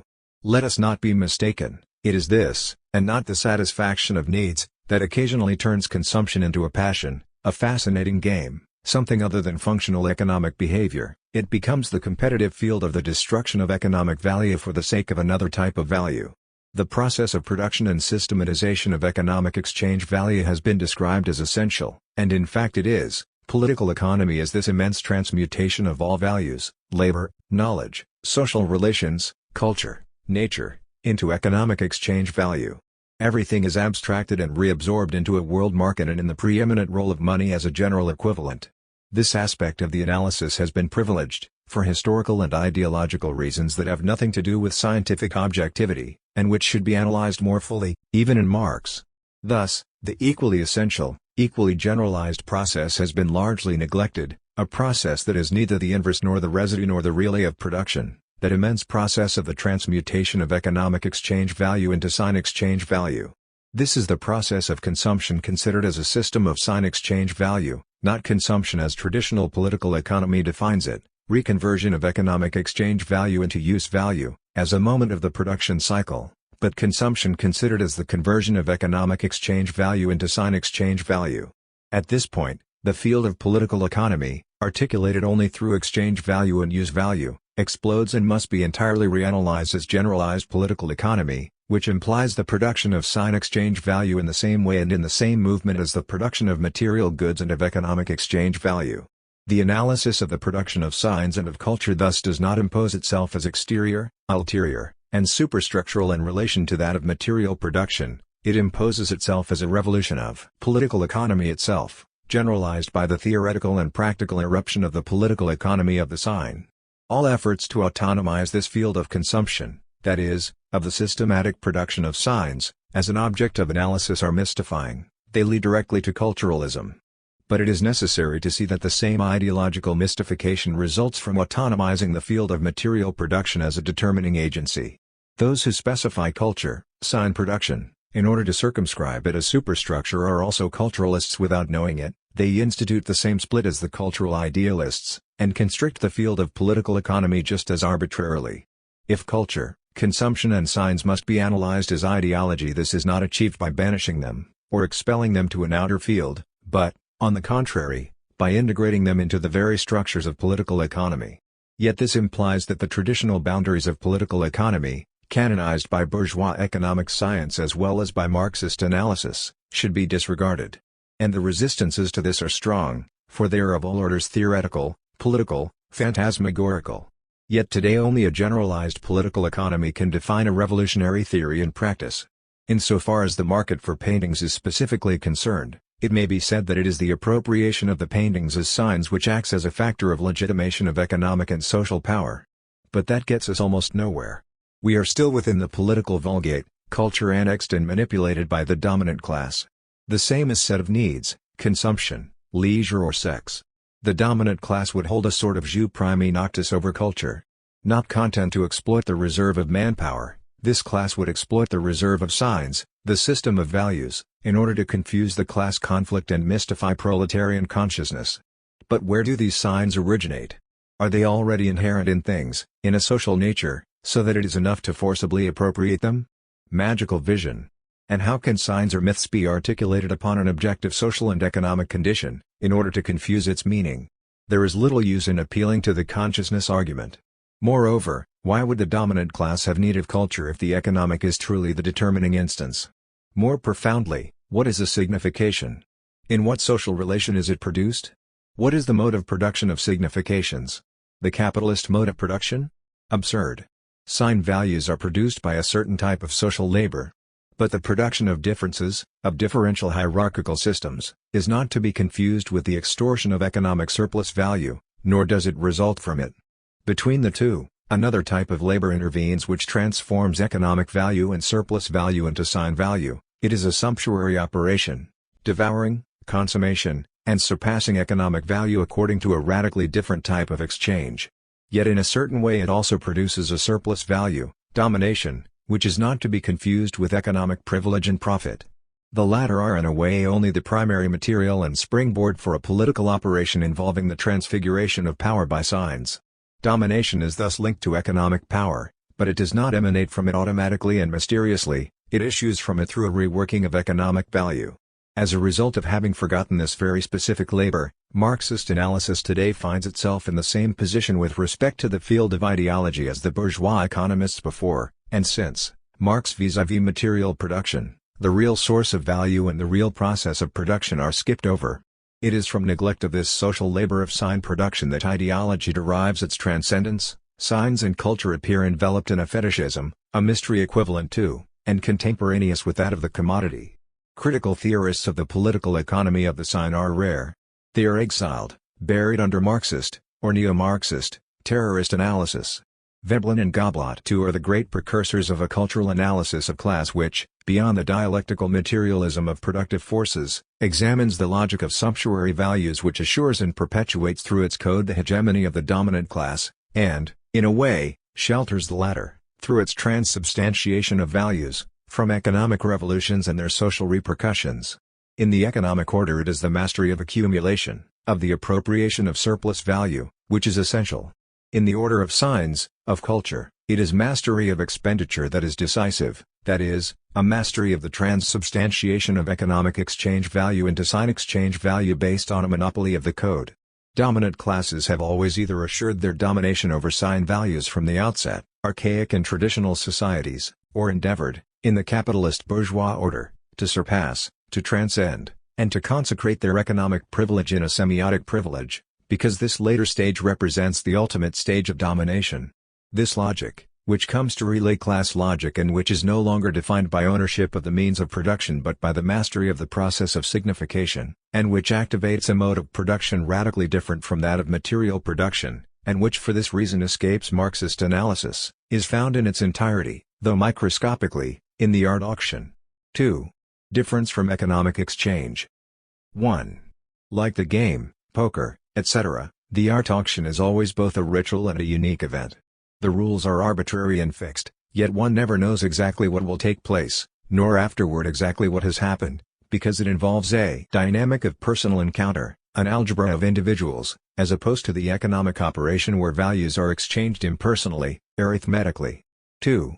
This personal character of the exchange implies the insularity, unicite, of the place. One cannot participate without being present, and above all, the concrete integrality, unicite, of the process. The time, order, rhythm, tempo are essential elements of the bidding. In the altercation and the outbidding, each moment depends on the previous one and on the reciprocal relation of partners. Hence there is a specific development, which is different from the abstract time of economic exchange. 3. There is no interplay of supply and demand, as in the market, with a maximal approximation of the exchange value offered and the use value anticipated. The mercantile auction that reaches a point of equilibrium of supply and demand is found, for example, in a fish auction. But in the art auction, at the moment of bidding, exchange value and use value are no longer correlated according to an economic calculus. The anticipated use value, if there is one, does not increase during the auction. In fact, the particular activity of the auction institutes a specific relation and occurs outside use value. Once the latter has been put out of play, exchange value is no longer offered, in exchange for, it is wagered, mise en jeu. At once, it ceases to be exchange value and the whole situation is transferred out of the realm of the economic. It does not, however, cease to be an exchange, although it no longer takes the form of supply and demand, but of reciprocal wager. Thus the auction simultaneously institutes a transmutation of value and of the economic coordinates. Another type of social relation. Transmutation of value. In the crucial moment of the auction, money is nullified as a divisible exchange value and is transubstantiated by its expenditure into an indivisible sumptuary value. Thus, it becomes the homologue of the painting as a sign, a unique and indivisible object. There is no longer an equivalence, but an aristocratic parity established between money, which has become a sumptuary material through the loss of its economic exchange value, and the canvas, which has become a sign of prestige, hence an element of the restricted corpus that we call painting, through the loss of its symbolic value. 4. Social relation. In the sumptuary act, money is nullified as a general equivalent, as form and so as a specific, capitalist, social relation regulated by this form. The social relation instituted in this act by the auction is still one of aristocratic parity, among partners. Contrary to commercial operations, which institute a relation of economic rivalry between individuals on the footing of formal equality, with each one guiding his own calculation of individual appropriation, the auction, like the fete or the game, institutes a concrete community of exchange among peers. Whoever the vanquisher in the challenge, the essential function of the auction is the institution of a community of the privileged who define themselves as such by agonistic speculation upon a restricted corpus of signs. Competition of the aristocratic sort seals their parity, which has nothing to do with the formal equality of economic competition, and thus their collective caste privilege with respect to all others, from whom they are no longer separated merely by their purchasing power, but by the sumptuary and collective act of the production and exchange of sign values. 5. Here is the matrix of ideology, in the coherent logic of a system of production, exchange and social relations that is radically different from the system of production, exchange and social relations based on the economic. Ideology is not a mysterious stooping, truckage, of consciousness, it is a social logic that is substituted for another, and which resolves the latter's contradictions, thus changing the very definition of value.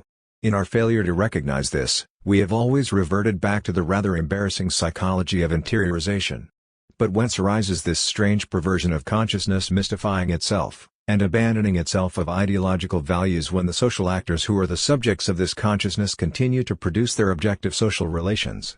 Indeed, when consciousness decides to flip over to the objective side, it becomes revolutionary, and we call it the prise de conscience.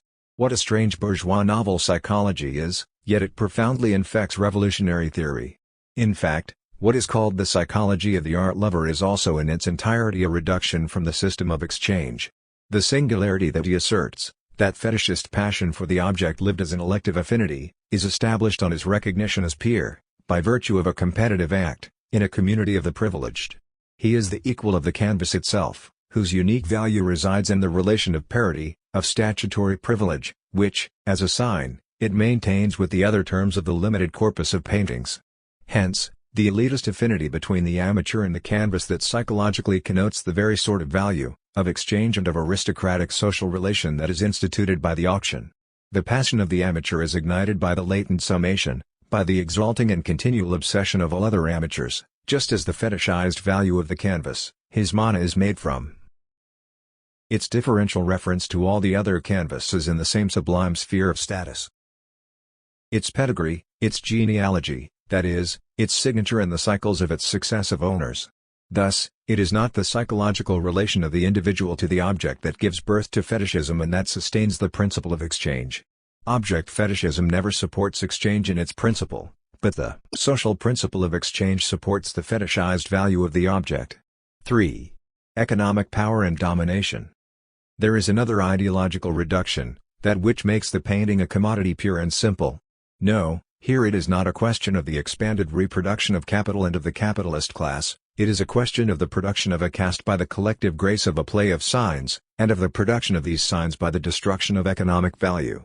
Something similar to this sumptuary exchange in this aristocratic model, but weakened and geared down, diffuses through the whole system of consumption and provides its ideological efficacy. It seems absurd to speak of a democratized logic of caste. Yet consumption is instituted on the basis of the exchange of differences, of a distinctive material and thus of a potential community, which, however little remains of it and precisely because nothing of it remains, is nevertheless articulated upon a fiction of aristocratic parity. The difference, a major one, between the aristocratic potlatch and consumption is that today differences are produced industrially, they are bureaucratically programmed in the form of collective models. They no longer arise in the personal reciprocity of challenge and exchange. Only the mass-mediatized simulacra, of competition operate in the statutory rivalry. This latter no longer has the real, distinctive function that it still had in Veblen. The great dinosaurs of wasteful expenditure are changed into innumerable individuals pledged to a parity of sacrificial consumption, mobilized as consumers by the order of production. Expenditure has thus radically changed its meaning. The fact remains that it is because the collective phantom of lost, sumptuary, values is reactivated in expenditure and in mass-mediatized consumption, that this practice can be lived individually as gratification, as liberty, as fulfillment, and so act as ideology. Even the simulation model of a differential aristocratic code still acts as a powerful factor of integration and of control, as participation in the same rule of the game. Everywhere prestige haunts our industrial societies, whose bourgeois culture is never more than the phantom of aristocratic values. Everywhere the magic of the code, the magic of an elective and selective community, fused together by the same rules of the game and the same system of signs, is collectively reproduced, beyond economic value and on the basis of it. Everywhere this process comes to penetrate class conflicts, everywhere, diluted over the entire extent of the society, whatever the economic status and class condition, it acts to the advantage of the dominant class. It is the keystone of domination. It is not automatically dismantled by the revolutionary logic of productive forces, by the dialectical process of capital or by the traditional critique of political economy. Only a critique of the political economy of the sign can analyze how the present mode of domination is able to regain, integrate and simultaneously take advantage of all the modes of production, not only of the capitalist mode of production, but of all previous, archaic modes of production and exchange, infra or trans-economic.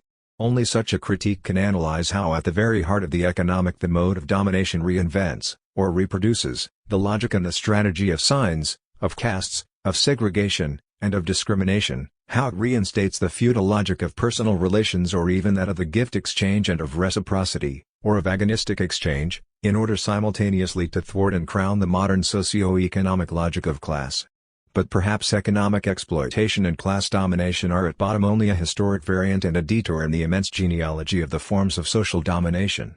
Perhaps contemporary society is once again becoming primarily a society of domination by signs, hence giving rise to the total demand for a cultural revolution, which implies the whole process of ideological production, the theoretical basis of which can only be given by a political economy of the sign. 4. Symbolic value and the aesthetic function. What happens to symbolic value in this whole operation, to the value peculiar to the work of art? It does not appear anywhere. It is repudiated, absent. Parallel to the ascension of economic exchange value into sign value, there is a reduction of symbolic value into sign value. On either side, economic exchange value and symbolic value lose their own status and become satellites of sign value.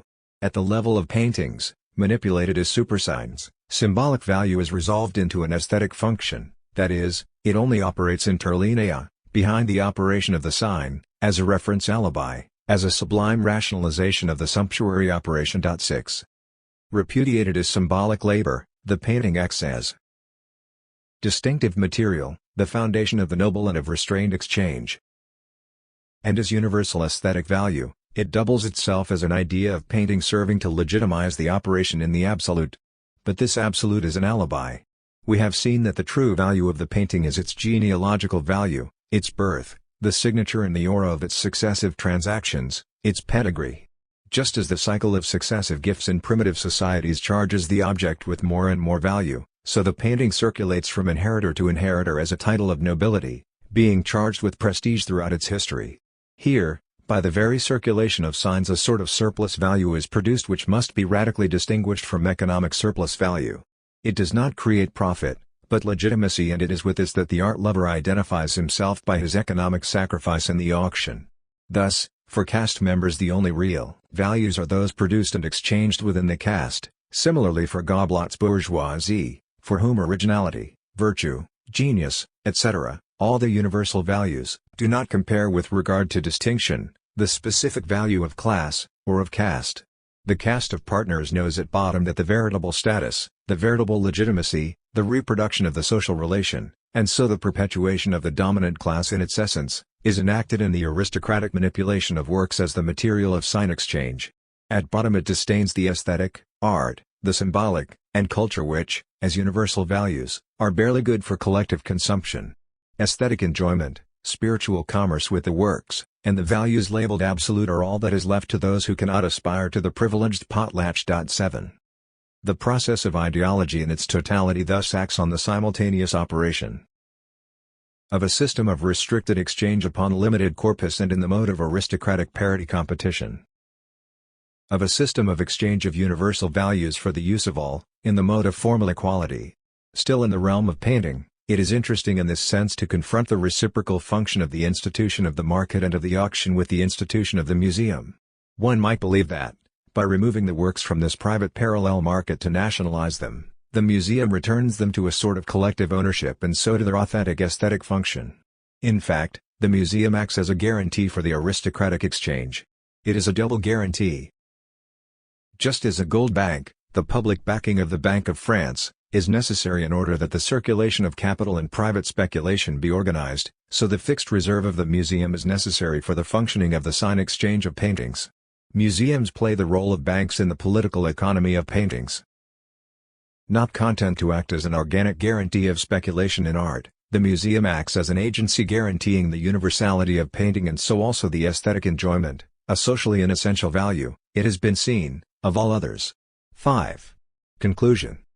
In the auction and the art market we wish to comprehend a sort of nucleum of the strategy of values, a sort of concrete space-time, strategic moment and matrix in the process of ideology, which latter is always the production of sign value and of coded exchange. This economy of values is a political economy.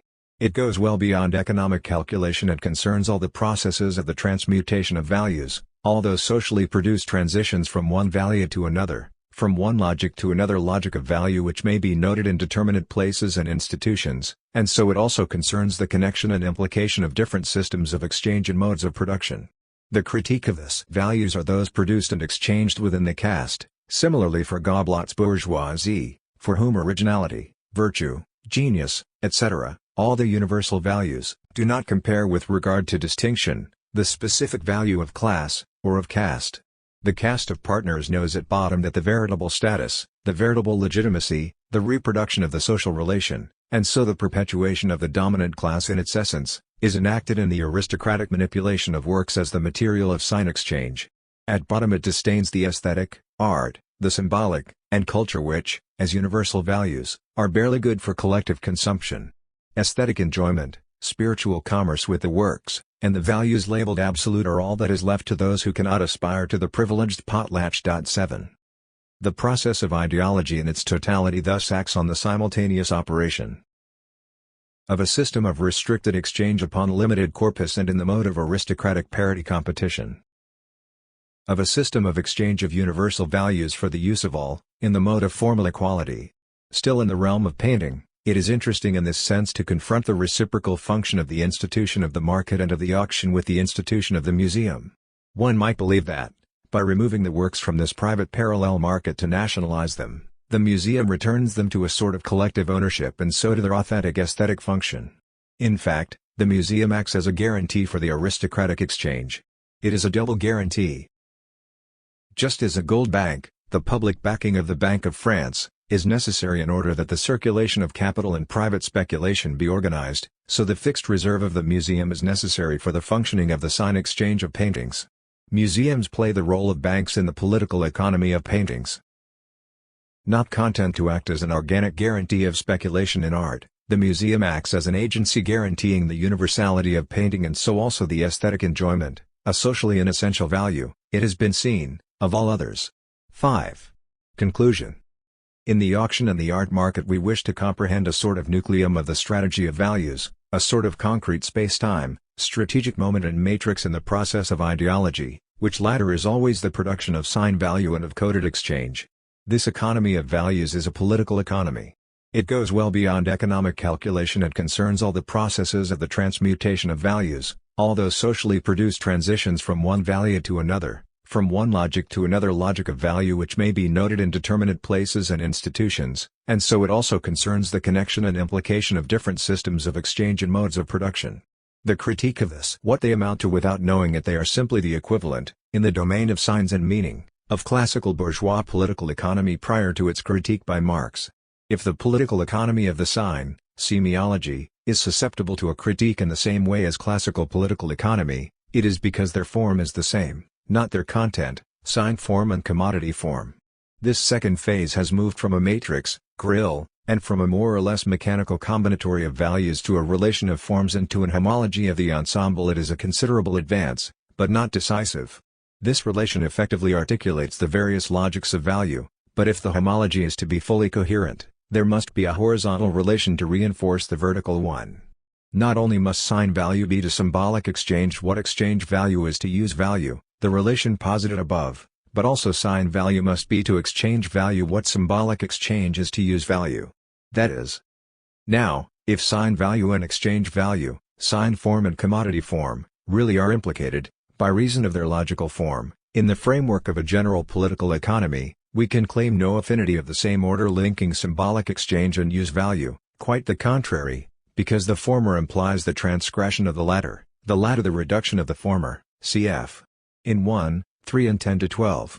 The formula then is not coherent, so much the more so in that the integration of symbolic exchange as a factor homogeneous to the others in the relation does not take into account what has been posited, that the symbolic is not a value, i.e., not positive, autonomizable, measurable or codifiable, it is the ambivalence, positive and negative, of personal exchange, and as such it is radically opposed to all values. 2. These incoherencies finally result in bursting the formula and in a general restructuring. 1. In place of the sign as global value, it is necessary to make its constituent elements, the signifier and the signified, appear. 2. Then, the definitive correlation between sign form and commodity form is established thus. Or, exchange value is to use value what the signifier is to the signified. The horizontal implication, exchange value is to the signifier what use value is to the signified, i.e., the logical affinity of exchange value and the signifier on the one hand, and of use value and the signified on the other, will emerge from the analysis of the respective vertical implications. On this basis, we will say that this homologous relation, this time coherent, describes the field of general political. 3. The homologous relation being saturated, symbolic exchange finds itself expelled from the field of value, or the field of general political economy. This corresponds to the radical definition as the alternative to intransgression of value. 4. The bar marking the process of reduction, or of rational abstraction, which, it is believed, separates use value from exchange value, and signified from signifier, is displaced. The fundamental reduction no longer takes place between UV and EV, or between signifier and signified. When it takes place between the system as a whole and symbolic exchange. The bar which separates use value from exchange value, and that which separates the signified from the signifier is a line of formal logical implication. It does not radically separate these respective terms, rather, it establishes a structural relation between them, and similarly between exchange value and signifier, between use value and signified. In fact, all these relations form a system in the framework of political economy. And the logical organization of this entire system denies, represses and reduces symbolic exchange. The bar that separates all these terms from symbolic exchange is not a bar of structural implication, it is a line of radical exclusion, which presupposes the radical alternative of transgression. Thus, we arrive at the following general distribution of terms. That is to say, a single great opposition between the whole field of value, where the process of material production, commodity form, and the process of sign production, sign form, are articulated through the same systematic logic, and the field of non-value, of symbolic exchange. General political economy, symbolic exchange. A critique of general political economy, or a critical theory of value, and a theory of symbolic exchange are one and the same thing. It is the basis of a revolutionary anthropology. Certain elements of this anthropology have been elaborated by Marxist analysis, but it has since proved unable to develop them to the critical point of departure. The present theory posits three essential tasks, beginning from and going beyond Marxist analysis. 1. The extension of the critique of political economy to a radical critique of use value, in order to reduce the idealist anthropology which it still subtends, even in Marx, whether at the level of needs of individuals or at the level of the use value of labor. A critique of use value fetishism is necessary, an analysis of the object form and its relations to the commodity form. 2. The extension of the critique of political economy to the sign and to systems of signs is required in order to show how the logic, free play and circulation of signifiers is organized like the logic of the exchange value system, and how the logic of signifieds is subordinated to it tactically, as that of use value is subordinated to that of exchange value. Finally, we need a critique of signifier fetishism, an analysis of the sign form in its relation to the commodity form. In the global relation, these two initial points aim toward a critical theory of the three terms which Marxist analysis has not yet mastered. In fact, strictly speaking, Marx offers only a critical theory of exchange value. The critical theory of use value, signifier, and signified remains to be developed. 3. A theory of symbolic exchange. 7. Beyond use value. The status of use value in Marxian theory is ambiguous. We know that the commodity is both exchange value and use value. But the latter is always concrete and particular, contingent on its own destiny, whether this be in the process of individual consumption or in the labor process. In this case, lard is valued as lard, cotton as cotton. They cannot be substituted for each other. nor thus exchanged. Exchange value, on the other hand, is abstract and general. To be sure, there could be no exchange value without use value, the two are coupled, but neither is strongly implied by the other. In order to define the notion of commodity, it is not important to know its particular content and its exact destination. It suffices that before it is a commodity, in other words, the vehicle, support, of exchange value, the articles satisfy a given social need by possessing the corresponding useful property. That is all. 1 Thus, use value is not implicated in the logic peculiar to exchange value, which is a logic of equivalence. Besides, there can be use value without exchange value, equally for labor power as for products, in the sphere outside the market.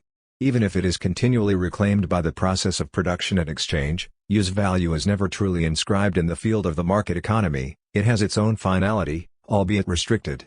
And within it is contained, from this standpoint, the promise of a resurgence beyond the market economy, money and exchange value, in the glorious autonomy of man's simple relation to his work and his products. So it appears that commodity fetishism, that is, where social relations are disguised in the qualities and attributes of the commodity itself, is not a function of the commodity defined simultaneously as exchange value and use value, but of exchange value alone. Use value, in this restrictive analysis of fetishism, appears neither as a social relation nor hence as the locus of fetishization. Utility as such escapes the historical determination of class.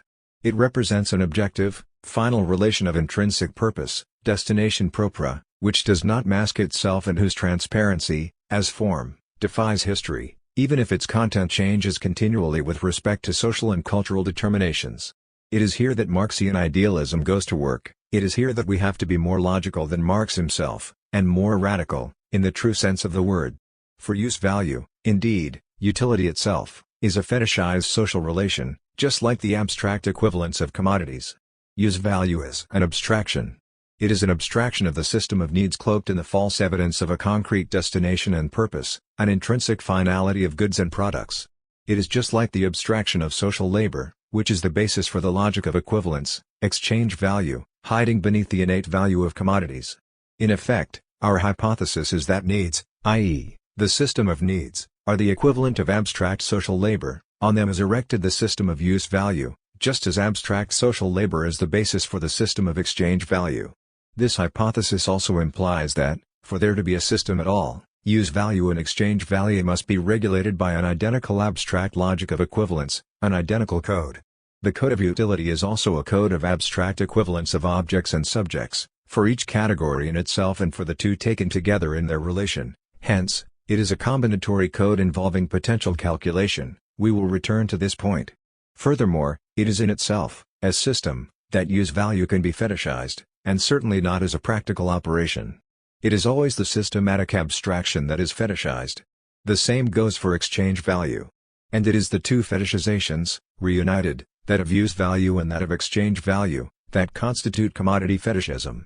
Marx defines the form of exchange value and of the commodity by the fact that they can be equated on the basis of abstract social labor. Inversely, he posits the incomparability of use values. Now, it must be seen that 1. For there to be economic exchange and exchange value, it is also necessary that the principle of utility has already become the reality principle of the object or product. To be abstractly and generally exchangeable, products must also be thought and rationalized in terms of utility. Where they are not, as in primitive symbolic exchange, they can have no exchange value. The reduction to the status of utility is the basis of economic exchangeability. 2. If the exchange principle and the utility principle have such an affinity, and do not merely coexist in the commodity, it is because utility is already entirely infused with the logic of equivalence, contrary to what Marx says about the incomparability of use values. If use value is not quantitative in the strictly arithmetical sense, it still involves equivalence. Considered as useful values, all goods are already comparable among themselves, because they are assigned to the same rational functional common denominator, the same abstract determination. Only objects or categories of goods cathected in the singular and personal act of symbolic exchange, the gift, the present, are strictly incomparable. The personal relation, non-economic exchange, renders them absolutely unique. On the other hand, as a useful value, the object attains an abstract universality, an objectivity, through the reduction of every symbolic function. 3. What is involved here, then, is an object form whose general equivalent is utility. And this is no mere analogy with the formulas of exchange value. The same logical form is involved. Every object is translatable into the general abstract code of equivalence, which is its rationale, its objective law, its meaning, and this is achieved independently of who makes use of it and what purpose it serves. It is functionality which supports it and carries it along as code, and this code, founded on the mere adequation of an object to its useful end, subordinates all real or potential objects to itself, without taking any one into account at all. Here, the economic is born, the economic calculus. The commodity form is only its developed form, and returns to it continually. 4. Now, contrary to the anthropological illusion that claims to exhaust the idea of utility in the simple relation of a human need to a useful property of the object, use value is very much a social relation. Just as, in terms of exchange value, the producer does not appear as a creator, but as abstract social labor power, so in the system of use value, the consumer never appears as desire and enjoyment, but as abstract social need power. One could say bedürfniskraft, bedürfnisvermogen, by analogy with Arbeitskraft, Arbeitsvermogen. The abstract social producer is man conceived in terms of exchange value.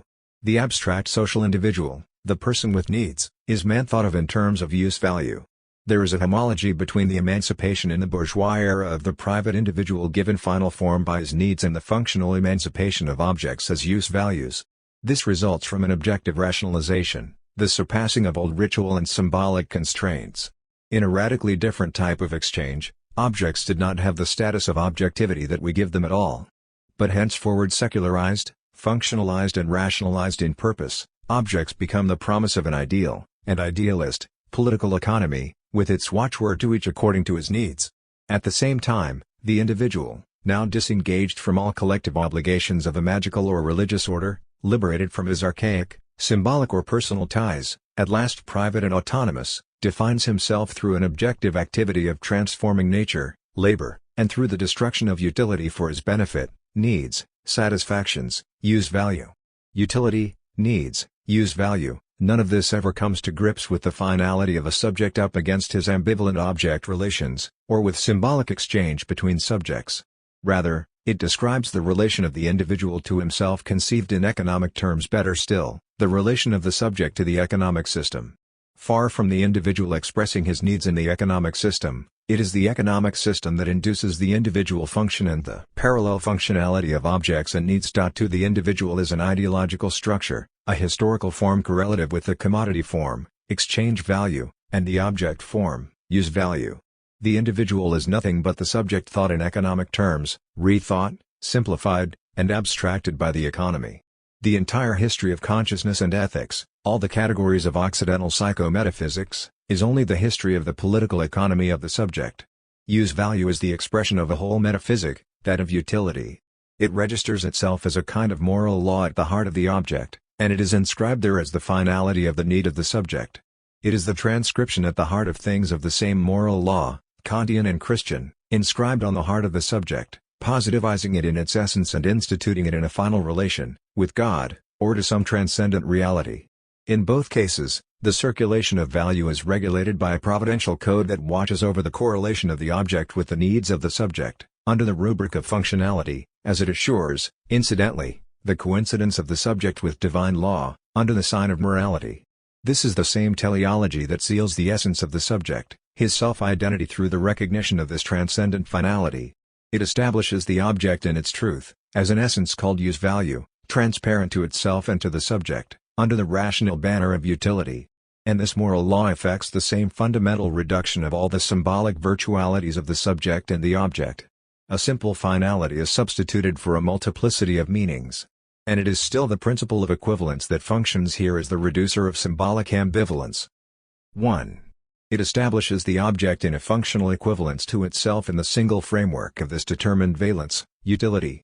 This absolute signification, this rationalization by identity, its equivalence to itself, permits the object to enter the field of political economy as a positive value. 2. The same absolute simplification of the subject as the subject of moral consciousness and needs permits him to enter the system of values and practices of political economy as an abstract individual, defined by identity, equivalence to himself. Thus the functionality of objects, their moral code of utility, is as entirely governed by the logic of equivalence as is their exchange value status. Hence, functionality falls just as squarely under the jurisdiction of political economy. And if we call this abstract equivalence of utilities the object form, we can say that the object form is only the completed form of the commodity form. In other words, the same logic, and the same fetishism, plays on the two sides of the commodity specified by Marx, use value and exchange value. By not submitting use value to this logic of equivalence in radical fashion, by maintaining use value as the category of incomparability, Marxist analysis has contributed to the mythology, a veritable rationalist mystique, that allows the relation of the individual to objects conceived as use values to pass for a concrete and objective in sum, natural relation between man's needs and the function proper to the object. This is all seen as the opposite of the abstract, reified alienated relation the subject would have toward products as exchange values.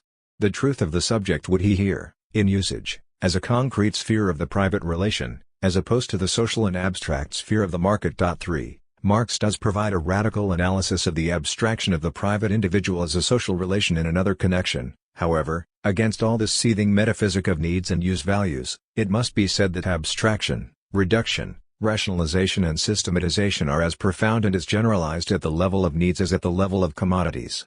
Perhaps this was not yet very clear at an anterior stage of political economy, when one could imagine that if the individual was alienated by the system of exchange value, at least he would return to himself, become himself again in his needs and in the moment of use value. But it has become possible today, at the present stage of consummative mobilization, for to see that needs, far from being articulated around the desire or the demand of the subject, find their coherence elsewhere, in a generalized system that is to desire what the system of exchange value is to concrete labor, the source of value. All the drives, symbolic relations, object relations and even perversions, in short, all the subject's labor of cathexis, are abstracted and given their general equivalent in utility and the system of needs, as all values and real social labor find their general equivalent in money and in coin. Everything surging from the subject, his body and his desire, is dissociated and catalyzed in terms of needs, more or less specified in advance by objects. All instincts are rationalized, finalized and objectified in needs, hence symbolically cancelled. All ambivalence is reduced by equivalence. And to say that the system of needs is a system of general equivalence is no metaphor, it means that we are completely immersed in political economy. This is why we have spoken of fetishism of me value. If needs were the singular, concrete expression of the subject, it would be absurd to speak of fetishism.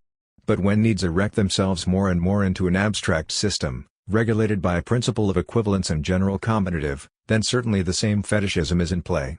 For this system is not only homologous to that of exchange value in the commodity, it expresses the latter in all its depth and perfection. Indeed, just as exchange value is not a substantial aspect of the product, but a form that expresses a social relation, so use value can no longer be viewed as an innate function of the object, but as a social determination, at once of the subject, the object, and their relation. In other words, just as the logic of the commodity extends itself indifferently to men and things and makes men, all obedient to the same law, appear only as exchange value, thus the restricted finality of utility imposes itself on men as surely as on the world of objects. It is illogical and naive to hope that, through objects conceived in terms of exchange value, that is, in his needs, man can fulfill himself otherwise than as use value. However, such is the modern humanist vulgate, through the functionality, the domestic finality of the exterior world, man is supposed to fulfill himself qua man. The truth is something else entirely. In an environment of commodities and exchange value, man is no more himself than he is exchange value and commodity. Encompassed by objects that function and serve, man is not so much himself as the most beautiful of these functional and servile objects. It is not only Homo economicus who is turned entirely into use value during the process of capitalist production. This utilitarian imperative even structures the relation of the individual to himself. In the process of satisfaction, he valorizes and makes fruitful his own potentialities for pleasure, he realizes and manages, to the best of his ability, his own faculty of pleasure, treated literally like a productive force. Isn't this what all of humanist ethics is based on, the proper use of oneself? In substance, Marx says, production not only produces goods, it produces people to consume them, and the corresponding needs. This proposition is most often twisted in such a way as to yield simplistic ideas like the manipulation of needs and denunciations of artificial needs. 5. It is necessary to grasp that what produces the commodity system in its general form is the concept of need itself, as constitutive of the very structure of the individual, that is, the historical concept of a social being who, in the rupture of symbolic exchange, autonomizes himself and rationalizes his desire, his relation to others and to objects, in terms of needs, utility, satisfaction and use value. Thus, it is not merely such and such a value that reduces symbolic exchange, or emerges from its rupture. It is first the structural opposition of two values, exchange value and use value, whose logical form is the same, and whose dual organization punctuates the economic. We are faced here at a global anthropological level with the same schema of semiological reduction analyzed above in the section on fetishism and ideology. In that study, we demonstrated the way in which this binary oppositive structuration constituted the very matrix of ideological functioning. From the fact that this structuration is never purely structural, it always plays to the advantage of one of the two terms. Structural logic always redoubles in a strategy, thus masculine-feminine, to the profit of the former, conscious-unconscious, to the advantage of consciousness, etc. Precisely the same thing is going on here. In the correlation, use value and signified do not have the same weight as exchange value and signifier respectively. Let us say that they have a tactical value, whereas exchange value and signifier have strategic value. The system is organized along the lines of a functional but hierarchized bipolarity. Absolute preeminence redounds to exchange value and the signifier. Use value and needs are only an effect of exchange value. Signified, and referent, are only an effect of the signifier. We will return to this point later. 6. Neither is an autonomous reality that either exchange value or the signifier would express or translate in their code. At bottom, they are only simulation models, produced by the play of exchange value and of signifiers. They provide the latter with the guarantee of the real, the lived, the concrete. They are the guarantee of an objective reality for which, however, in the same moment, these systems qua systems substitute their own total logic. Even the term substitute is misleading, in this context. It implies the existence somewhere of a fundamental reality that the system appropriates or distorts. In fact, there is no reality or principle of reality other than that directly produced by the system as its ideal reference. Use value and the signified do not constitute an elsewhere with respect to the systems of the other two, they are only their alibis. We have seen, in a first approximation, that the field of political economy generalizes and saturates itself through the system of use value, that is, the extension of the process of abstraction and productive rationality to the entire domain of consumption through the system of needs as system of values and productive forces. In this sense, use value appears as the completion and fulfillment of exchange value, of political economy in general. The fetishism of use value redoubles and deepens the fetishism of exchange value. That is a starting point. But it is necessary to see that the system of use value is not only the double, transposition or extension of that of exchange value. It functions simultaneously as the latter's ideological guarantee, and once again, if this is so, it is because it is logically structured in the same way. It is understood, of course, that it is a naturalizing ideology we are concerned with here. Use value is given fundamentally as the instance, i.e., tribunal, before which all men are equal. On this view, need, leaving aside any variation in the means of satisfying it, would be the most equally distributed thing in the world. 7 Men are not equal with respect to goods taken as exchange value, but they would be equal as regards goods taken as use value.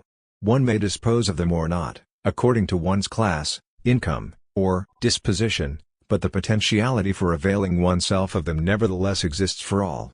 Everyone is equally rich in possibilities for happiness and satisfaction.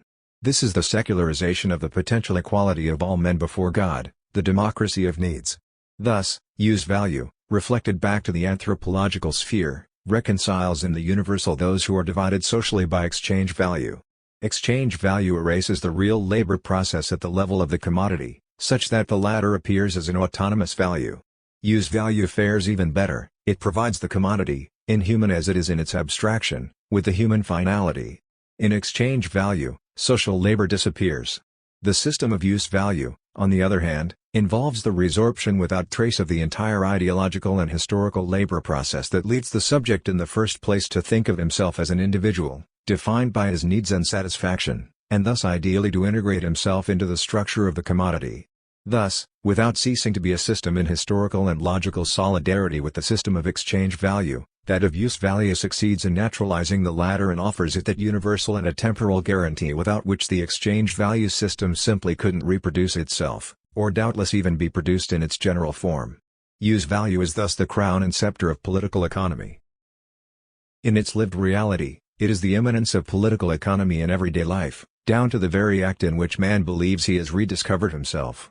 He does not rediscover his objects except in what they serve, and he does not rediscover himself except through the expression and satisfaction of his needs, in what he serves. In its strategic value, ideologically, it seals off the system of production and exchange, thanks to the institution of an idealist anthropology that screens use value and needs from their historical logic in order to inscribe them in a formal eternity, that of utility for objects, that of the useful appropriation of objects by man in need. This is why use value fetishism is indeed more profound, more mysterious than the fetishism of exchange value. The mystery of exchange value in the commodity can be unmasked, relatively, it has been since Marx, and raised to consciousness as a social relation, but value in the case of use value is enveloped in total mystery, for it is grounded anthropologically in the self, evidence of a naturalness, in an unsurpassable original reference. This is where we discover the real theology of value, in the order of finalities, in the ideal relation of equivalence, harmony, economy and equilibrium that the concept of utility implies. It operates at all levels between man and nature, man and objects, man and his body, the self and others. Value becomes absolutely self-evident, la chose la plus simple. Here the mystery and cunning, of history and of reason, are at their most profound and tenacious. If the system of use value is produced by the system of exchange value as its own ideology, if use value has no autonomy, if it is only the satellite and alibi of exchange value, though systematically combining with it in the framework of political economy, then it is no longer possible to posit use value as an alternative to exchange value.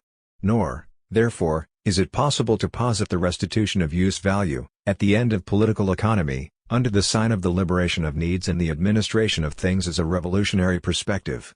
Every revolutionary perspective today stands or falls on its ability to reinterrogate radically the repressive, reductive, rationalizing metaphysic of utility. All critical theory depends on the analysis of the object form. 8 This has been absent from Marxist analysis. With all the political and ideological consequences that this implies, the result has been that all illusions converged on use value, idealized by opposition to exchange value, when it was in fact only the latter's naturalized form. Marx and Crusoe. Marx says in Volume 1 of Capital, Part 1, Section 4, so far as a commodity is a value in use, there is nothing mysterious about it, whether we consider it from the point of view that by its properties it is capable of satisfying human wants, or from the point that those properties are the product of human labor. It is as clear as noonday that man, by his industry, changes the forms of the materials furnished by nature, in such a way as to make them useful to him. The mystical character of commodities does not originate, therefore, in their use value. The categories of bourgeois economy consist of forms of thought expressing with social validity the conditions and relations of a definite historically determined mode of production, viz., the production of commodities. The whole mystery of commodities, all the magic and necromancy that surrounds the products of labor as long as they take the form of commodities, vanishes therefore, so soon as we come to other forms of production. Since Robinson Crusoe's experiences are a favorite theme with political economists, let us take a look at him on his island. All the relations between Robinson and the objects that form this wealth of his own creation are here so simple and clear as to be intelligible without exertion, even to Mr. Baudrillard. 9 And yet those relations contain all that is essential to the determination of value. Having quite justifiably played his joke at the expense of the bourgeois economists and their interminable Robinsonades, Marx would have done well to examine his own use of the Crusoe myth. For by opposing the obscure mysticism of commodity value to the simplicity and transparency of Crusoe's relation to his wealth, he fell into a trap. If one hypothesizes, as Marxists do, that all the ideology of bourgeois political economy is summed up in the myth of Robinson Crusoe, then it must be admitted that everything in the novel itself agrees with the mystical theology and metaphysics of bourgeois thought, including, and above all, this transparency in man's relation to the instruments and products of his labor. This ideal confrontation of man with his labor capacity, Arbeitsvermögen, and with his needs is not only abstract because it is separated out from the sphere of political economy and commercial social relations, it is abstract in itself, not abstracted from political economy, but abstract because it epitomizes the abstraction of political economy itself, that is, the ascension of exchange value via use value, The apotheosis of the economic in the providential finality of utility. Robinson Crusoe is the outcome of a total mutation that has been in progress since the dawn of bourgeois society, though truly theorized only since the 18th century. Man was transformed simultaneously into a productive force and a man with needs. The manufacturers and the ideologues of nature divided him between themselves. In his labor, he became a use value for a system of production. Simultaneously, goods and products became use values for him, taking on a meaning as functions of his needs, which were henceforth legalized as nature. He entered the regime of use value, which was also that of nature. But this was by no means according to an original finality rediscovered. All these concepts, needs, nature, utility, were born together, in the historical phase that saw the systematization of both political economy and the ideology that sanctions it. The myth of Robinson Crusoe is the bourgeois avatar of the myth of terrestrial paradise. Every great social order of production, bourgeois or feudal, maintains an ideal myth, at once a myth of culmination and a myth of origin. Theology supported itself on the myth of the fulfillment of man in the divine law. Political economy is sustained on the great myth of human fulfillment according to the natural law of needs. Both deal in the same finality and ideal relation of man to the world through his needs and the rule of nature, and an ideal relationship with God through faith and the divine rule of providence. Of course, this ideal vocation is lived from the outset as lost or compromised. But the finality tarries, and use value, entombed beneath exchange value, like the natural harmony of earthly paradise broken by sin and suffering, remains inscribed as an invulnerable essence to be disinterred at the last stage of history, in a promised future redemption. The logic and ideology are the same, under the sign of a bountiful nature, where the primitive hunting and gathering mode of production, anterior to the feudal mode, is highlighted, and from which serfdom and labor are made to disappear. The myth of earthly paradise describes the ideality of feudal relations, suzerainty and fealty of vassals. Likewise, the Crusoe myth describes, in a transparent isolation, where the anterior mode of agriculture and craftsmanship reappears, and the laws of the market and exchange disappear, the ideality of bourgeois relations, individual autonomy, to each according to his labor and his needs, moral consciousness bound to nature, and, if possible, some man Friday, some aboriginal servant. But if Crusoe's relations to his labor and his wealth are so clear, as Marx insists, what on earth has Friday got to do with this setup? In fact, nothing is clear about this fable. Its evidence of simplicity and transparency is, as that of the commodity for Marx, abounding in metaphysical subtleties and theological niceties. There is nothing clear and natural in the fact of transforming nature according to one's needs or in rendering oneself useful as well as things. And there was no need for this moral law of use value to have escaped the critique of political economy. The whole system and its mystery were already there with Robinson on his island, and in the trumped-up immediacy of his relation to things. 8. Toward a critique of the political economy of the sign. The critique of the political economy of the sign proposes to develop the analysis of the sign form, just as the critique of political economy once set out to analyze the commodity form. Since the commodity comprises simultaneously exchange value and use value, its total analysis must encompass the two sides of the system. Similarly, the sign is at once signifier and signified, and so the analysis of the sign form must be established on two levels. Concurrently, of course, the logical and strategic analysis of the relation between the two terms is pressed upon us, thus. 1.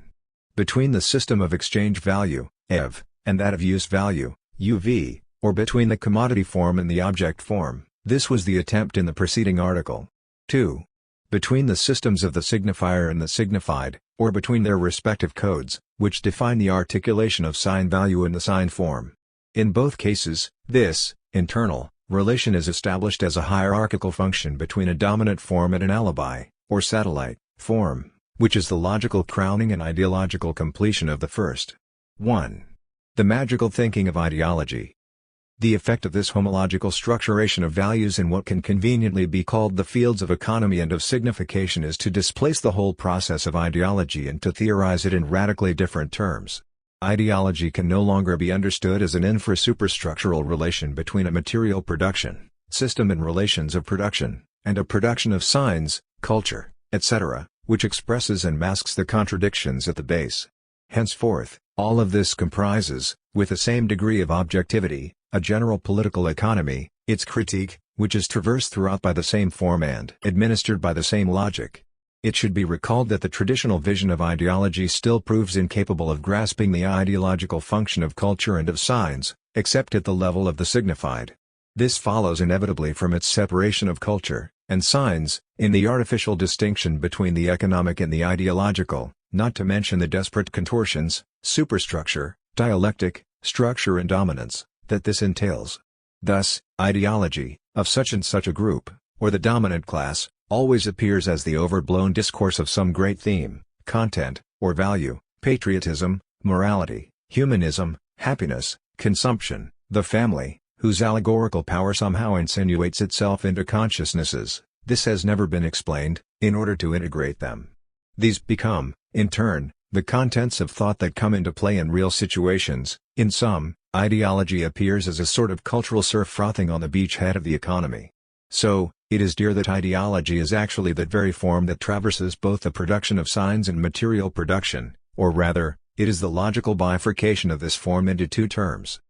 This is the functional, strategic split through which the form reproduces itself. It signifies that ideology lies already whole in the relation of F to UV, that is, in the logic of the commodity, as is so in the relation of SR to SD, i.e., in the internal logic of the sign. Marx demonstrated that the objectivity of material production did not reside in its materiality, but in its form. In fact, this is the point of departure for all critical theory. The same analytical reduction must be applied to ideology. Its objectivity does not reside in its ideality, that is, in a realist metaphysic of thought contents, but in its form.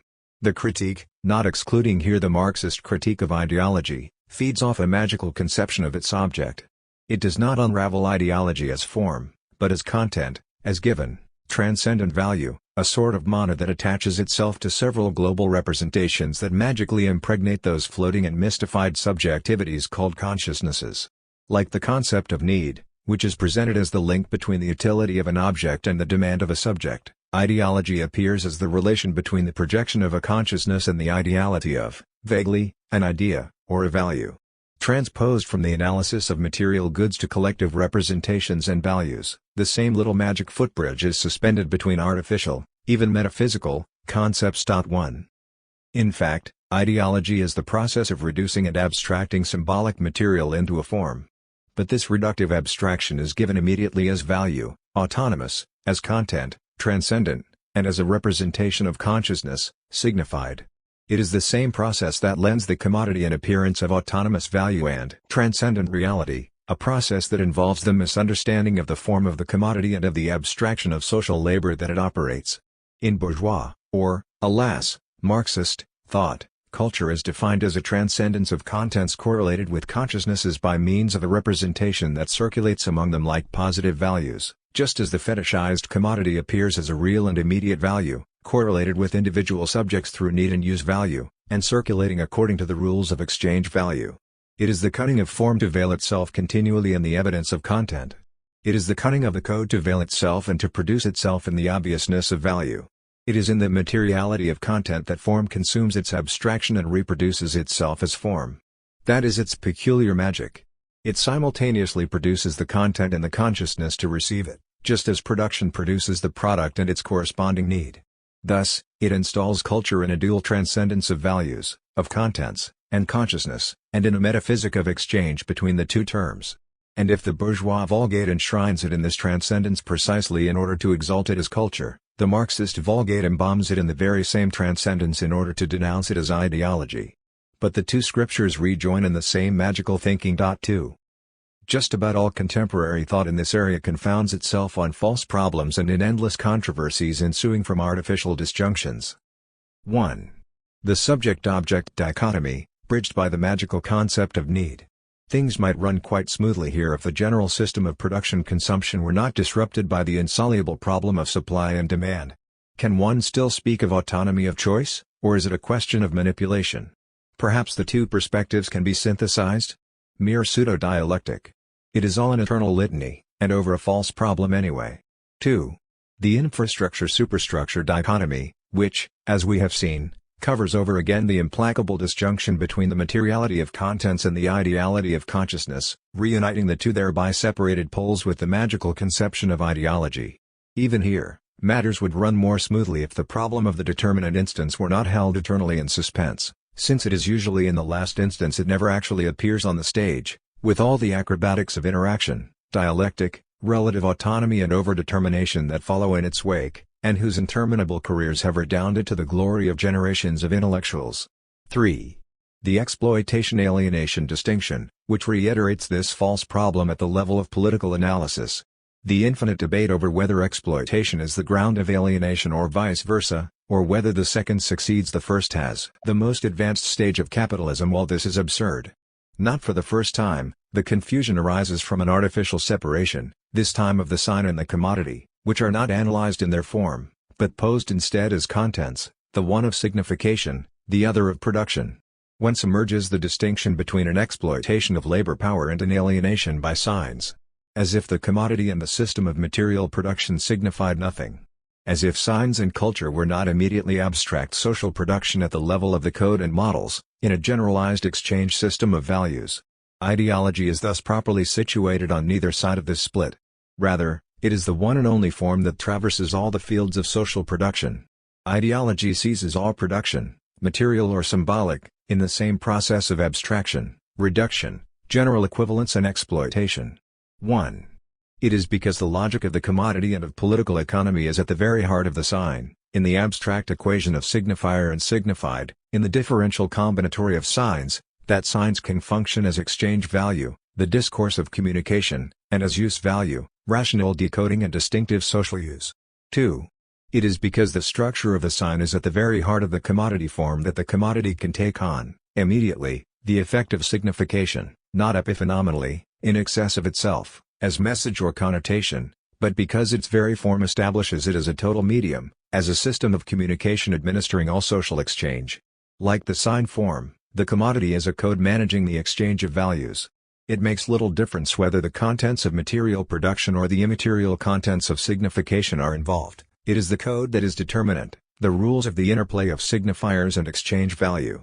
Generalized in the system of political economy, it is the code which, in both cases, reduces all symbolic ambivalence in order to ground the rational circulation of values and their play of exchange in the regulated equivalence of values. It is here that the concept of alienation proves useless, by dint of its association with the metaphysic of the subject of consciousness. The code of political economy, which is the fundamental code of our society, does not operate by alienating consciousness from contents.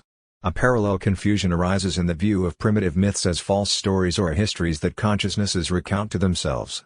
Here the pregnant effects of mythic contents are held to bind society together, through the cohesion of belief systems.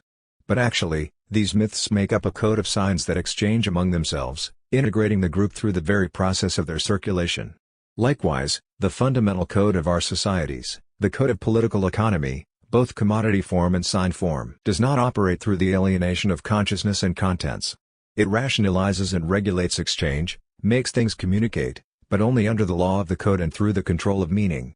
The division of labor, the functional division of the terms of discourse, does not mystify people, it socializes them and informs their exchange according to a general, abstract model. The very concept of the individual is the product of this general system of exchange.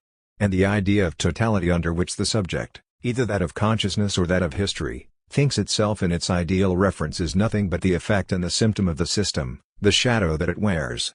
The concept of alienation involves a kind of wizardry in which consciousness thinks itself as its own ideal content, its rediscovered totality. It is an ideological concept. And ideology, in its version as a superstructure of contents of consciousness, is, in these terms, an alienated concept. Today consumption, if this term has a meaning other than that given it by vulgar economics, defines precisely the stage where the commodity is immediately produced as sign value, and where signs, culture, are produced as commodities. But this whole area of study is still occupied, critically or otherwise, by specialists of production, economy, infrastructure, or ideology specialists, signs, culture, or even by a kind of seamless dialectician of the totality. This partitioning of the object domain obscures even the simplest realities.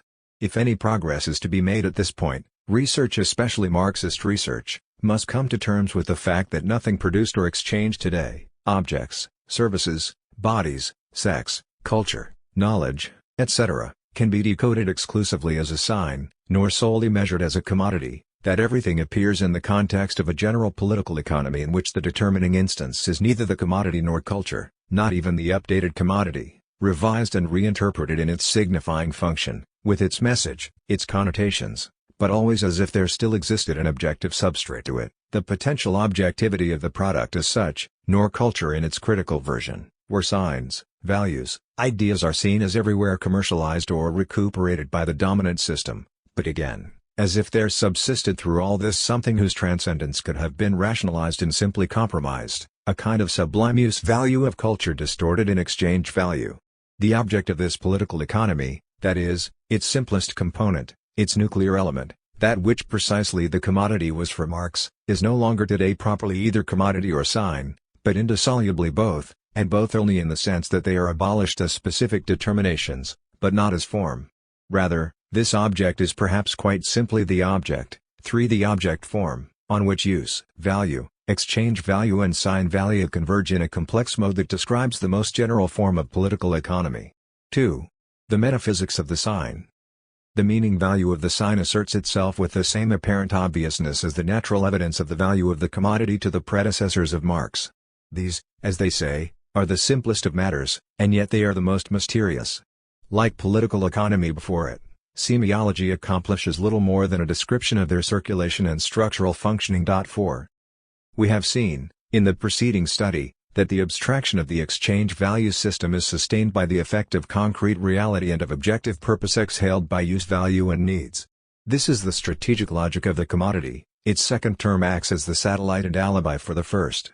The present hypothesis is that the same analysis holds true for the logic and strategy of the sign, thus exploding the scientific postulates of semiolinguistics, the arbitrary character of the sign in particular, as originally defined by Saussure and modified by Benveniste.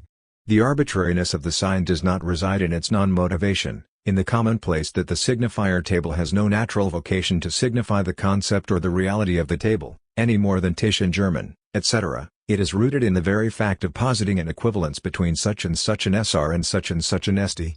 In this sense, arbitrariness is total even in the case of the symbol, 5, where the principle of equivalence between signifier and signified is fully retained in their analogy. Arbitrariness arises from the fundamental institution of an exact correlation between a given discrete SR and an equally discrete ST. In other words, arbitrariness lies in the discretion which alone grounds the possibility of the equational relation of the sign, so that this equals this, and nothing else. This discretion is thus the very principle of the sign's rationality. It functions as the agent of abstraction and universal reduction of all potentialities and qualities of meaning, sense, that do not depend on or derive from the respective framing, equivalence, and specular relation of a signifier and a signified.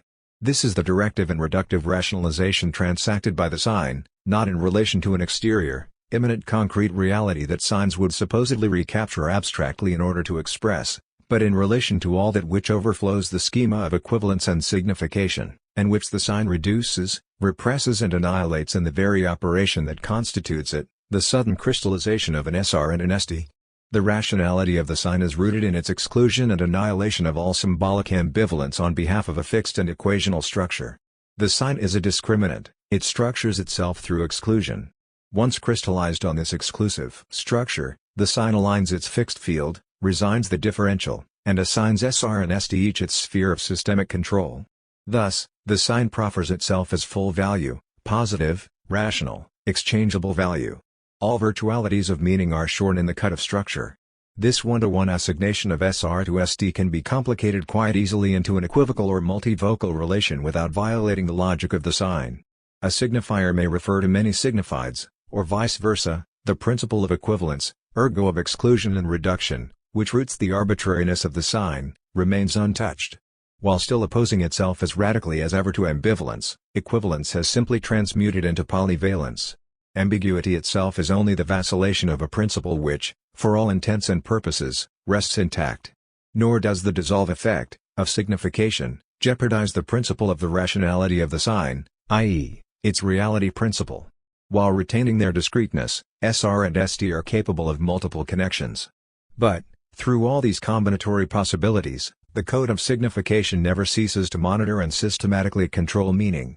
Only ambivalence, as a rupture of value, of another side or beyond of sign value, and as the emergence of the symbolic, sustains a challenge to the legibility, the false transparency of the sign. Only ambivalence questions the evidence of the use value of the sign, rational decoding, and of its exchange value, the discourse of communication. It brings the political economy of the sign to a standstill. It dissolves the respective definitions of SR and SD, concepts emblazoned with the seal of signification, and since they assume their meaning through the process of signification in the classical sense, SR and SD would be doomed by the shattering of the semiologic. In the logic of ambivalence and of the symbolic, we are dealing with a process of the resolution of the sign, a resolution of the equation on which the sign is articulated, and which, in communicative discourse, is never resolved, integrated, opaque, never elucidated. The sign gives rise, in communicative discourse, to the same type of social mystery as that other medium, the commodity, which also depends on an abstract equation of all values. 6. The critique of political economy, worked out by Marx at the level of exchange value, but whose total scope implies also that of use value, is quite precisely this resolution of the commodity and of its implicit equation, a resolution of the commodity as the form and code of general equivalence. It is this same critical resolution that must be extended to the field of signification, in a critique of the political economy of the sign. 3. The mirage of the referent. Where the sign presents itself as a unity of discrete and functional meaning, the SR refers to an SD, and the ensemble to a referent. The sign as abstract structure refers to a fragment of objective reality. It is, moreover, between these two terms that Benveniste, modifying Saussure, relocates the arbitrariness of the sign, which is between the sign and that which it designates, and not between the SR and the SD, which are both of a psychic nature and necessarily associated in the mind of the subject by a veritable consubstantiality. Thus, what is arbitrary is that a certain sign, and not another, is applied to a certain element of reality, and not to any other. In this sense, and only in this sense, it is permissible to speak of contingency, and even in so doing we would seek less to solve the problem than simply to pinpoint it in order to set it aside provisionally. The domain of arbitrariness is thus left outside the comprehension, logical intention, of the linguistic sign. 7. But banishing arbitrariness to the exterior of the sign does no more than displace the problem, and to believe in the possibility of deferring it is here only another way of providing a solution which, far from being merely provisional and methodological, risks reviving its eternal metaphysical formulation. For Saussure the internal contingency of the sign was an obstacle that always threatened the reciprocal coherence of the SR and the SD. Through the expulsion of the arbitrary, Benveniste attempts to rescue the inner organization and logical necessity of the sign, not to mention that of semiolinguistics, but this adjustment is only possible on the basis of a separation between the sign and reality, the referent. As we have seen, Benveniste seems quite content to refer the solution to the problem that this creates back to philosophy, but in fact he responds to the question himself, and very metaphysically, like all linguists and semiologists, with the concepts of motivation and of arbitrariness. In the end, the difficulty with Benveniste's analysis, and the analyses of others, comes down to the fact that things are just not cut out according to his idealist scheme. The scission, coupure, does not occur between a sign and a real referent. It occurs between the SR's form and, on the other side, the SD and the RFT, which are registered together as content, the one of thought, the other of reality, or rather, of perception. Under the aegis of the senior, the referent in question here is no more external to the sign than is the SD. Indeed, it is governed by the sign.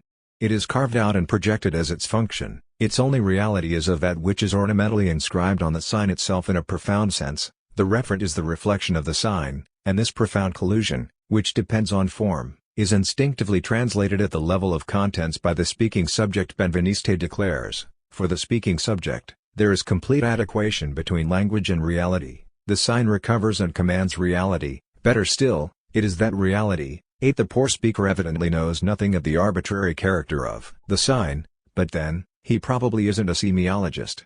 Yet there is a certain truth to his naive metaphysic, for Benveniste's arbitrary link between the sign and reality has no more existence than the one postulated by Saussure between SR and SD. So Benveniste's argument ultimately turns back on itself. For if one admits, with him, and against Saussure, that the SD is consubstantial with the SR, then so must be the referent, reality, since the SD and RFT are both cut from the same cloth, as assigned to them by the SR. The process of carving out and separation, of abstract formalization, is continuous from one end to the other of the chain, from SR to RFT inclusive. In fact, it makes little difference whether one claims either. 1.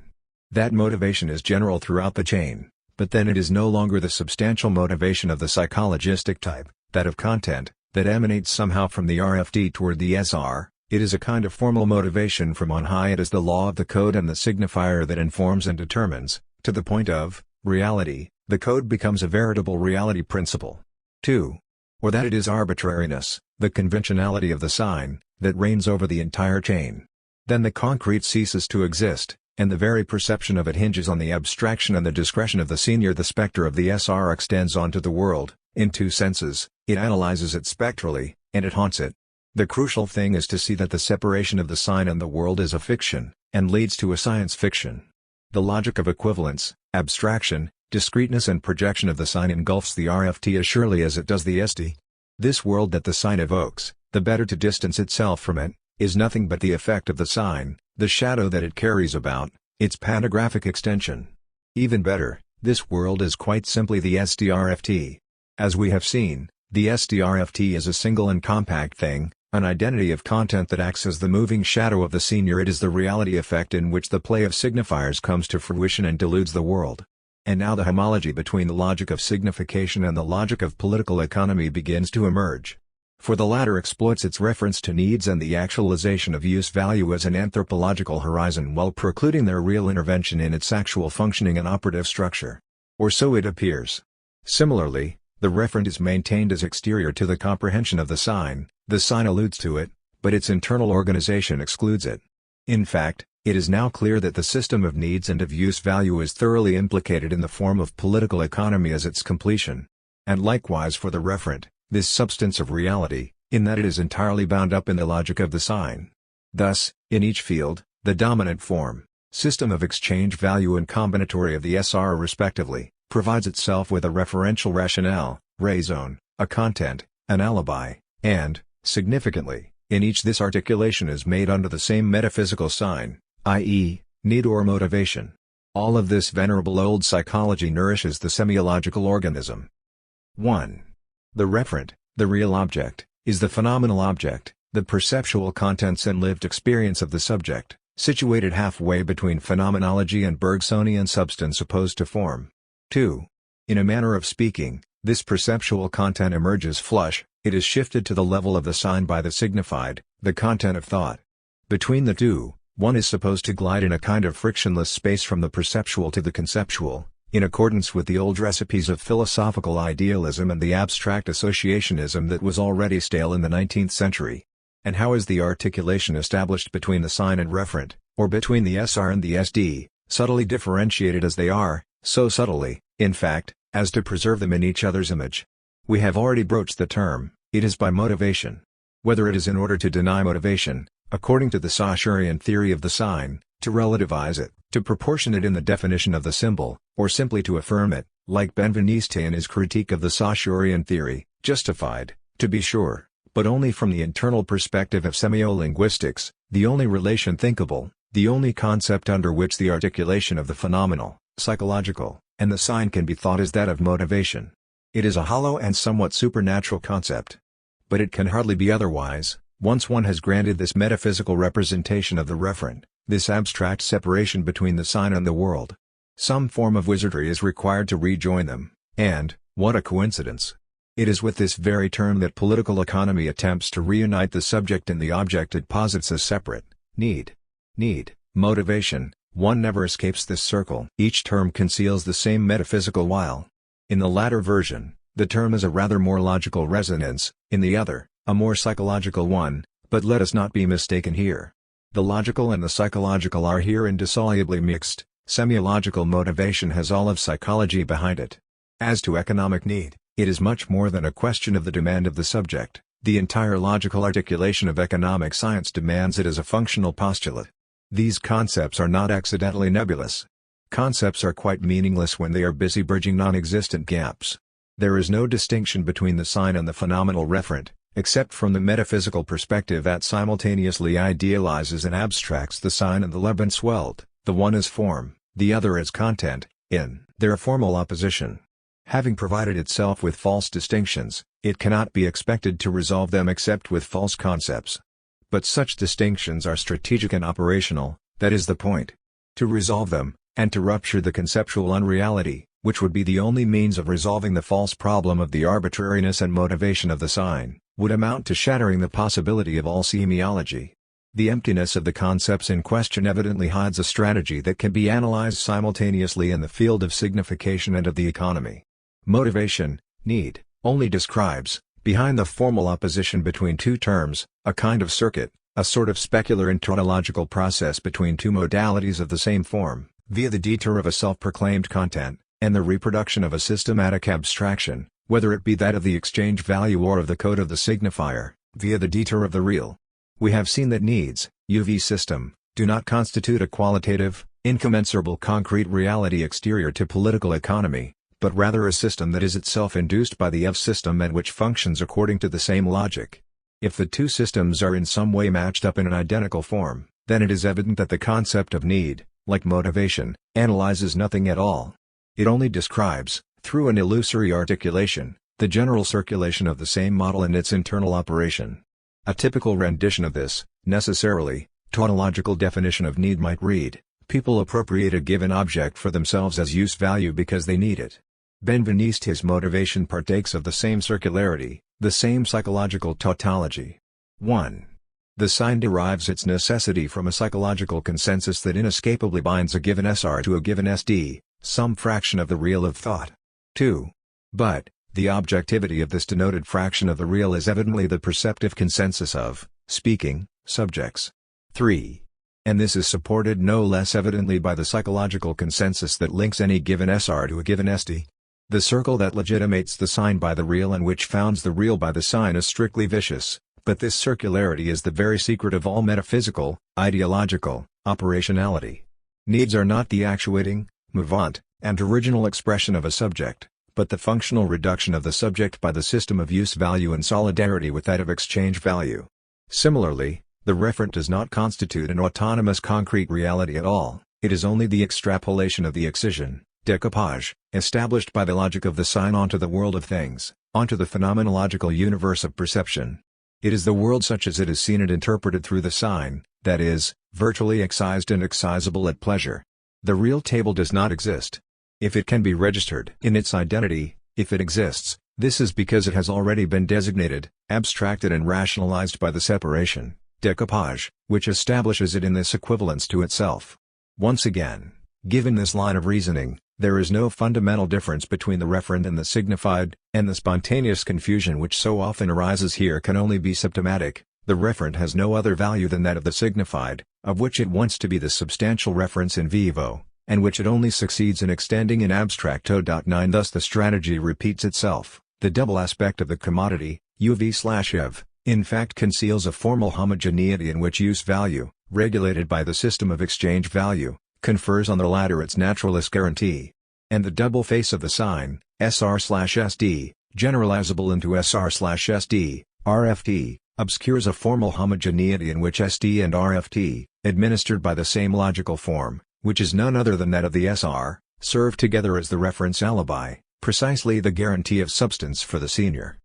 Saussure's sheet of paper theory of language, the double face of the sign one cuts up, is thus perfectly idealist. 10 By giving the SR and the SD an equivalence as constitutive agencies, instances, of the sign, it veils the strategic apparatus of the sign, which rests precisely on the disparity of the two terms and on the fundamental circularity of the dominant term. 1. To summarize what we have so far, there is a metaphysic of the SDRFT, homologous with that of needs and use value.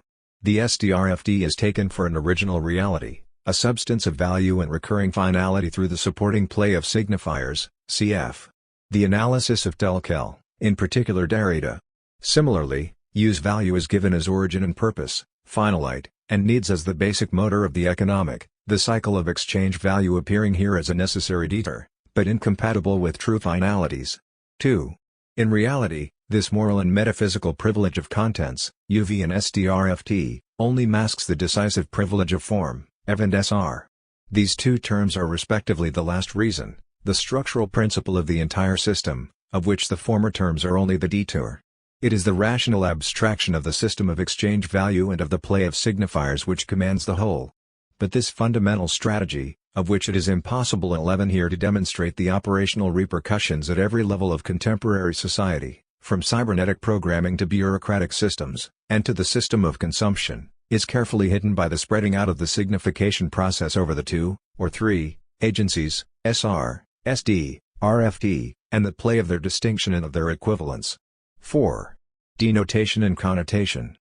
The entire conceptual battery of semiolinguistics must be subjected to the same radical analysis as Marx applied to the concepts of classical political economy. And so we shift to the level of the message, where, as we shall see, the by now familiar metaphysics reappears in the concepts of denotation and connotation. Denotation maintains itself entirely on the basis of the myth of objectivity, whether the denotation is that of the linguistic sign, the photographic analogon, iconic, etc. Objectivity in this case is the direct adequation of an SR to a precise reality. Even the difficulty which arises in the case of the image, i.e., its non-discreteness, the fact that its SR and SD form a continuum, etc., poses no fundamental challenge to the rule of the equivalence of the sign, i.e., that assignation of two terms which makes possible the further assignation of a fictive real to the contoured image, decoupe, of the sign, and thus to the rationalization and general control of meaning. The SD of connotation 12 is quite certainly amenable to the same analysis, since it also re-emerges as a denotation effect of the new process of staggered signification. Bartha's analysis of the advertisement for Panzani pasta, with its connotation of Italianity is an example. 13 Italianity is only apparently of the SD, conceptual content, etc. In fact, it constitutes a code unto itself, a myth, if you wish. But myths are not comprised of content. They are a process of exchange and circulation of a code whose form is determinate. And so it is for the role of connotation here.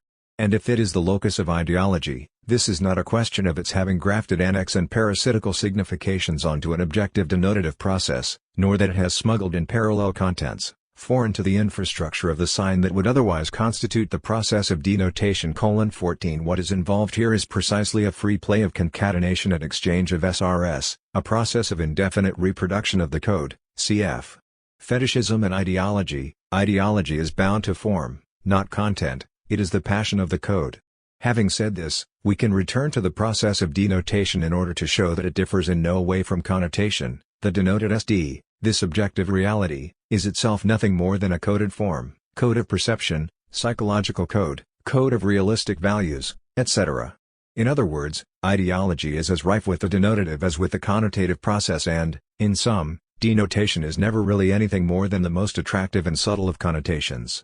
As Barthes says in SC, denotation is not the first among meanings, but pretends to be so. Under this illusion, it is ultimately no more than the last of the connotations, the one that seems both to establish and to close the reading, the superior myth by which the text pretends to return to the nature of language, to language as nature does in a sentence, whatever meaning it releases, subsequent to its utterance, it would seem, appear to be telling us something simple, literal, primitive, something true, in relation to which all the rest is literature.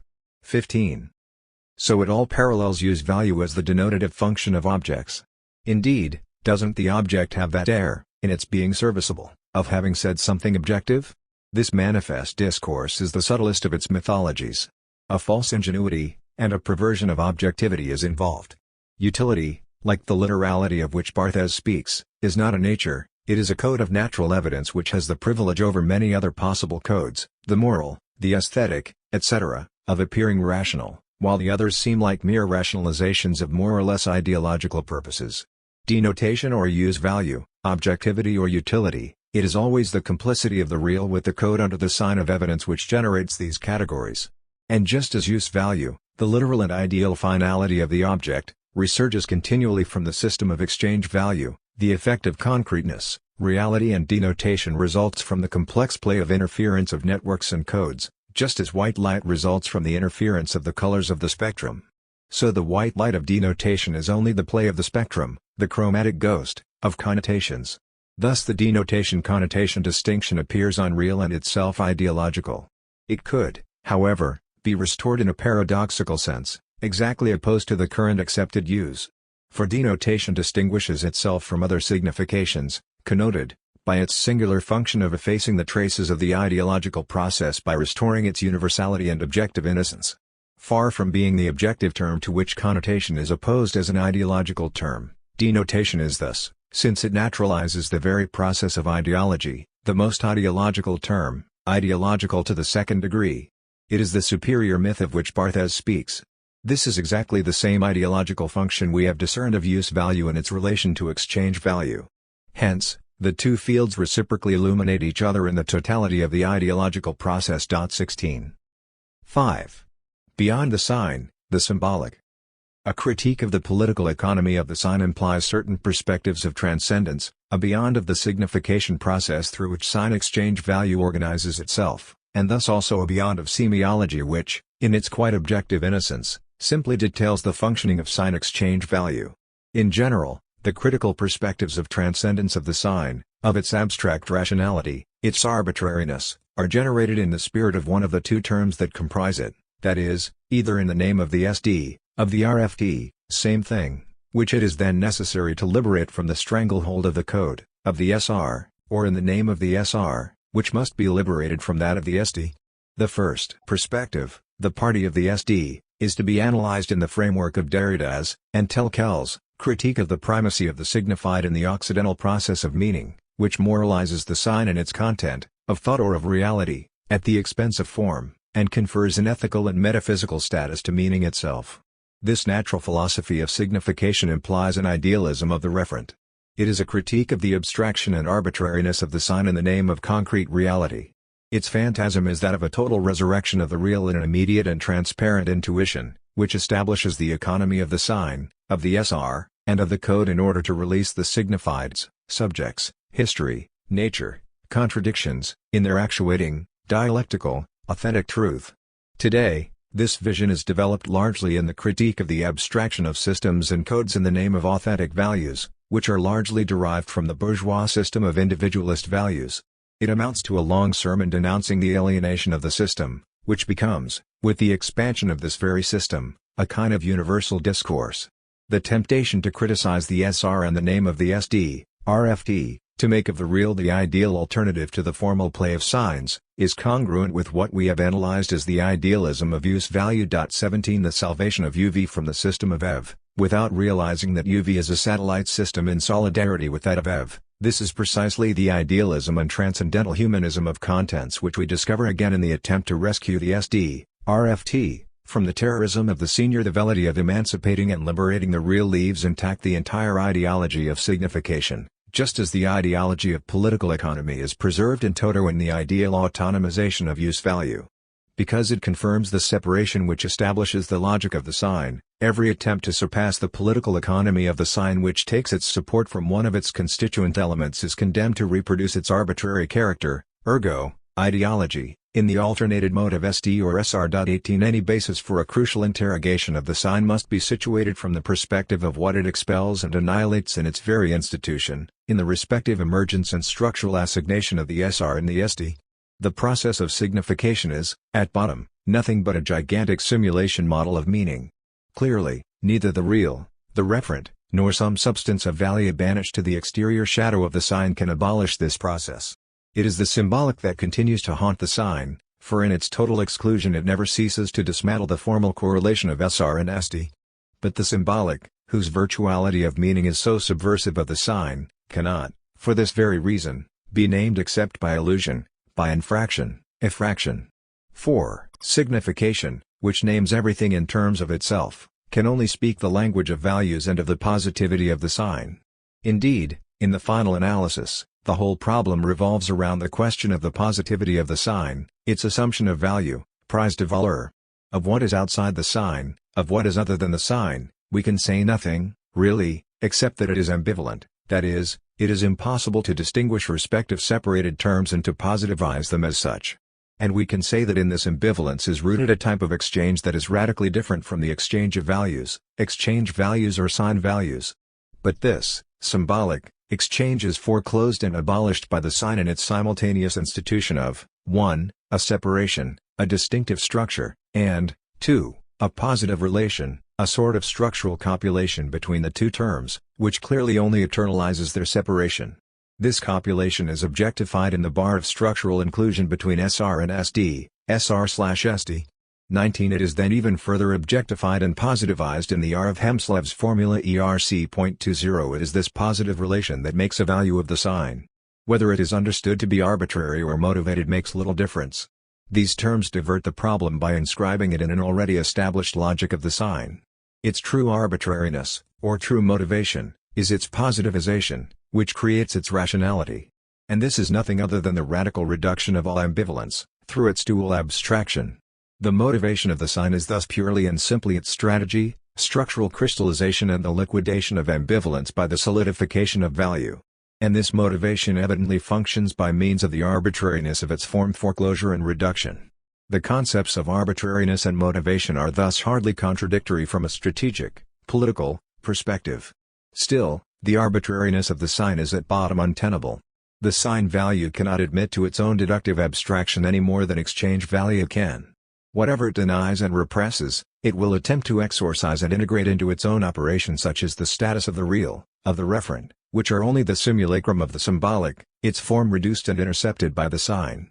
Through this mirage of the referent, which is nothing but the phantasm of what the sign itself represses during its operation, 21. The sign attempts to mislead, it permits itself to appear as totality, to efface the traces of its abstract transcendence, and parades about as the reality principle of meaning. 22. As the functional and terrorist organization of the control of meaning under the sign of the positivity of value, signification is in some ways kin to the notion of reification. It is the locus of an elemental objectification that reverberates through the amplified systems of signs up to the level of the social and political terrorism of the bracketing, encadrement, of meaning. All the repressive and reductive strategies of power systems are already present in the internal logic of the sign, as well as those of exchange value and political economy. Only total revolution, theoretical and practical, can restore the symbolic in the demise of the sign and of value. Even signs must burn. 9. Requiem for the media. Introit. There is no theory of the media. The media revolution has remained empirical and mystical, as much in the work of McLuhan as with his opponents. McLuhan has said, with his usual Canadian Texan brutalness, that Marx, the spiritual contemporary of the steam engine and railroads, was already obsolete in his lifetime with the appearance of the telegraph. 1. In his candid fashion, he is saying that Marx, in his materialist analysis of production, had virtually circumscribed productive forces as a privileged domain from which language, signs and communication in general found themselves excluded. In fact, Marx does not even provide for a genuine theory of railroads as media, as modes of communication. They hardly enter into consideration. And he certainly established no theory of technical evolution in general, except from the point of view of production, primary, material, infrastructural production as the almost exclusive determinant of social relations. Dedicated to an intermediate ideality and a blind social practice, the mode of communication has had the leisure for an entire century of making revolution without changing the theory of the mode of production one iota in the process. Having admitted this much, and on condition, which is already a revolution by comparison to orthodox Marxism, that the exchange of signs is not treated as a marginal, superstructural dimension in relation to those beings whom the only true theory, materialist, defines as producers of their real life, i.e., of goods destined to satisfy their needs, it is possible to imagine two perspectives. 1. One retains the general form of Marxist analysis, dialectical contradiction between forces and relations of production, but admits that the classical definition of productive forces is too restricted, so one expands the analysis in terms of productive forces to the whole murky field of signification and communication. This involves setting loose in all their originality the contradictions born from this theoretical and practical extension of the field of political economy. Such a hypothesis is the point of departure for Enzensberger. Monopoly capitalism develops the consciousness-shaping industry more quickly and more extensively than other sectors of production, it must at the same time fetter it. A socialist media theory has to work at this contradiction.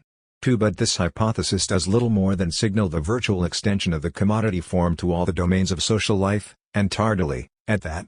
It recognizes the existence, here and now, of a classical communication theory, a bourgeois political economy of signs and of their production, just as there existed one of material production as early as the 18th century. It is a class-bound theoretical discipline. 3. It has not been answered by any fundamental critique that could be seen as the logical extension of Marx's. Since the entire domain was relegated to the superstructure, this critique of the political economy of the sign was rendered unthinkable. Thus, at best, Enzensberger's hypothesis can do little more than try to vitiate the immense retardation of classical Marxist theory. It is only radical in the eyes of official Marxism, which is totally submerged in the dominant models, and would risk its own survival if it went even that far. The radical alternative lies elsewhere. 2. The production of meaning, messages and signs poses a crucial problem to revolutionary theory. Instead of reinterpreting it in terms of classical forces of production, that is, instead of merely generalizing an analysis that is considered final and stamped with the seal of approval by the spokesman of the revolution, the alternative is to thoroughly disrupt the latter in the light of the eruption of this new problem into the theoretical field, an approach no self-respecting Marxist would take, even under the guise of a hypothesis. In other words, perhaps the Marxist theory of production is irredeemably partial, and cannot be generalized. Or again, the theory of production, the dialectical chaining of contradictions linked to the development of productive forces, is strictly homogeneous with its object, material production, and is non-transferable, as a postulate or theoretical framework, to contents that were never given for it in the first place. For the dialectical form is adequate to certain contents, those of material production it exhausts them of meaning, but unlike an archetype, it does not exceed the definition of this object. The dialectic lies in ashes because it offered itself as a system of interpreting the separated order of material production. All in all, this point of view is quite logical. It accords a global coherence to Marxist analysis, an internal homogeneity that prevents certain elements from being retained and others from being excluded, according to a technique of bricolage of which the Althusserians are the most subtle artificers. On the other hand, we credit Marxism with the maximum coherence.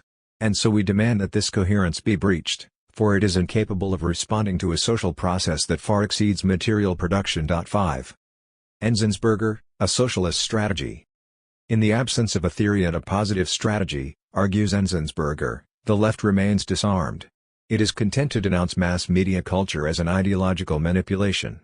The left dreams of a media takeover, sometimes as a means of nudging the revolutionary prize to conscience of the masses, sometimes as a consequence of radical change in social structures.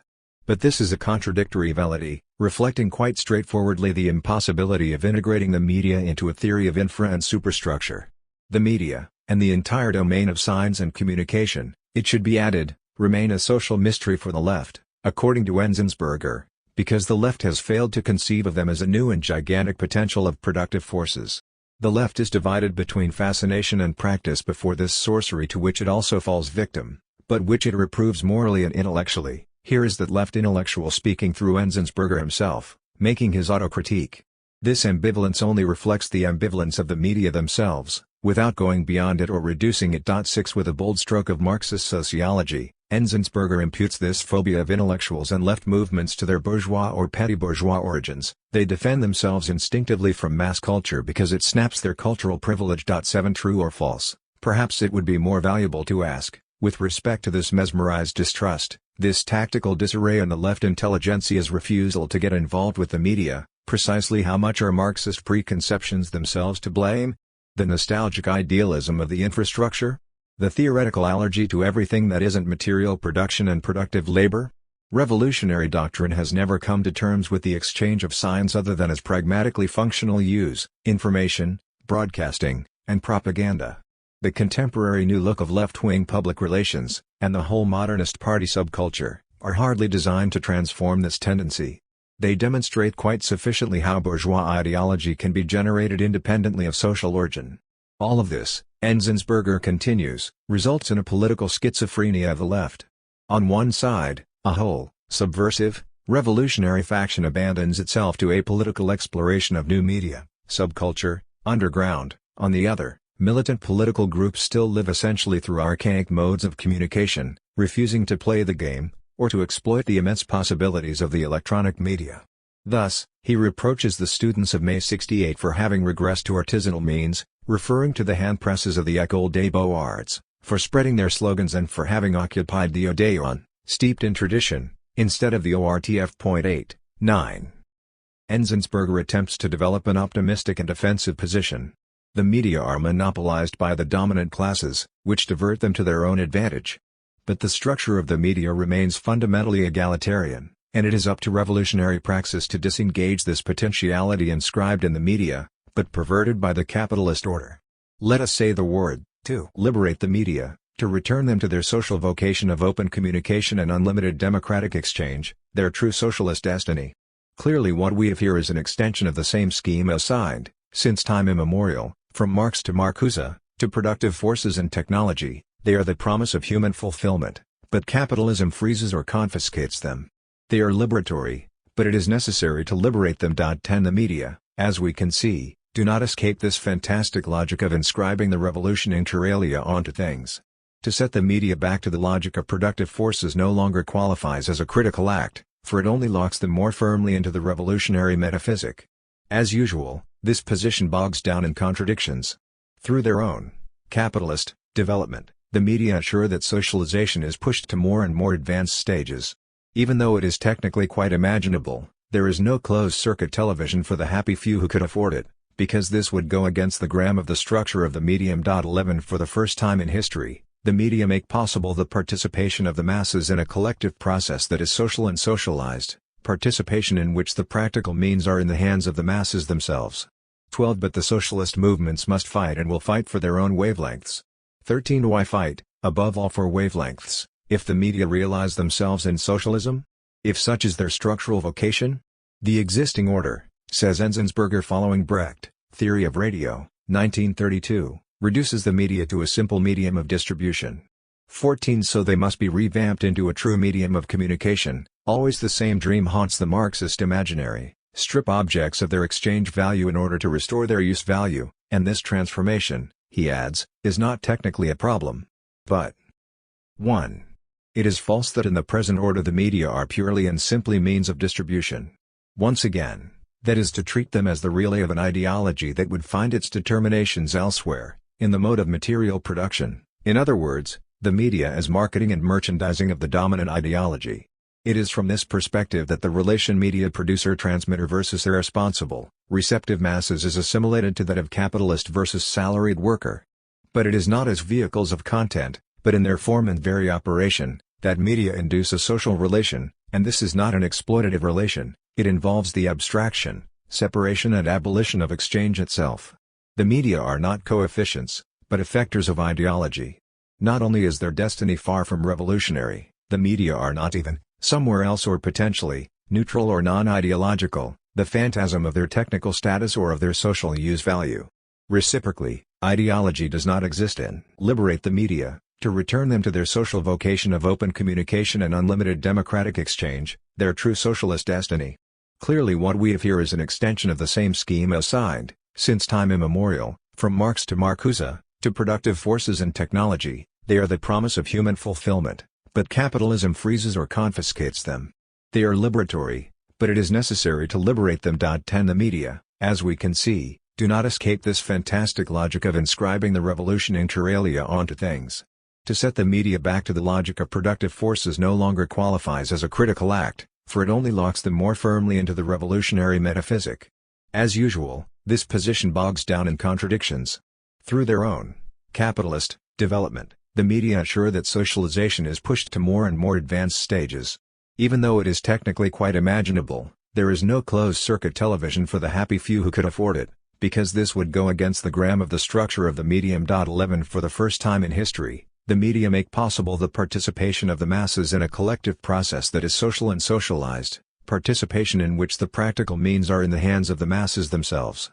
12 But the socialist movements must fight and will fight for their own wavelengths. 13 Why fight, above all for wavelengths, if the media realize themselves in socialism? If such is their structural vocation? The existing order, says Enzensberger following Brecht, Theory of Radio, 1932, reduces the media to a simple medium of distribution. 14 So they must be revamped into a true medium of communication. Always the same dream haunts the Marxist imaginary: strip objects of their exchange value in order to restore their use value, and this transformation, he adds, is not technically a problem.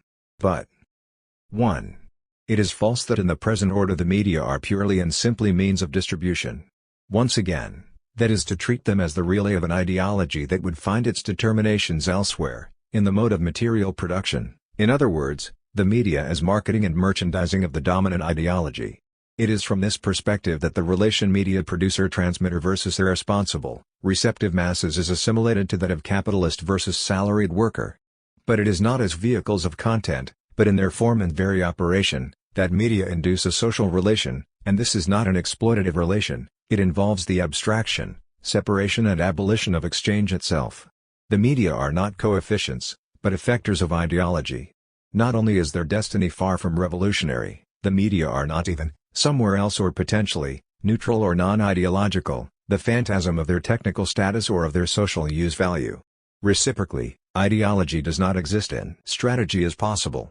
All vague impulses to democratize content, subvert it, restore the transparency of the code, control the information process, contrive reversibility of circuits, or take power over media are hopeless, unless the monopoly of speech is broken, and one cannot break the monopoly of speech if one's goal is simply to distribute it equally to everyone. Speech must be able to exchange, give and repay itself 15 as is occasionally the case with looks and smiles.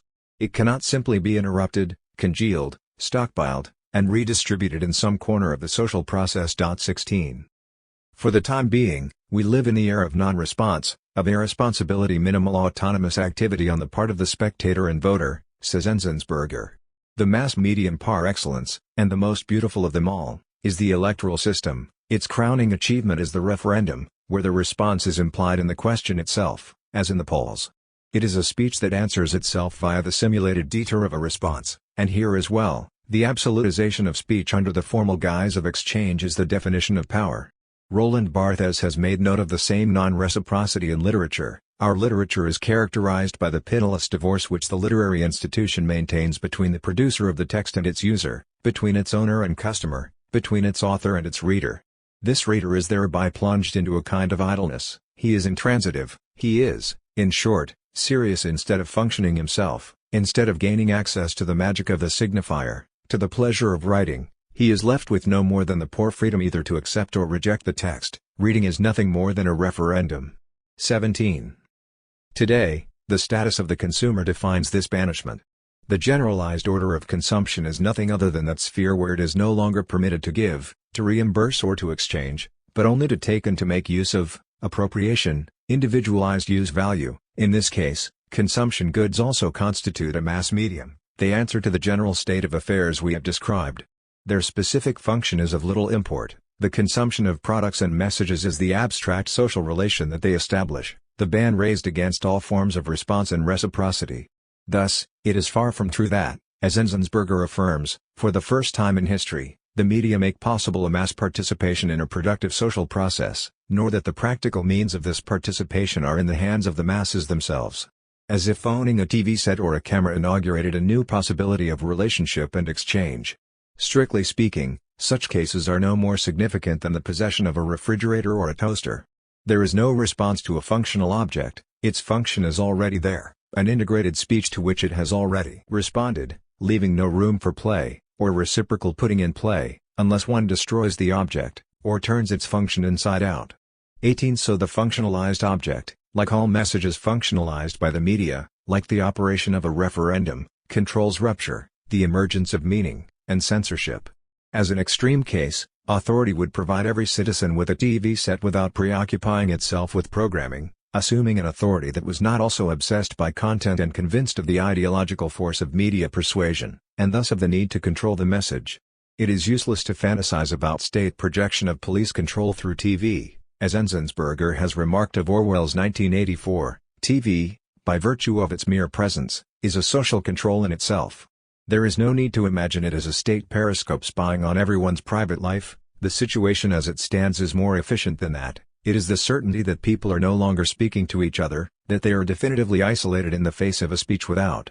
From this perspective, McLuhan, whom Enzensberger scorns as a kind of ventriloquist, is much closer to a theory when he declares that the medium is the message, save that, in his total blindness to the social forms discussed here, he exalts the media and their global message with a delirious tribal optimism.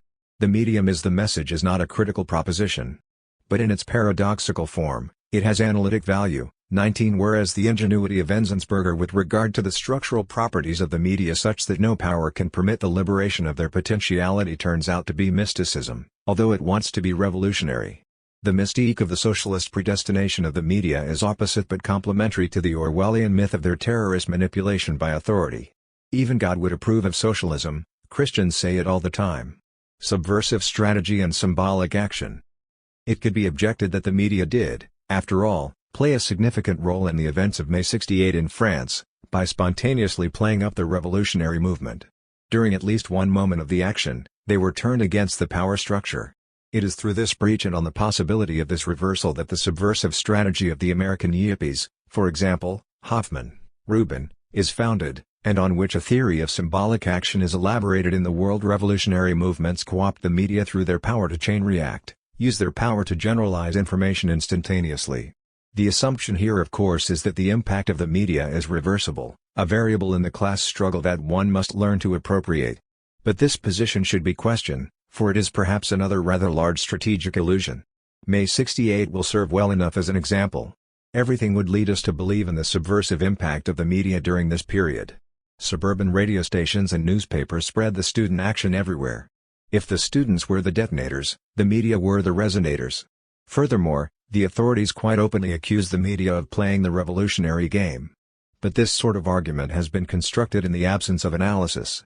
I would say to the contrary that the media have never discharged their responsibilities with more efficiency, and that, indeed, in their function of habitual social control, they were right on top of the action. This is because, beneath the disarray of their routine content, they preserve their form, and this form, regardless of the context, is what inexorably connects them with the system of power.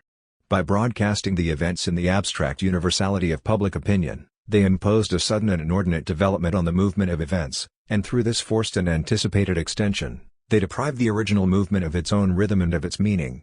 In a word, they short-circuited it.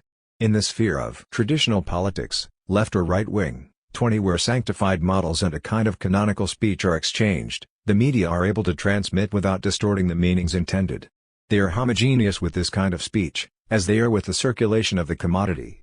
But transgression and subversion never get on the air without being subtly negated as they are, transformed into models, neutralized into signs, they are eviscerated of their meaning. 21 There is no model of transgression, prototypical or serial. Hence, there is no better way to reduce it than to administer it a mortal dose of publicity. Originally, this process might have left one impressed with the possibility of spectacular results. In fact, it was tantamount to dismantling the movement by depriving it of its own momentum. The act of rupture was transformed into a bureaucratic model at a distance, and such, in fact, is the ordinary labor of the media. 22. All of this can be read from the derivation and distortion of the term symbolic itself. The action of March 22 at Nanterre was symbolic because it was transgressive. At a given time in a given place, an act of radical rupture was invented, or, to resume the analysis proposed above, a particular response was invented there, where the institutions of administrative and pedagogical power were engaged in a private oratoria and functioned precisely to interdict any answer. The fact of mass media diffusion and contagion had nothing to do with the symbolic quality of the action. However, today it is precisely this interpretation, stressing the impact of disclosure, which suffices to define symbolic action.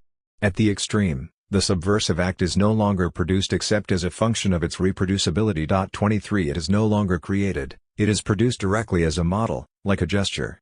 The symbolic has slipped from the order of the very production of meaning to that of its reproduction, which is always the order of power. The symbolic becomes its own coefficient, pure and simple, and transgression is turned into exchange value. Rationalist critical thought, i.e., Benjamin, Brecht, Enzensberger, sees this as a sign of decisive progress. The media simply actualize and reinforce the demonstrative nature of no matter which political act. Enzensberger. This evidently conforms with the didactic conception of the revolution and further with the dialectic of coming to consciousness, etc. This tradition has yet to renounce the bourgeois enlightenment. It has inherited all its ideas about the democratic, here revolutionary, virtues of spreading light, broadcasting. The pedagogical illusion of this position overlooks that, in aiming its own political acts at the media, and awaiting the moment to assume the media's mantle of power, the media themselves are in deliberate pursuit of the political act, in order to depoliticize it. An interesting fact might be cited here as support: the contemporary eruption of tabloid trivia and natural disaster in the political sphere, which converges with Benjamin's notion of the graduation of the art object to the political stage by virtue of its reproducibility. There is a tidal wave in Pakistan, a black tidal fight in the US, a youth is shot by a bistro owner, etc. These sorts of events, once minor and apolitical, suddenly find themselves invested with a power of diffusion that lends them a social and historic aura. New forms of political action have crystallized around this conflictualization of incidents that were hitherto consigned to the social columns. There is no doubt that, to a large extent, the new meanings they have taken on are largely the doing of the media. Such fez divers are like undeliberated symbolic actions, but they take part in the same process of political signification.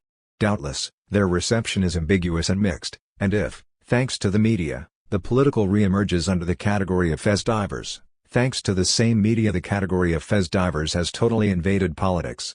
Furthermore, it has changed status with the extension of the mass media, from a parallel category, descended from almanacs and popular chronicles, it has evolved into a total system of mythological interpretation, a closed system of models of signification from which no event escapes.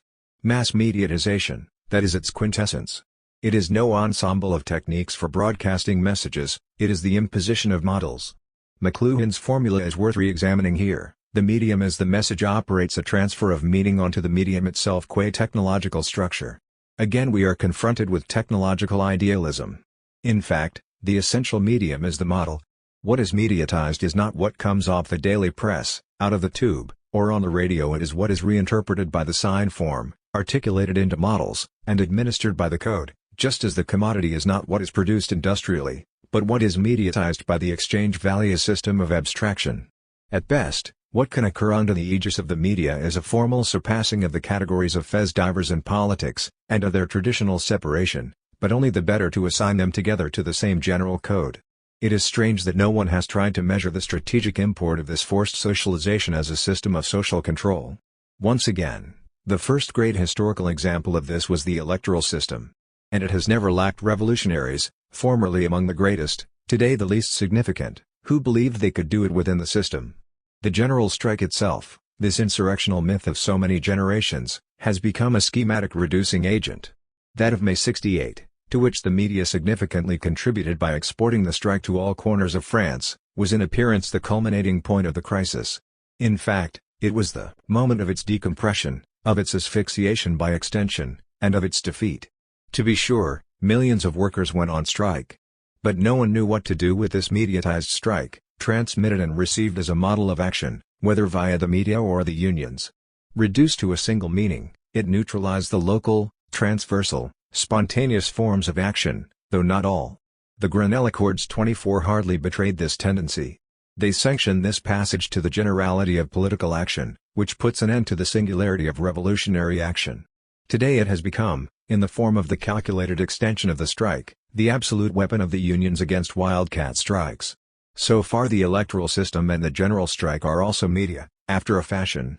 Playing on extensive formal socialization, they are the subtlest and stealthiest institutions of filtration, dismantling and censorship. They are neither exceptions, nor miracles.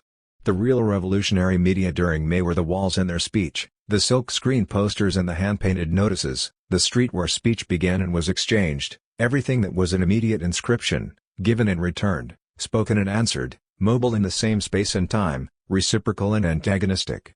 The street is, in this sense, the alternative and subversive form of the mass media, since it isn't, like the latter, an objectified support for answerless messages, a transmission system at a distance. It is the frayed space of the symbolic exchange of speech, ephemeral, mortal, a speech that is not reflected on the platonic screen of the media. Institutionalized by reproduction, reduced to a spectacle, this speech is expiring. It is a strategic illusion to have any faith in the critical reversal of the media. A comparable speech can emerge only from the destruction of the media such as they are, through their deconstruction as systems of non-communication. Their liquidation does not follow from this, any more than the radical critique of discourse implies the negation of language as signifying material. But it certainly does imply the liquidation of the existing functional and technical structure of the media, of their operational form, so to speak, which in toto reflects their social form. At the limit, to be sure, it is the very concept of medium that disappears, and must disappear. Speech exchange dissolves the idea and function of the medium, and of the intermediary, as does symbolic and reciprocal exchange. It can involve a technical apparatus, sound, image, waves, energy, etc., as well as a corporeal one, gestures, language, sexuality, but in this case, it no longer acts as a medium, as an autonomous system administered by the code. Reciprocity comes into being through the destruction of mediums per se. People meet their neighbors for the first time while watching their apartment houses burn down. 25. The theoretical model of communication. Let us summarize the various hypotheses. 1. McLuhan, for memory's sake, the media make, indeed, they are, the revolution, independently of their content, by virtue of their technological structure alone. After the phonetic alphabet and the printed book comes the radio and the cinema. After radio, television. We live, here and now, in the age of instantaneous, global communication. 2. The media are controlled by power. The imperative is to strip them of it, whether by taking the media over, or reversing them by outbidding the spectacle with subversive content. Here, the media are envisioned as pure message. Their form is never called into question, any more than it is, in fact, by McLuhan, who views the medium only in its aspect as medium. 3. Enzensberger, the present form of the media induces a certain type of social relation, assimilative to that of the capitalist mode of production. But the media contain, by virtue of their structure and development, an immanent socialist and democratic mode of communication, an immanent rationality and universality of information. It suffices to liberate this potential. We are only interested in Enzensberger's hypothesis, enlightened Marxist, and that of the radical American left, leftists of the spectacle.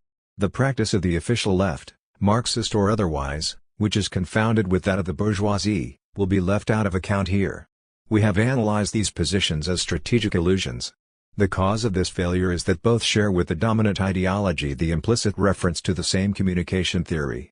This theory is accepted practically everywhere, strengthened by received evidence and a highly scientific formalization by one discipline, the semiolinguistics of communication, supported on one side by structural linguistics, by information theory on the other, swallowed whole by the universities and by mass culture in general. The mass mediators are its connoisseurs. The entire conceptual infrastructure of this theory is ideologically connected with dominant practice, as was and still is that of classical political economy. It is the equivalent of this political economy in the field of communications. And I think that if revolutionary practice has bogged down in this strategic illusion vis-à-vis the media, it is because critical analyses have been superficial and fallen short of radically identifying the ideological matrix that communication theory embraces.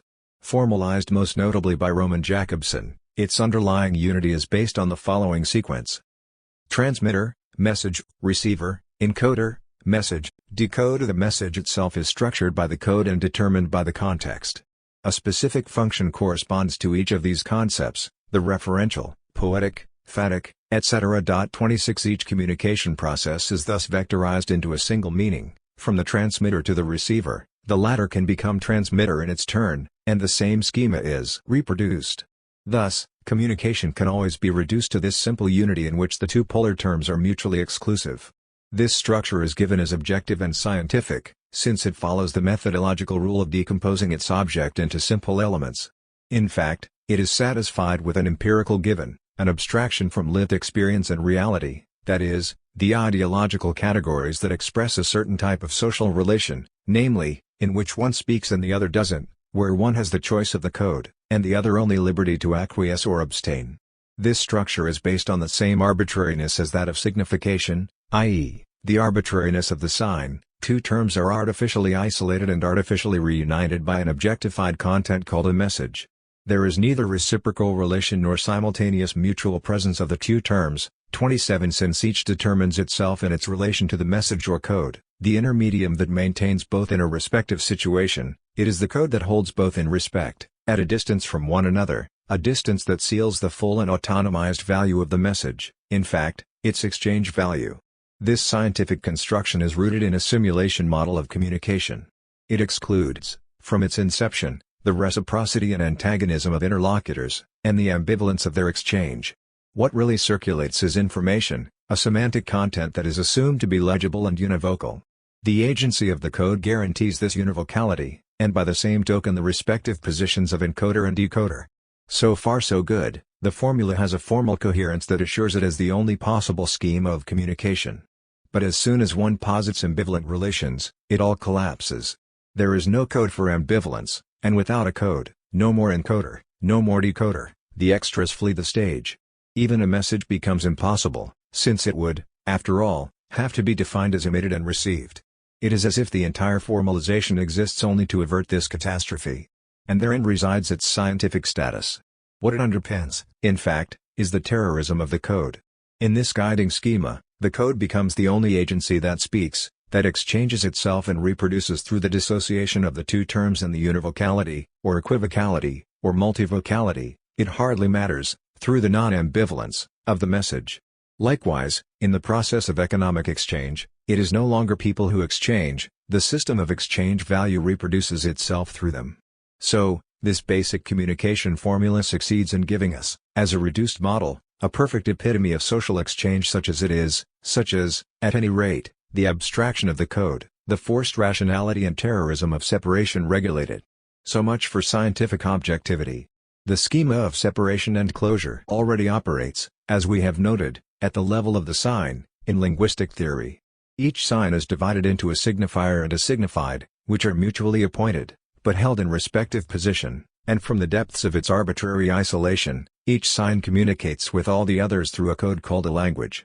Even here, a scientific injunction is invoked against the imminent possibility of the terms exchanging amongst each other symbolically, beyond the signifier-signified distinction, in poetic language, for example.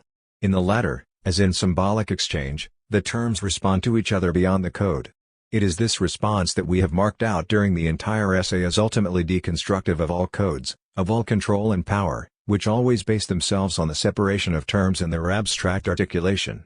Thus, the theory of signification serves as a nuclear model for communication theory, and the arbitrariness of the sign, that theoretical schema for the repression of meaning, takes on its political and ideological scope in the arbitrariness of the theoretical scheme of communication and information.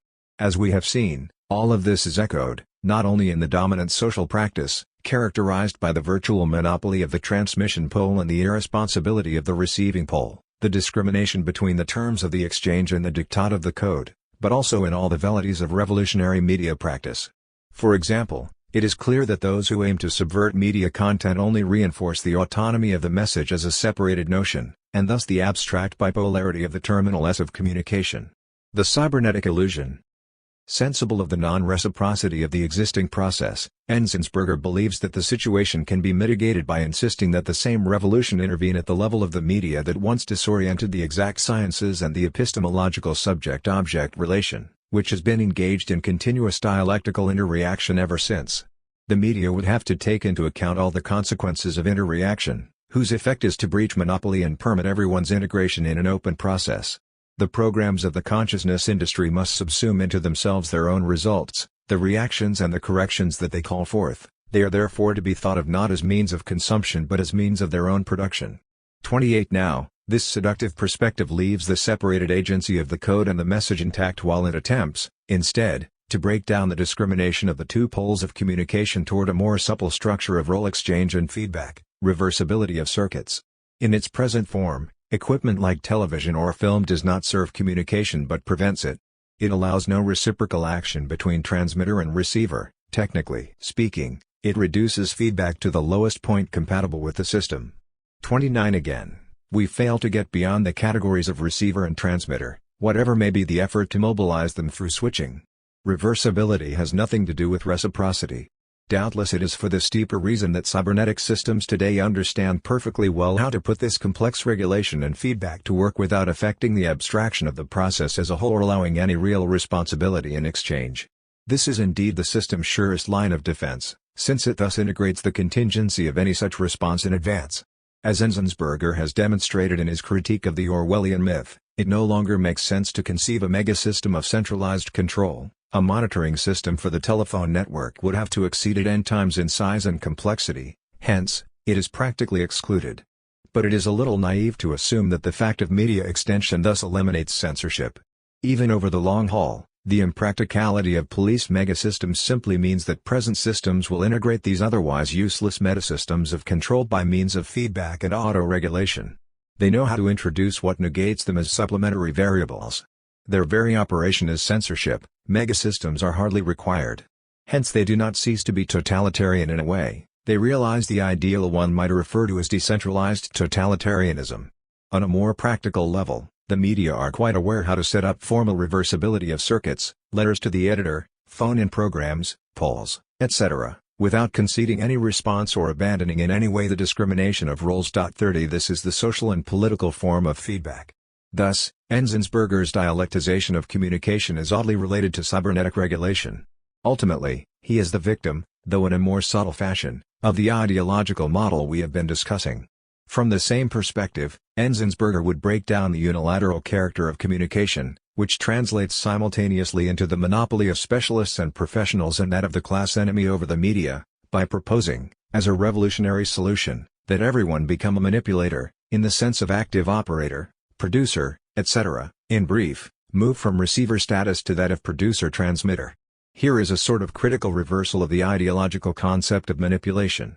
But again, because this revolution at bottom conserves the category of transmitter, which it is content to generalize as separated, transforming everyone into his own transmitter, it fails to place the mass media system in check.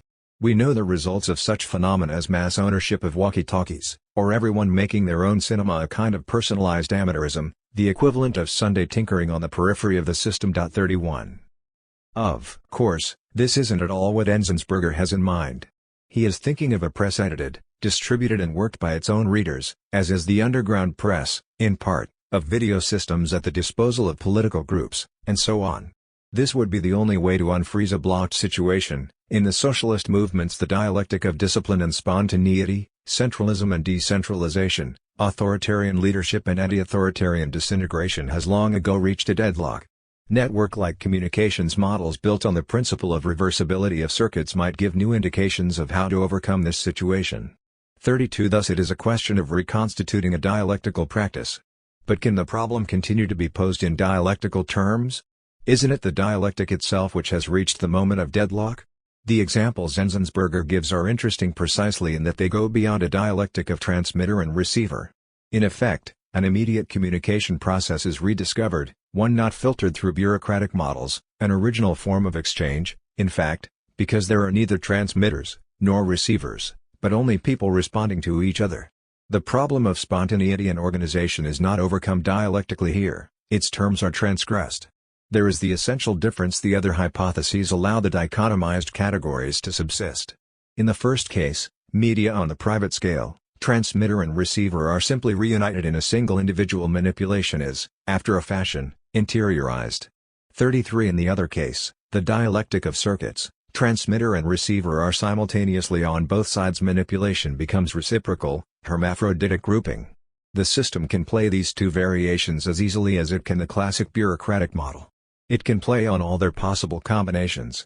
The only essential is that these two ideological categories be safe, and within the fundamental structure of the political economy of communication.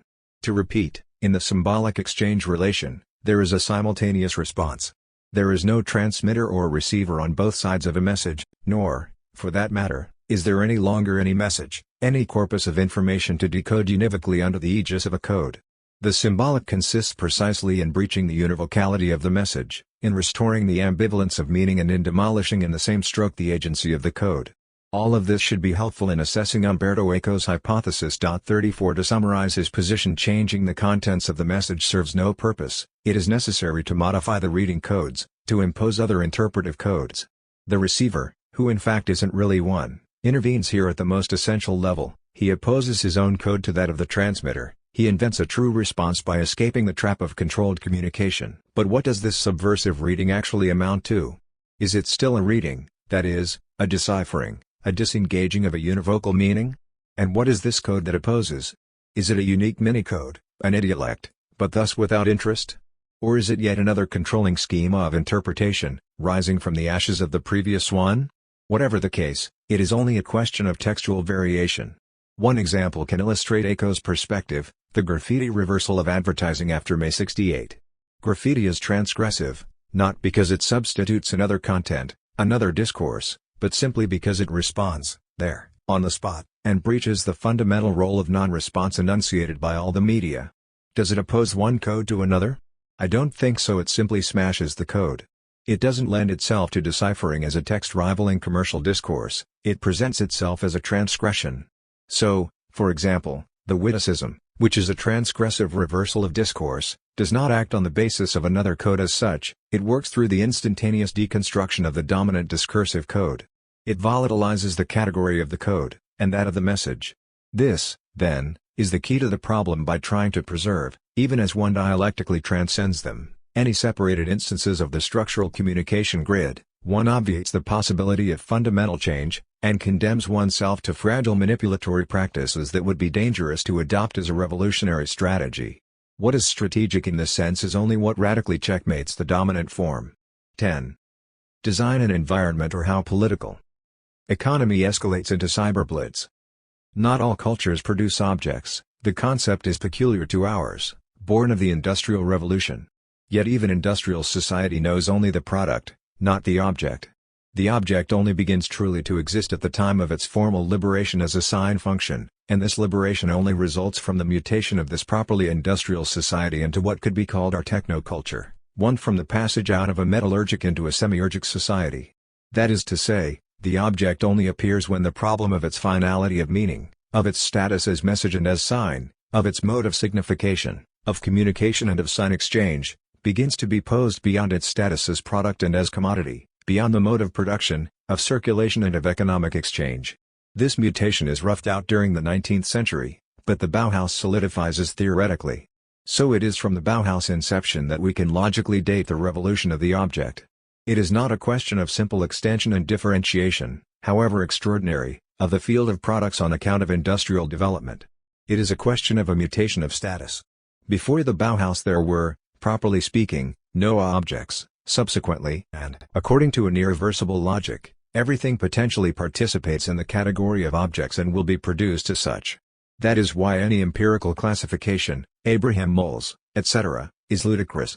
To wonder whether or not a house or a piece of clothing is an object, to wonder where the object begins, where it leaves off in order to become a building, etc., all this descriptive typology is fruitless. For the object is not a thing, nor even a category, it is a status of meaning and a form. Before the logical advent of this object form, nothing is an object, not even the everyday utensils. Thereafter, everything is, the building as well as the coffee spoon or the entire city. It is the Bauhaus that institutes this universal semantization of the environment in which everything becomes the object of a calculus of function and of signification. Total functionality, total semiurgy. It is a revolution in relation to the traditional mode, in which objects, for lack of a better word, are bound together and not liberated, have no status of their own and do not form a system among themselves on the basis of a rational finality, functionality. This functionality inaugurated by the Bauhaus defines itself as a double movement of analysis and rational synthesis of forms, not only industrial, but environmental and social in general. It is a synthesis of form and function, of beauty and utility, of art and technology. Beyond style and its caricatured version and styling, the commercial kitsch of the 19th century and the modern style, the Bauhaus projects the basis of a rational conception of environmental totality for the first time. Beyond the genres, architecture, painting, furnishings, etc., beyond art and its academic sanction, it extends the aesthetic to the entire everyday world. At the same time it is all of technique in the service of everyday life. The possibility of a universal semiotic of technological experience too is in effect born of the abolition of the segregation between the beautiful and the useful.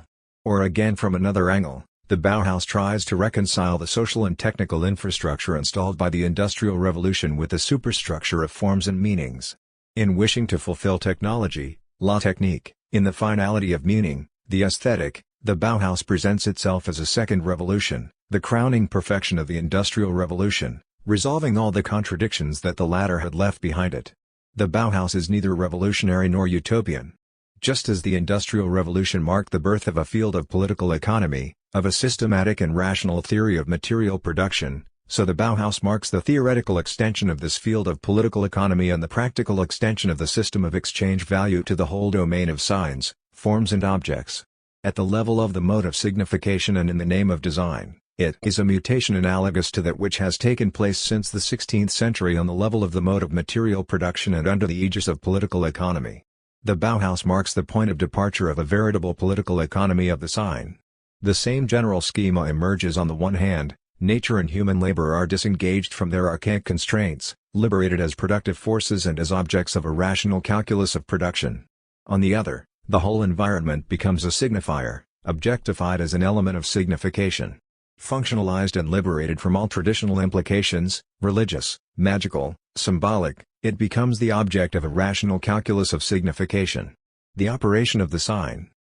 Behind the transparency of the object in relation to its function, behind that universal moral law imposed upon it in the name of design, behind that functional equation, that new economy of the object that immediately adopts aesthetic value, behind the general scheme of synthesis, art technique, form function, a whole labor of dissociation and abstract restructuration in fact takes place. 1. The dissociation of every complex subject-object relation into simple, analytic, rational elements that can be recombined in functional ensembles and which then take on status as the environment. For it is only on that basis that man is separated from something he calls the environment, and confronted with the task of controlling it. Ever since the 18th century the concept of nature has emerged as a productive force to be mastered. That of the environment only shifts it and intensifies it to mean a mastery of signs. 2. A generalized division of labor at the level of objects. Analytic fragmentation into 14 or 97 functions, an identical technical response reuniting several functions of the same object, or the same function in several objects, etc. In short, the whole analytic grid that permits disassembling and reassembling an ensemble. 3. Even more fundamental is the semiological disarticulation of the object, from which the latter takes on the force of a sign. And when we say that it becomes a sign, it is according to the strictest definition, it is articulated into a signifier and a signified, it becomes the signifier of a rational, objectifiable signified that is its function. This differs sharply from the traditional symbolic relation, where things have meaning, but a meaning that does not come to them from an objective signified to which they refer as signifier. Such, in contrast, is the modern status of the sign object, which in this respect obeys the linguistic schema functionalized means also structuralized, that is to say, split into two terms. Design emerges simultaneously as the project of their ideal articulation and the aesthetic of resolution of their equation. For aesthetic is nothing other than that which, as if by excess, seals this operational semiology. In fact, aesthetics in the modern sense of the term no longer has anything to do with the categories of beauty and ugliness. Critics, the public and designers all mix up the two terms beauty and aesthetic value indiscriminately, but they are logically incompatible. The confusion is strategic. In a system dominated by fashion, that is, by sign exchange value, it allows the conservation of the aura of a pre-industrial value, that of style. 1,000 contradictory definitions of beauty and of style are possible. One thing is certain, they are never a calculus of signs. They come to an end with the system of functional aesthetics, as the earlier modes of economic exchange, barter, gift exchange, perished with the rise of capitalism, and with the institution of a rational calculus of production and exchange. The category of the aesthetic succeeds that of beauty, liquidating it, as the semiological order succeeds the symbolic order. Contemporary aesthetics, once the theory of the forms of beauty, has become the theory of a generalized compatibility of signs, of their internal coherence, signifier signified, and of their syntax. Aesthetic value connotes the internal functionality of an ensemble, it qualifies the, eventually mobile, equilibrium of a system of signs. It simply translates the fact that its elements communicate amongst themselves according to the economy of a model, with maximal integration and minimal loss of information, a harmonized interior in the tonality of blue, or playing upon the blues and greens, the crystalloid structures of the residential ensemble, the naturalness of green spaces. The aesthetic is thus no longer a value of style or of content, it no longer refers to anything but to communication and sign exchange. It is an idealized semiology, or a semiological idealism. 3. In the symbolic order of style frolics a forever unresolved ambivalence, but the semio-aesthetic order is one of operational resolution, of an interplay of referrals, of equivalence and of controlled dissonances. An aesthetic ensemble is a mechanism without lapses, without fault, in which nothing compromises the interconnection of the elements and the transparency of the process, that famous absolute legibility of signs and messages, the common ideal of all manipulators of codes, whether they be cyberneticians or designers. This aesthetic order is a cold order. Functional perfection exercises a cold seduction, the functional satisfaction of a demonstration and an algebra. It has nothing to do with pleasure, with beauty, or horror, whose nature is conversely to rescue us from the demands of rationality and to plunge us once more into an absolute childhood, not into an ideal transparency, but into the illegible ambivalence of desire. This operation of the sign, this analytic dissociation into the functional duo signifier signified, always caught in an ideological scheme of synthesis, is found even in the key concepts of design. It is at the bottom of all the current systems of signification, media, political, etc., just as the operational bifurcation use value exchange value is at the foundation of the commodity form and of the whole of political economy. For all possible valences of an object, All its ambivalence, which cannot be reduced to any model, are reduced by design to two rational components, two general models: utility and the aesthetic, which design isolates and artificially opposes to one another. It is useless to emphasize the hothousing, le forçage, of meaning, the arbitrariness of circumscribing it by these two restrained finalities.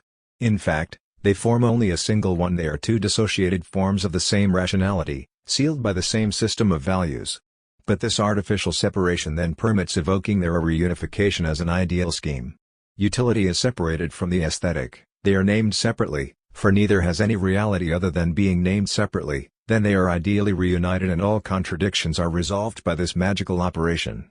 Now, the two equally arbitrary agencies exist only to mislead. The real problem, the real contradictions are at the level of form, of sign exchange value, but it is precisely these that are obscured by the operation.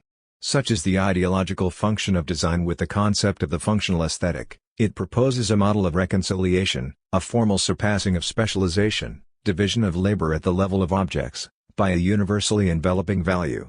Thus it imposes a social scheme of integration by the elimination of real structures. The functional aesthetic that conjugates two abstractions is thus itself no more than a superabstraction that consecrates the system of sign exchange value by delineating the utopia behind which the latter dissimulates. The operation of the sign, the separation of signs, is something as fundamental, as profoundly political, as the division of labor. Bauhaus theory, like semiology, ratifies this operation and the resultant division of labor of meaning, in the same way that political economy sanctifies economic separation as such, and the material division of labor that flows from it. The term design must be given all its etymological scope. It can be unfolded in three senses: sketch, Design, plan, Design, and design. In all three cases one finds a scheme of rational abstraction, graphic for the sketch, reflexive and psychological for the plan, conscious projection of an objective, and more generally, for design passage to sign status, sign operation, reduction and rationalization into sign elements, transfer to the sign function. From the beginning, this process of signification is systematic. The sign never exists apart from a code and a language. Thus, the semiotic revolution, as in its time the Industrial Revolution, concerns virtually all possible practices. Arts and crafts, forms and techniques both plastic and graphic, keeping to domains that have obvious affinity with design, but once again the term goes far beyond the plastic and architectural, which until then were singular and distinct, are synchronized, and homogenized according to the same model.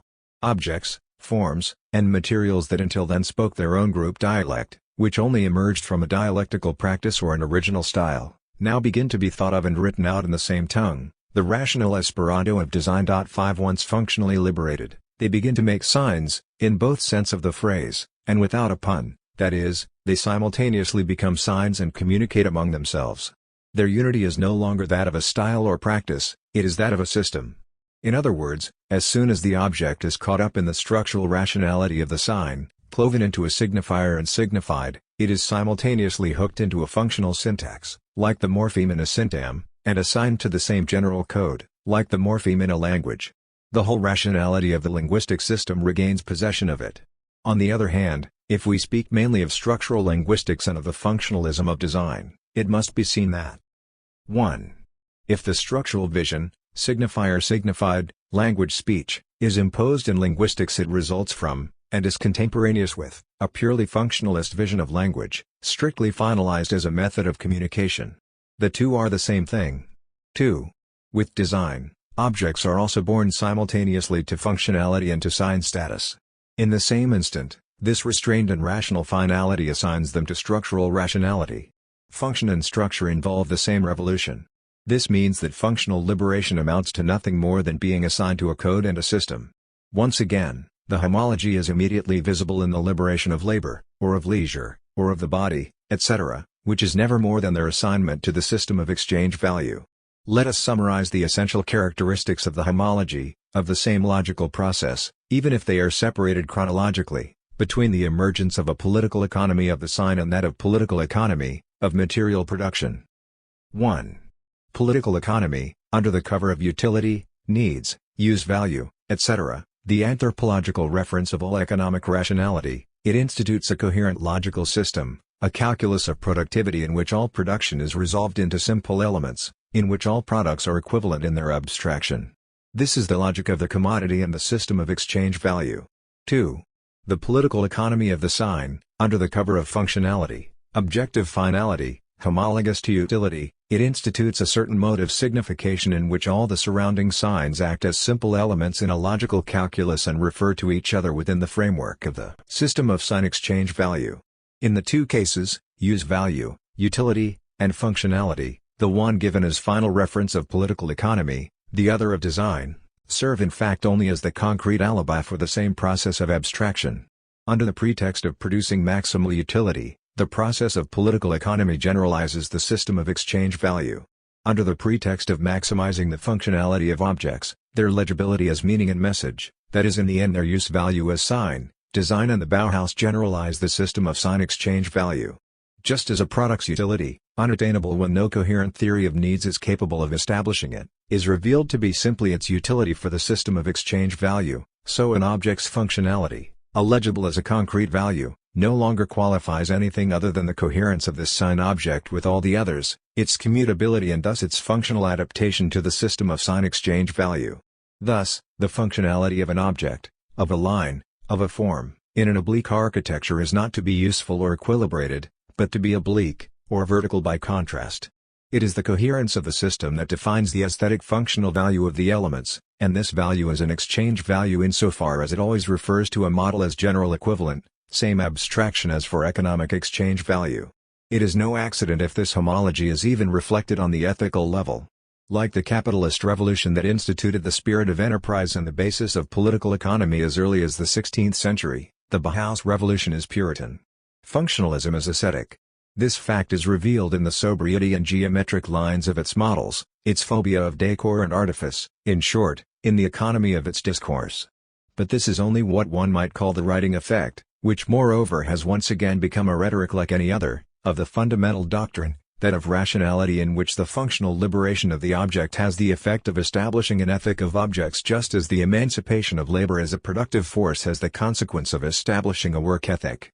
3 centuries apart, 6 an identical morality, and an identical psychology, corresponds to an identical logic. And the terms in which Weber, the Protestant ethic in the spirit of capitalism, analyzes the rational economic calculus as worldly asceticism are, mutatis mutandis, entirely valid for the rational calculus of signs. The crisis of functionalism.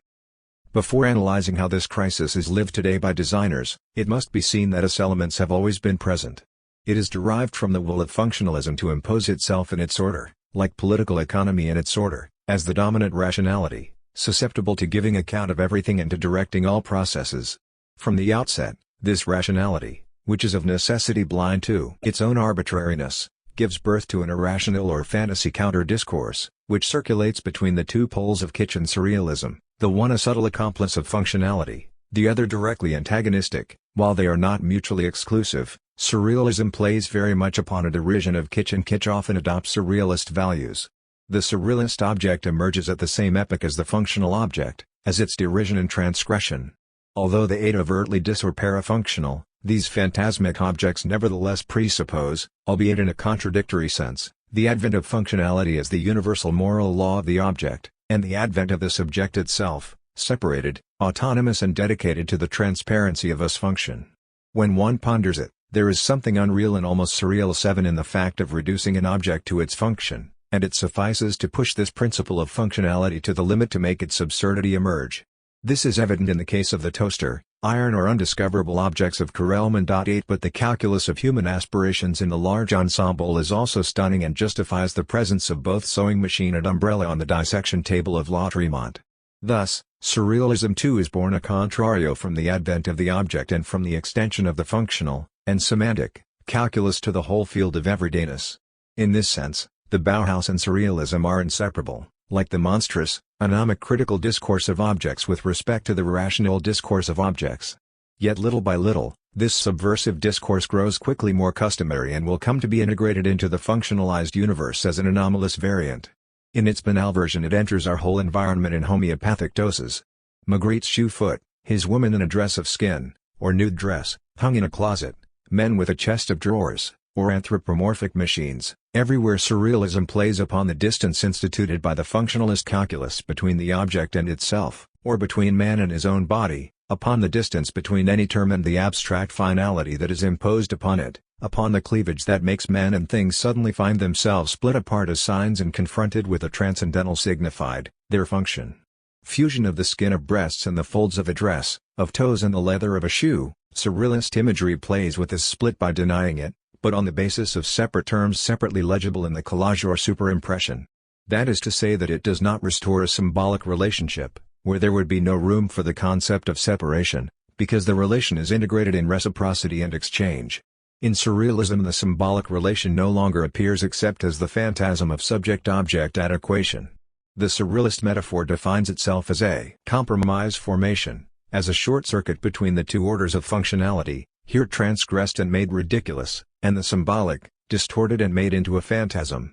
It seizes the moment when the object is still stuck in anthropomorphism and has not yet given birth to its pure functionality, that is, the moment when the object is on the way to absorbing man into its functional unreality but has not yet done so.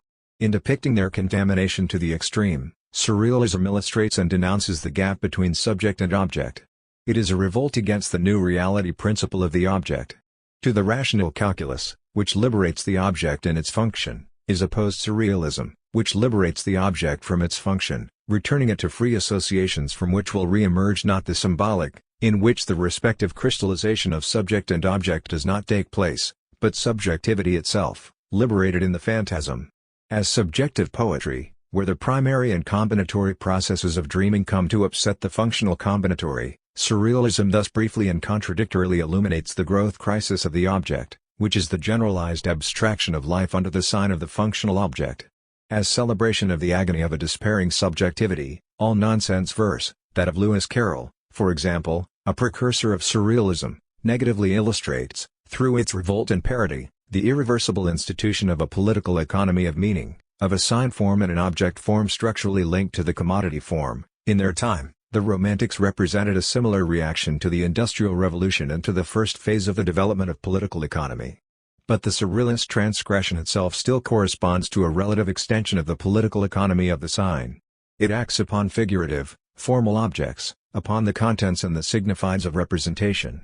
Today, when functionalism has graduated from the isolated object to the system, hyper-rationality quite as Kafkaesque as the other, when the still almost artisanal functionalism of the Bauhaus is surpassed in the cybernetic and mathematical design of the environment, surrealism can survive only as a folklore.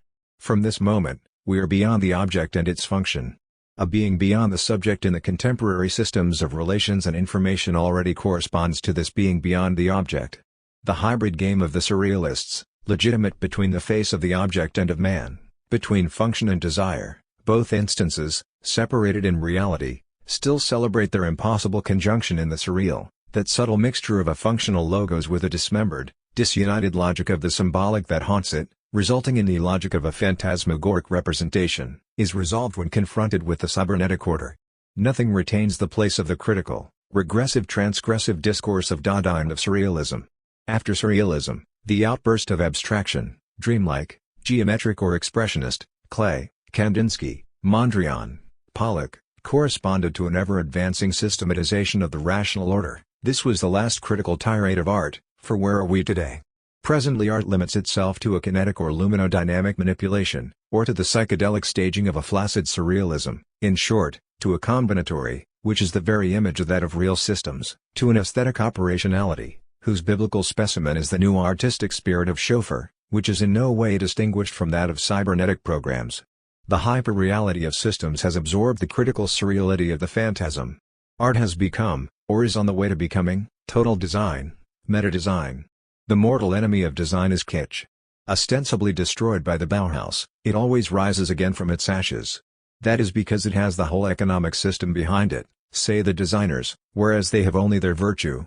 So, in 1967, in an article in Esthétique Industrielle.9 Abraham Moles analyzes the crisis of functionalism as the overflowing of the sober rationality of design, and of its strict ethos of function, through the irrational proliferation of consumption goods. The absolute consumer mentality promoted by the economic machine progressively buries the functionalist blueprint under a jumble of neo-kitsch. Functionalism suffers from this contradiction and dies. In fact, this analysis absolves design of any internal contradiction. The fault then lies in an obsession with status and a strategy of desire. But Moles, with many others, forgets that the system, and the whole process of consumption that it implies, is also rational and perfectly consistent with itself. It triumphantly fulfills the claims of functionality. It is precisely through the anarchic production denounced by our virtuous functionalist academics that it suffices to its goal, which is its own survival and extended reproduction. So, there is no contradiction. The model of rationality was originally and still remains fundamentally economic. It is normal that the functionality of the economic system embody it. Hard and pure design can do nothing, for rationality based on calculation is precisely the kind that inspires it. From the very beginning, it rests on the same basis of rational abstraction as the economic system. Undoubtedly this rationality may be potentially absurd, but for both design and consumption in the same way. Their apparent contradiction is only the logical debt of their deep-rooted complicity. So, designers complain of being misunderstood and of their ideal being disfigured by the system? All Puritans are hypocrites. This crisis must in fact be analyzed on an entirely different level, the level of semiology, the elements of which we have explained above. In summary, the formula of the Bauhaus is, for every form and every object there is an objective, determinable signified, its function. This is what is called in linguistics the level of denotation. The Bauhaus claims to strictly isolate this nucleus, this level of denotation. All the rest is coding, the hell of connotation, residue, superfluity, excrescence, eccentricity, ornamentation, uselessness, kitsch. The thing denoted, functional, is beautiful, the connoted, parasitical, is ugly. Better yet, the thing denoted, objective, is true, the connoted is false, ideological. In effect, behind the concept of objectivity, the whole metaphysical and moral argument of truth is at stake. 10. Now today this postulate of denotation is in the process of breaking up. It is finally beginning to be seen, in semiology as well, that it is arbitrary, not merely an artifact of a method, but a metaphysical fable. There is no truth of the object, and denotation is never more than the most beautiful of connotations. This is not only theoretical. Designers, urban technologists and programmers of the environment are confronted daily, if they pose themselves a few questions, with the demise of objectivity.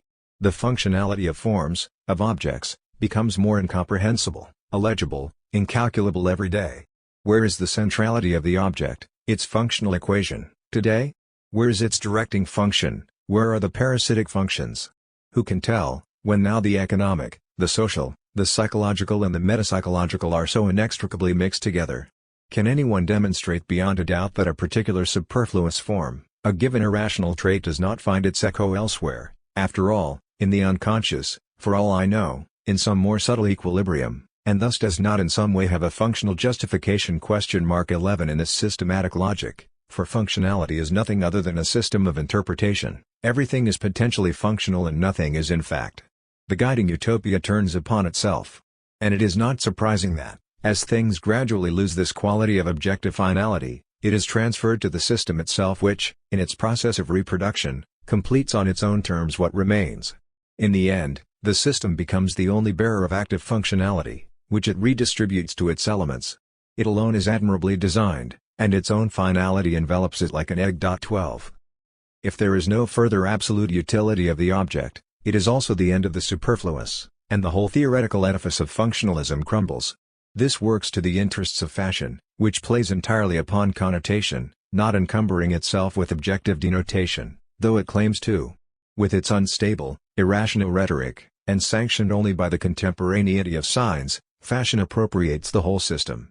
And if functionalism defends itself weakly against fashion, it is because the latter expresses the total systematic potential, while functionalism, rooted in the metaphysic of denotation, expresses only a particular case, which it arbitrarily privileges according to a universal ethic. Once a sign calculus has been instituted, nothing can oppose its generalization. Neither rational nor irrational any longer exists. The Bauhaus and design claim to control the process by mastery of the signifieds, the objective evaluation of functions, but in fact it is the play of signifiers that carries the process forward, the play of sign exchange value. Now the latter is unlimited, and escapes all control, as in political economy, with respect to the system of exchange value, it invades all spheres, despite any opposition by liberal and pious souls who believe themselves able to circumscribe it. Such is the crisis of functionalism. Nothing can successfully oppose whatever form enters the unlimited combinatory of fashion, whose only function, therefore, is its sign function. Even the forms created by design do not escape.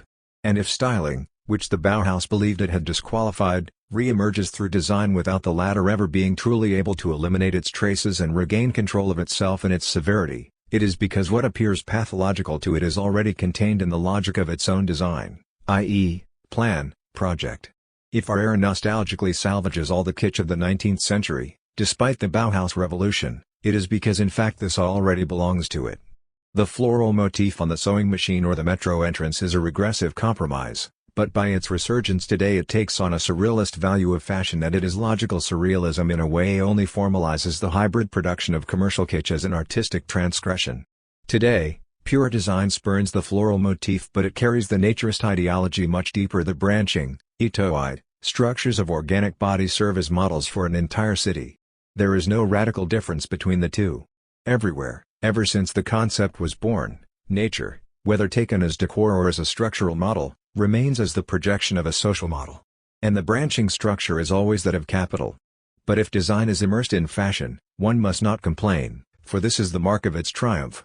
It is the mark of the territorial scope established by the political economy of the sign, whose first rational theorization was design and the Bauhaus. Everything that today wishes to be marginal, irrational, insurrectionary, anti-art, anti-design, etc., from pop to psychedelic or to street art, everything obeys the same economy of the sign, whether it wants to or not. All of it is design. Nothing escapes design, that is its fate. So, we are discussing much more than a crisis. It is pointless to deplore the fatal light, of consumption as Abraham Moles does, and to refer appeals to a neo-functionalism that puts into play the stimulation of fantasy and of the imagination by a systematic effort. This neo-functionalism can only be a resemanization, resurrection of signifieds, 13, and thus a recycling of the same contradictions. More likely, neo-functionalism will be the image of neo-capitalism, that is, an intensification of the play of signifiers, a mathematization and cybernetization of the code. Humanist neo-functionalism has no chance when faced with operational meta-design. The era of function and of the signified has revolved, the era of the signifier and the code is beginning. The environment and cybernetics, the highest stage of political economy. This revolution of the sign inaugurated by the Bauhaus was at least foreseen by it and has since been brought relatively to light by the analysts of design. In Critique, November 1967, Van Lier sees clearly that these new forms and their operation refer gradually to the very extremities of the system, and that functionality is not utility but transforming things into reciprocal information, permitting them to become signs, creating significations, and he adds as if it were self-evident, food of all culture and of all humanity. The eternal humanist metaphor: the more signs there are, the more messages and information there are, the more one communicates the better it is. Having revealed the advent of sign value and its indefinite extension on the basis of rational productivity, he sees in it, without hesitation, an absolute progress for humanity. It is an analogous reaction to that which sees the industrial upsurge more or less in the long run as abundance and happiness for all. This was the 19th century illusion with respect to material production. In the 20th century, it takes off again with even more strength in sign productivity. Now we have cybernetic idealism, blind faith in radiating information, mystique of information services and the media. In both cases the fundamental error is the same, only the use-value aspect of the product or sign is retained, and the industrial, or semiurgic, mutation is understood exclusively in terms of an infinite multiplication of use-values, signs as messages, profusion of goods and profusion of signs in the interest of maximal consumption and maximal information. Account is never taken of the fact that this mutation institutes first and above all a system of exchange value, a generalized abstract social form that is by no means the food of all culture and all humanity. This idealism of content, of production or of signification, never takes form into account. This idealism of messages forgets that it is the hegemony of the code that is installed behind their accelerated circulation. In fact, the two quite simply forget political economy and its strategic, political-social dimension, in order to be situated from the outset in the transparent sphere of value. This optimism can seem to be in good faith. It can take on the benign air of the designer who plans, for his small part, to contribute to increased information by his creativity, or the prophetic air of McLuhan, who exalts the already present global communication. Everywhere, this ideology of communication becomes mistress, a myth in which cybernetics presents itself as neo-humanism. The profusion of messages in a way replaces the profusion of goods, the myth of abundance, in the imaginary, imaginaire, of the species. Everywhere the ideologues of use value have been the accomplices and henchmen of the political extension of the system of exchange value. Thus, in the order of material goods, consumption came to perform the function of reviving the system of production, not by being the apotheosis of use value, but as the blind social constraint of satisfaction. Thanks to consumption, the system not only succeeds in exploiting people by force, but in making them participate in its multiplied survival. This is a considerable advance. But this participation only takes on its whole fantastic scope at the level of signs. It is there that the entire strategy of neo-capitalism is articulated in its originality, in a semiurgy and an operational semiology, which are only the developed form of controlled participation. From this perspective, in which the production of signs seen as a system of exchange value takes on an entirely different meaning than in the naive utopia of their use value, design in the environmental disciplines can be considered as one of the branches of mass communication, a gigantic ramification of human and social engineering. From this moment on, our true environment is the universe of communication. 14 It is in this that it differs radically from the 19th century concepts of nature or of milieu. While these latter referred to physical, biological, determinism of substance, of heredity and of species, or sociocultural, the milieu, laws, environment is from the beginning a network of messages and signs, its laws being those of communication. The environment is the autonomization of the entire universe of practices and forms, from the everyday to the architectural, from the discursive to the gestural and the political, as a sector of operations and calculation, as sending-receiving of messages, as space-time of communication. The practical concept of design, which in the final instance is analyzed as the production of communication, man to signs, signs among themselves, men among themselves, corresponds to the theoretical concept of environment.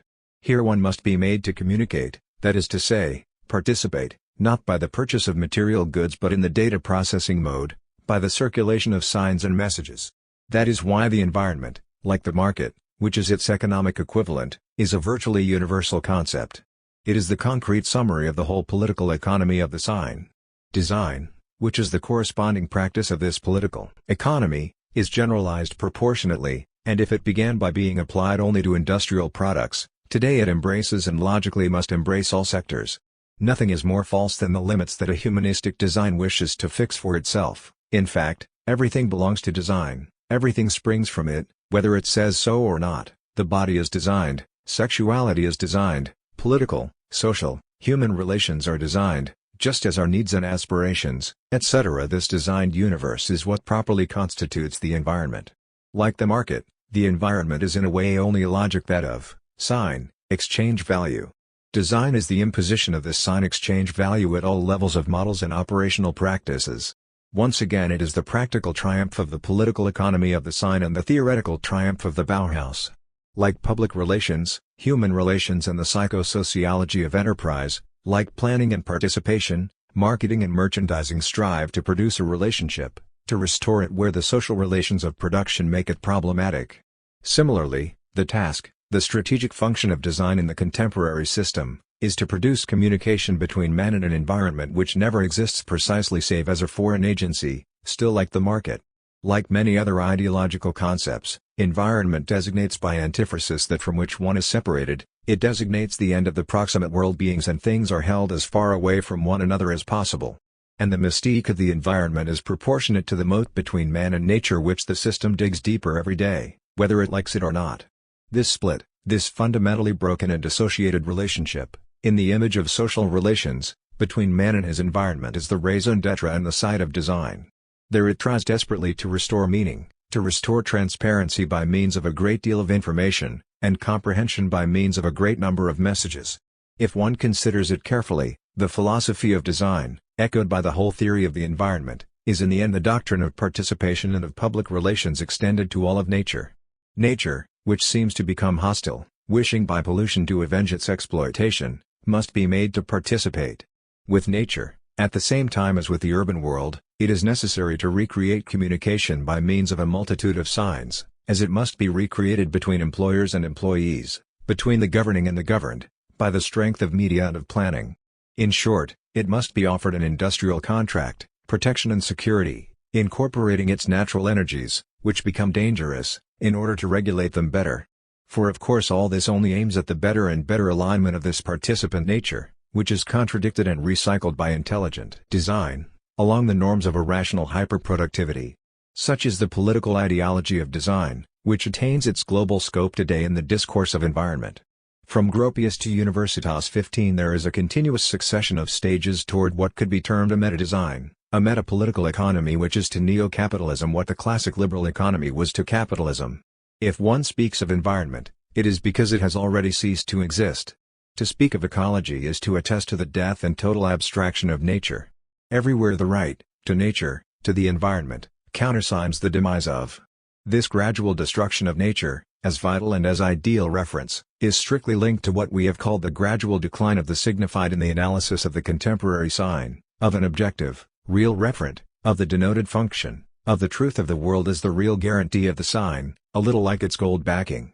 The gold of the signified referent has disappeared, it is the end of the gold exchange standard. The sign is no longer convertible into its reference value, as is seen in the trend of the current international situation, where there is no longer anything but the free interrelation of floating currencies. The great signified, the great referent, nature, is dead, replaced by environment, which simultaneously designates and designs its death and the restoration of nature as simulation model, its reconstitution, as one says of orange juice that has been dehydrated. And what we have said about nature, that it was always the projection of a social model, is of course also valid for the environment. The passage from a concept of nature that is still objectifiable as a reference, to the concept of environment in which the system of circulation of signs, sign exchange value, abolishes all reference, or even becomes its own referent, designs, i.e., sketches, the passage between societies. We pass from a society that is still contradictory, non-homogeneous, and not yet saturated with political economy, from a society in which the refractory models of transcendence, conflict and surpassing still exist, where human nature is shredded but still present, cf. The affinity of Marxism itself with a substantialist anthropology of needs and nature, and where there is still a history with its revolutionary theory, etc., to a cybernetized society. We enter a social environment of synthesis in which a total abstract communication and an immanent manipulation no longer leave any point exterior to the system. It is the end of traditional political economy, and simultaneously the commencement of the meta-political economy of a society that has become its own pure environment. It is this that McLuhan has outlined, in the exalted mode, as Mitscherlich says, insofar as manipulation of the environment succeeds, there simultaneously succeeds a manipulation of man, who has himself become an object of manipulation, that is to say, simple environment. The social control of air, water, etc., in the name of environmental protection evidently shows men entering the field of social control a little more deeply themselves. That nature, air, water become rare goods entering the field of value after having been simply productive forces, shows men themselves entering a little more deeply into the field of political economy.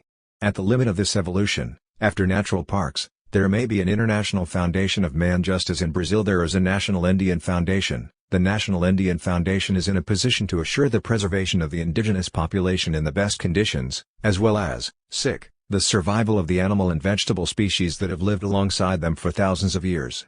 Of course this institution disguises and sanctions genocide and massacre, one liquidates and reconstitutes, same schema, man no longer even confronts his environment, he himself is virtually part of the environment to be protected. 11. Concerning the fulfillment of desire in exchange value. There was a raid on a U.S. department store several years ago. A group occupied and neutralized the store by surprise, and then invited the crowd by loudspeaker to help themselves. A symbolic action. And the result? Nobody could figure out what to take, or else they took insignificant items they could easily have filched on any normal shopping day. If you had $50 million, what would you do with it? Chaos. Faced with the disposal of free time at will, the same immediate panic surfaces in us. How do we get rid of it? And we could adduce further examples, such as the French 400-meter runner in the European Championships, who, 100 meters from the finish line, wilts in his final effort and finishes third. When I sensed I was going to win, he said afterward, something inside me broke. Or the French tennis player at a tournament in Spain 2 sets ahead and the match in hand with an ailing opponent, he blows the match point and goes down to defeat, irresistibly, one could say, and to the general amazement of the spectators. Not to mention Poulidor, the eternal runner-up whose fame is derived precisely from this chronic incapacity to wrap up victory. When we say of someone that he almost won, that he fell just short of winning, what is supposed to have been missed?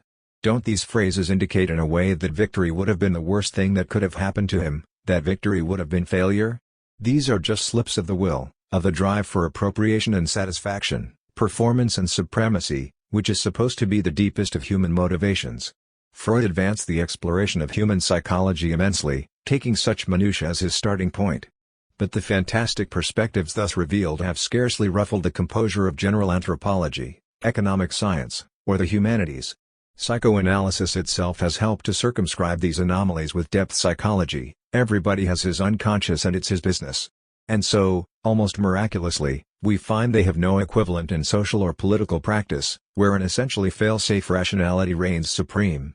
It is this indefatigability of general postulates about man in economic, social and political matters that we shall interrogate from the categorical perspective of exhaustion and failure.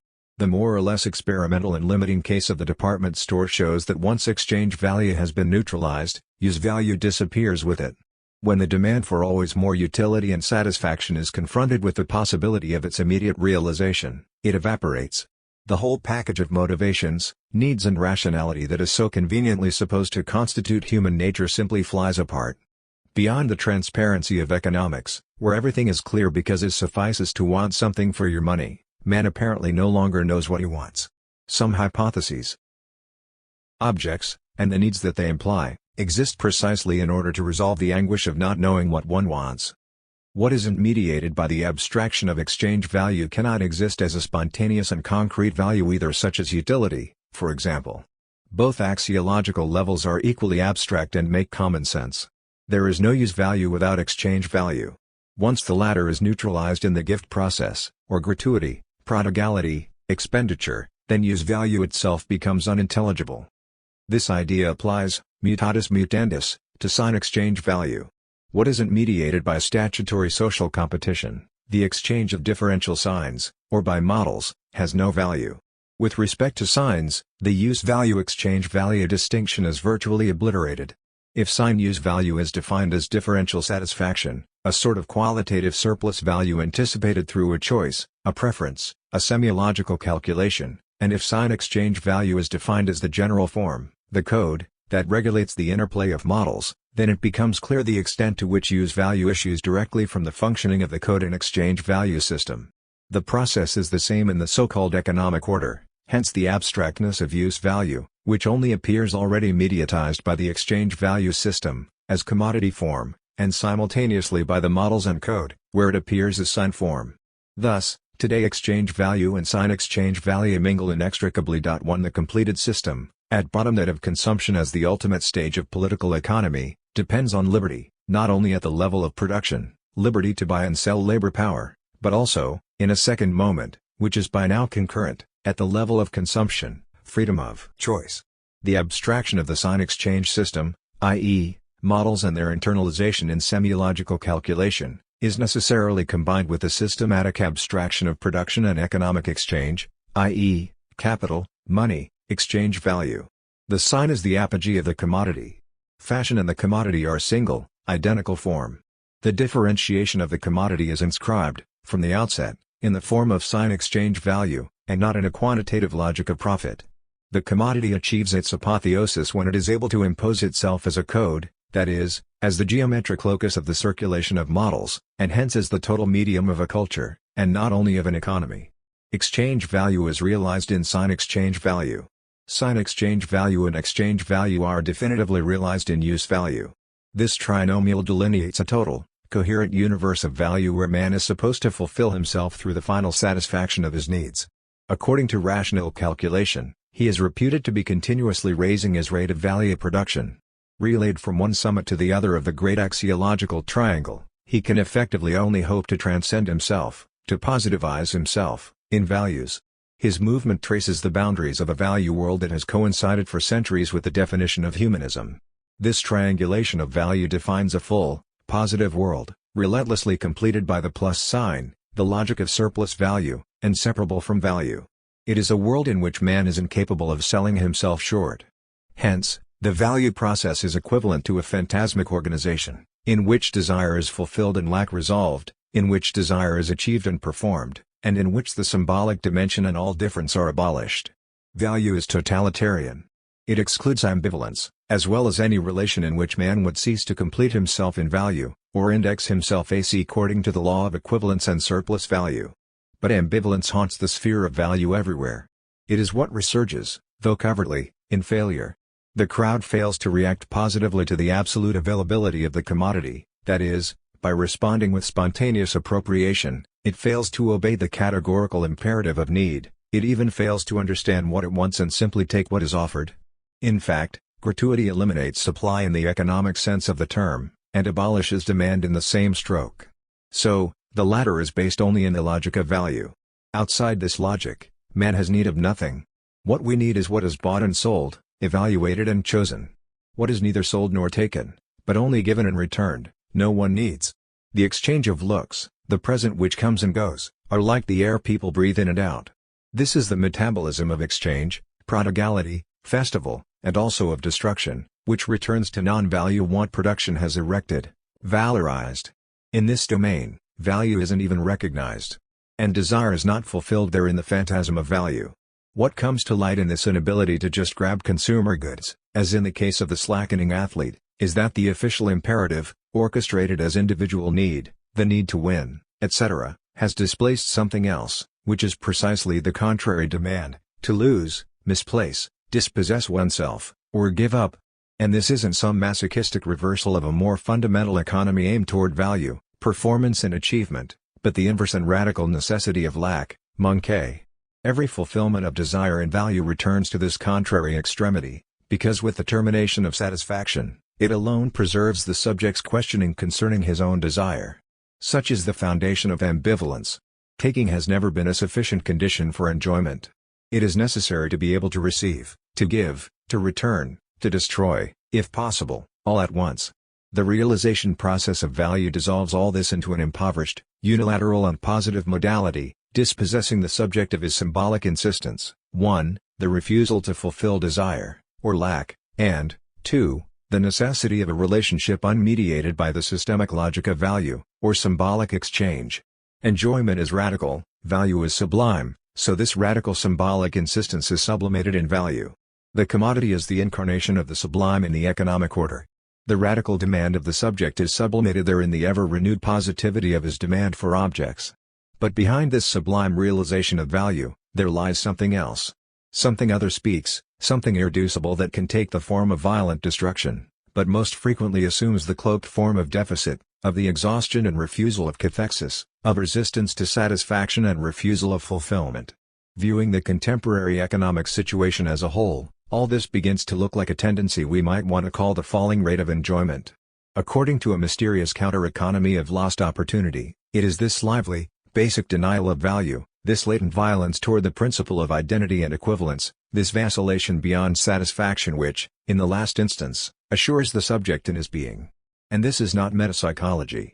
Rather, it is on account of having rejected all these considerations en bloc as metapsychology that the contemporary human sciences and economics must watch their rational edifice founder without even being able to account for the reversal. 2.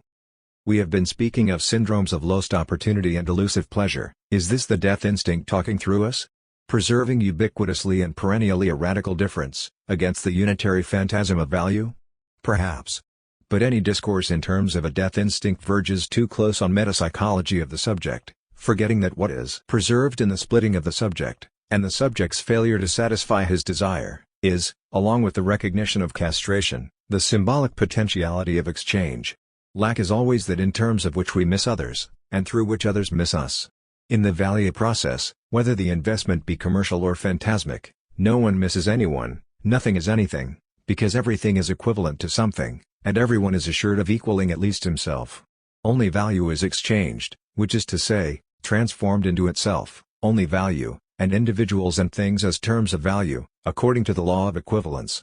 Thus one could say that what preserves the potentiality of exchange, of a reciprocity where individuals truly emerge in their difference and their lack, is eros, the death instinct being, inversely, that which tends to the abolition of the symbolic in the repetitive cycle of value.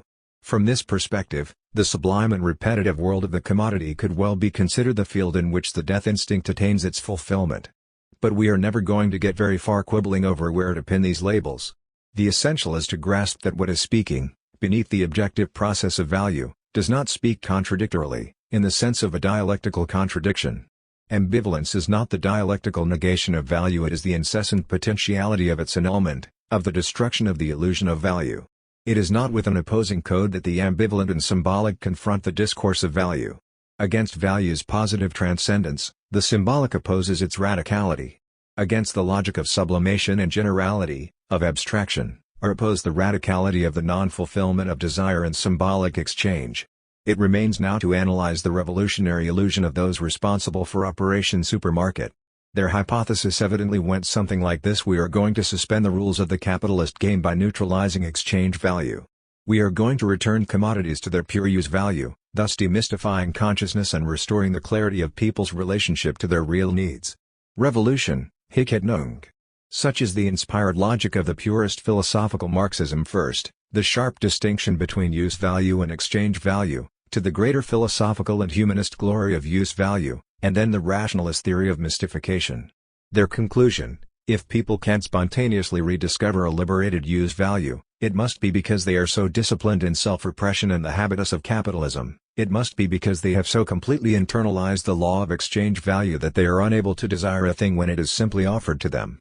This overlooks the fact that desire has little vocation to fulfillment and liberty, but rather in the rule, not in the transparency of a value content, but in the opacity of the code of value.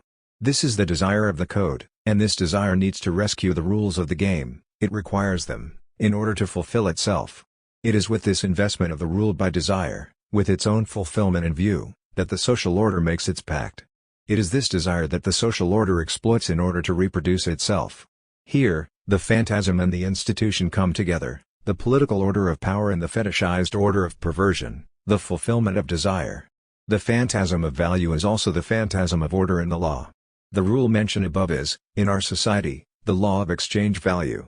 If there is no longer a set of rules to play by, the game is no longer interesting, for then even cheating and stealing are ruled out. After all, the latter practices are counter-dependent on the straight rules of the economic game. If, then, consumption is only possible within the rules, and if desire is only fulfilled fetishistically, the suspension of the rules, instead of clearing the way for wild pleasure, simply prohibits it. The price of things becomes, then, essential, though no longer simply in the quantitative sense, as in exchange value, nor only differentially, as in the Veblen effect, but as law, as fetishized form, a crucial feature of the commodity economy and of the psychic economy of value. The price of things then becomes the guarantor of the psychic economy of value. One may well prefer this equilibrium to free and wild consumption. But for this one pays the additional price of pleasure, whose rate falls in proportion with the cycle of expanded reproduction of satisfaction. Likewise, the athlete who can't stop himself from losing is partly doing this to preserve the very possibility of battling, without the rules of which it would be difficult to run competitions at all. 3 Once again, safeguarding the rules turns out to be a more fundamental imperative than winning itself. Each participant implicitly obeys this structure of exchange, this collective and unconscious function. 4. So the issue is clearly not mystified consciousness, nor whatever illusion the aforementioned revolutionaries had about the liberatory suspension of exchange value. They failed to see that there is no contradiction between exchange value and the satisfaction of desire. On the contrary. To be sure, such a contradiction would make the thought of revolution much simpler to grasp, but it is only possible from the perspective of an axiological idealism, and the idealization of use value in particular. In effect, this position is betrayed by its own powerful sublimation, which leads its adherents to underestimate the radicality of the law of value, and hence the radicality of its transgression. Having approached the problem so gingerly, they have, in effect, proposed a reformist strategy that contests value at only a relatively superficial level. Then, a value content, but in the opacity of the code of value. This is the desire of the code, and this desire needs to rescue the rules of the game. It requires them, in order to fulfill itself. It is with this investment of the rule by desire, with its own fulfillment in view, that the social order makes its pact. It is this desire that the social order exploits in order to reproduce itself. Here, the phantasm and the institution come together, the political order of power and the fetishized order of perversion, the fulfillment of desire. The phantasm of value is also the phantasm of order in the law. The rule mentioned above is, in our society, the law of exchange value. If there is no longer a set of rules to play by, the game is no longer interesting, for then even cheating and stealing are ruled out. After all, the latter practices are counter-dependent on the straight rules of the economic game. If, then, consumption is only possible within the rules, and if desire is only fulfilled fetishistically, the suspension of the rules, instead of clearing the way for wild pleasure, simply prohibits it. The price of things becomes, then, essential, though no longer simply in the quantitative sense, as in exchange value, nor only differentially, as in the Veblen effect, but as law, as fetishized form, a crucial feature of the commodity economy and of the psychic economy of value. The price of things then becomes the guarantor of the psychic economy of value. One may well prefer this equilibrium to free and wild consumption. But for this one pays the additional price of pleasure, whose rate falls in proportion with the cycle of expanded reproduction of satisfaction.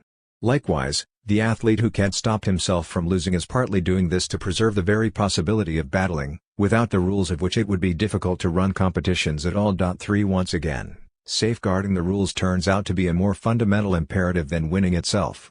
Each participant implicitly obeys this structure of exchange, this collective and unconscious function. 4. So the issue is clearly not mystified consciousness, nor whatever illusion the aforementioned revolutionaries had about the liberatory suspension of exchange value. They failed to see that there is no contradiction between exchange value and the satisfaction of desire. On the contrary. To be sure, such a contradiction would make the thought of revolution much simpler to grasp, but it is only possible from the perspective of an axiological idealism, and the idealization of use value in particular. In effect, this position is betrayed by its own powerful sublimation, which leads its adherents to underestimate the radicality of the law of value, and hence the radicality of its transgression. Having approached the problem so gingerly, they have, in effect, proposed a reformist strategy that contests value at only a relatively superficial level. Then, namely, it entails the object completed as value and the individual objectified in his relation to this value. In symbolic exchange, however, the object, or the full value that it was, returns again to nothing. Consider the ambivalence of the Latin term res. It is that something which, through being given and returned, is, as such, annulled, and marks in its presence or absence the movement of the relationship. The object, this res nulla, has absolutely no use value, it is good for nothing. Thus, only that which assumes its meaning through continual reciprocal exchange eludes exchange value, in the gift and counter-gift, in the ambivalence of an open relationship, and never in a final relation of value. In the present case, the negative reaction is tantamount to a radical demand for a revolution that would liberate, not objects and their value, but the exchange relationship itself, the reciprocity of a speech that everywhere today is being eradicated by the terrorism of